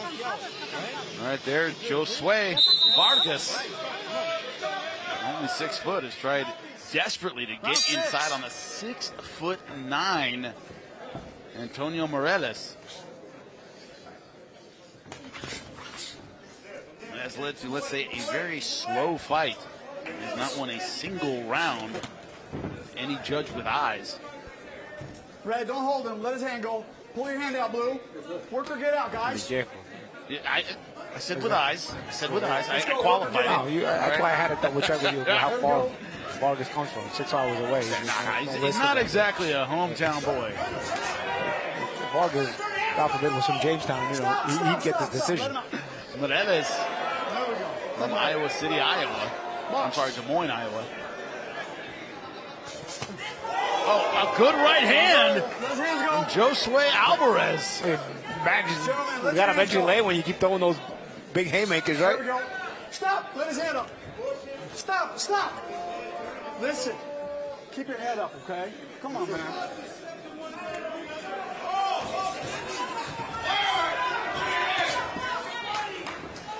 Even when he lands a good right hand, he's just not in physical position to take advantage of it. He just falls. It's like the punch is on the way to another clinch. He intends to clinch it. If he can land on the way in, it's a bonus. Your hands are free. Like, I'm just going to throw this to get inside and clinch. Yeah. Happens a lot in MMA, but it doesn't work in boxing.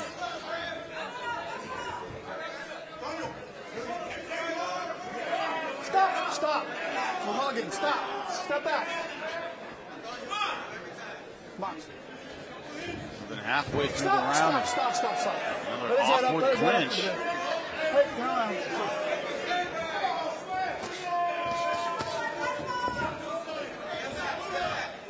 So watch our heads, guys. Let him go. Blue, let his arm go. Pull your hand out. There we go. Little space to throw combinations, and Paulie is, of course, looking at the comments. Is everyone hitting on the fight, dude? The guy goes, why is this 9-foot giant fighting on the inside? Dude, It's incredibly true. You're right, we're asking the same question here. That's as good as mine. Hands are free. Hands are free.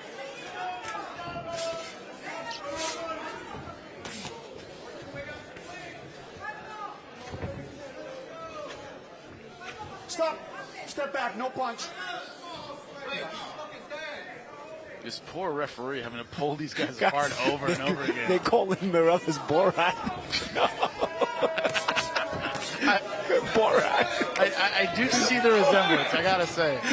Yes, funny. Step back. Let your hand down. Oh, man.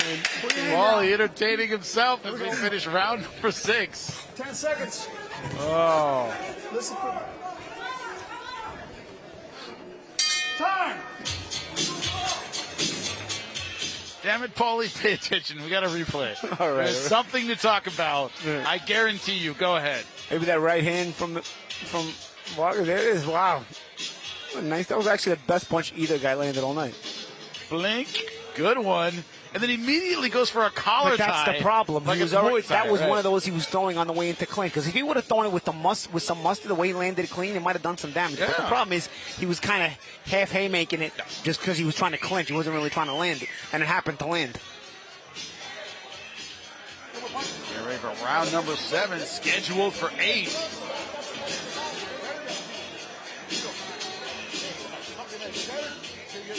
This fight was originally supposed to start the event. Thank God it did not. We had a lot of action on our main card. Incredible stuff. Mouthpiece. Let it go. From the beginning, the ladies came out with a draw, but a very entertaining fight. That was between Jenna Creason and Samantha Ginnathan. Mr. Clean 677 in the comments says, if Paulie can't find entertainment in the fight, he always has the comments. Go, Red. He does. That's thanks to you guys at home, man. We appreciate you. Step back, punch. ProBox TV community, you're always there for us. Download the app now. Let him go. Work it out, gentlemen. Come on, guys. Oh, this poor referee. Like, come on, guys. Just didn't come here to referee a wrestling match. What about us? Who calls the walkout bout? Who does that? I've never seen that in my life. We call it the walkout bout. And people are walking out. We got to call it. Hey, you do this for a living, Paulie. Stay professional with me. But even it's your job. the That's why you're comments doing at home are saying this, it's late. People are using it to go to sleep. Hey, we're glad we can help you out. After a great, we brought you up with a great card on. That was a great card, by the way, tonight. This one's Come on, box. sort of the exit, right? Let it go over his head. Alberto says, Paulie, please no more robberies on ProBox. Work Dude, it we out, don't guys. We control don't commission. control the judging. Honestly, That is I don't. literally It wasn't my illegal. idea to come to this commission. We had no idea this was going to be a disaster commission here that we came to. But also, California has a lot of big fights, so you can imagine. But maybe the Southern California part of the commission is better. I don't know. As a native of Long Beach, I'm hoping to God. Because we're going there soon. We're going there, right? Pull your I'm hands hoping out, that bro. my hometown Hands doesn't free. let me down.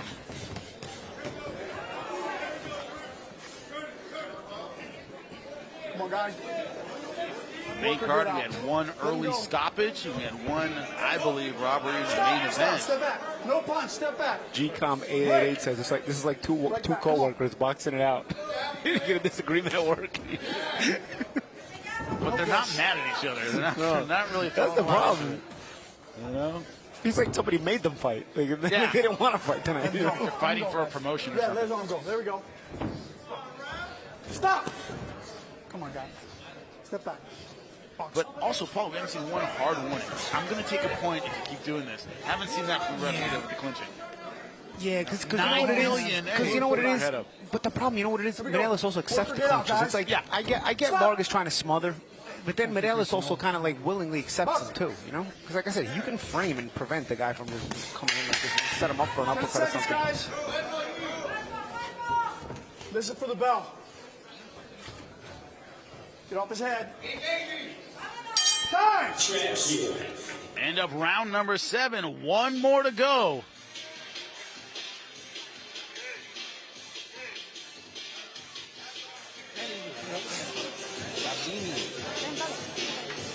You know what? I'm gonna blame our producer because the life he has lived. Like this is revenge. What about us? Why do we have to fall into this? Yeah, why do we have to do it? That's good. That's an excellent question. We begin. Thankfully, the final round, round 8. K Short goes, they'll fight like this for hours if you let them. Yes. Thankfully, the final round, round number 8. This heavyweight fight that has been controlled completely by El Gigante, Antonio Morales, hasn't been able to get Josue Vargas out of there. A lot of it has been the clinching of Josue Vargas. Touch him up. Here we go. He's done everything he can to make this into a wrestling match, but the truck has voted this the worst fight in ProBox TV history. Good to know. They sent the ballots out. Good call. Good call by the truck. We are proud of our all-action fights. This has not been one of them. And God forbid you're tuning in late right now. This is not our main event. No, Don't go mistaken. This is a walkout bout that we decided somehow that deserves to be on televised. But we passed our main event already. Booker, get out, guys. Move, pull your arm back. Red, let him go. This has been how the fight has gone from the beginning. El Gigante Morales throwing punches when he can, when he has space, and his opponent, Josue Vargas, has been leading with his head, trying to make this clinch fest. This is like, well, but this is like, honestly, it taints the brand too. You have to show this on the brand. It's like, it's like, when if you go to the club, you always show up with hot chicks, and then one of the hot chicks brings her fat friend, and now it makes you look bad at the door. Like, you always bring hot chicks with the fat chick, Like we always bring the hot chicks. We always bring the best fights on ProBox TV. Your analogies are the best, Paulie. Your analogies are awesome. This fight is the fat chick. Like, why did we televise this? Good point, Paulie. Because it taints us. People have such an expectation from us at this point. I have an expectation. And we delivered on the main card. We always do. We Fantastic always do. stuff. Stop. Let his head go. No punch. This is. Come on. I don't know. I'm speechless. and to quote one of the guys in the comments, this would last forever. They would just keep they doing would just keep doing this the entire time until someone dropped of exhaustion. Come on, guys. Tired of being clinched. This is.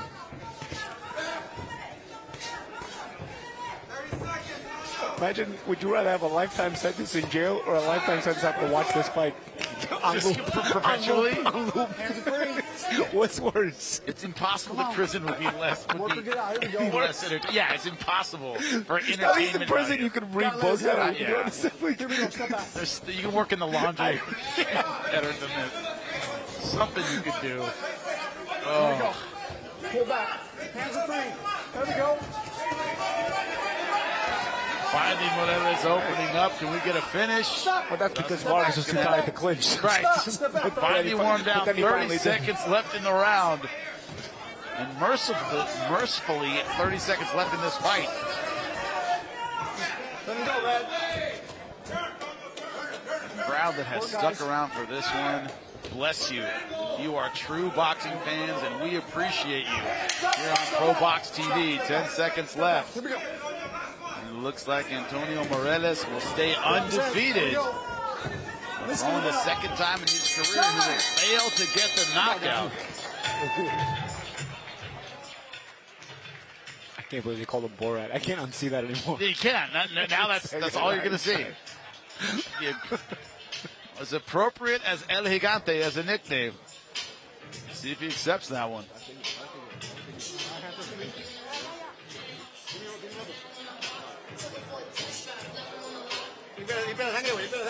I'm telling my producer now, you run a recap of this.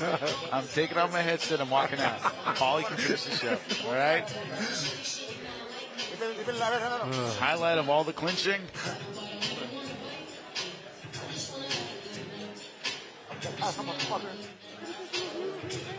Only question, only drama is, did Josue Vargas win a round? I don't believe he did.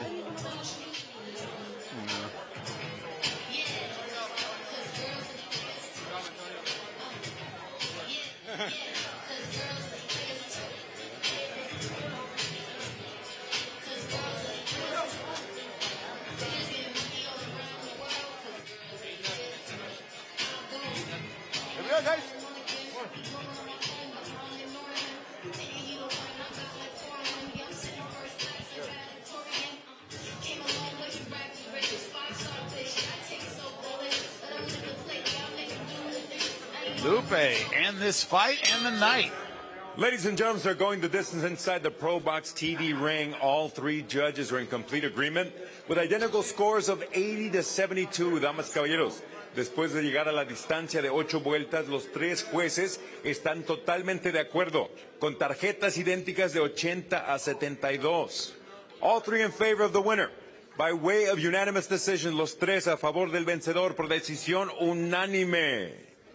El gigante Antonio Mirele. It was ugly, but at least the right guy won by the right score. And I will take it, Paulie.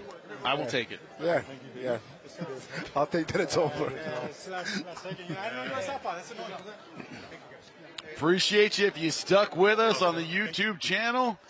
It was fantastic from Chicken Ranch Casino. Thank you so much, and we'll see you next time in Long Beach.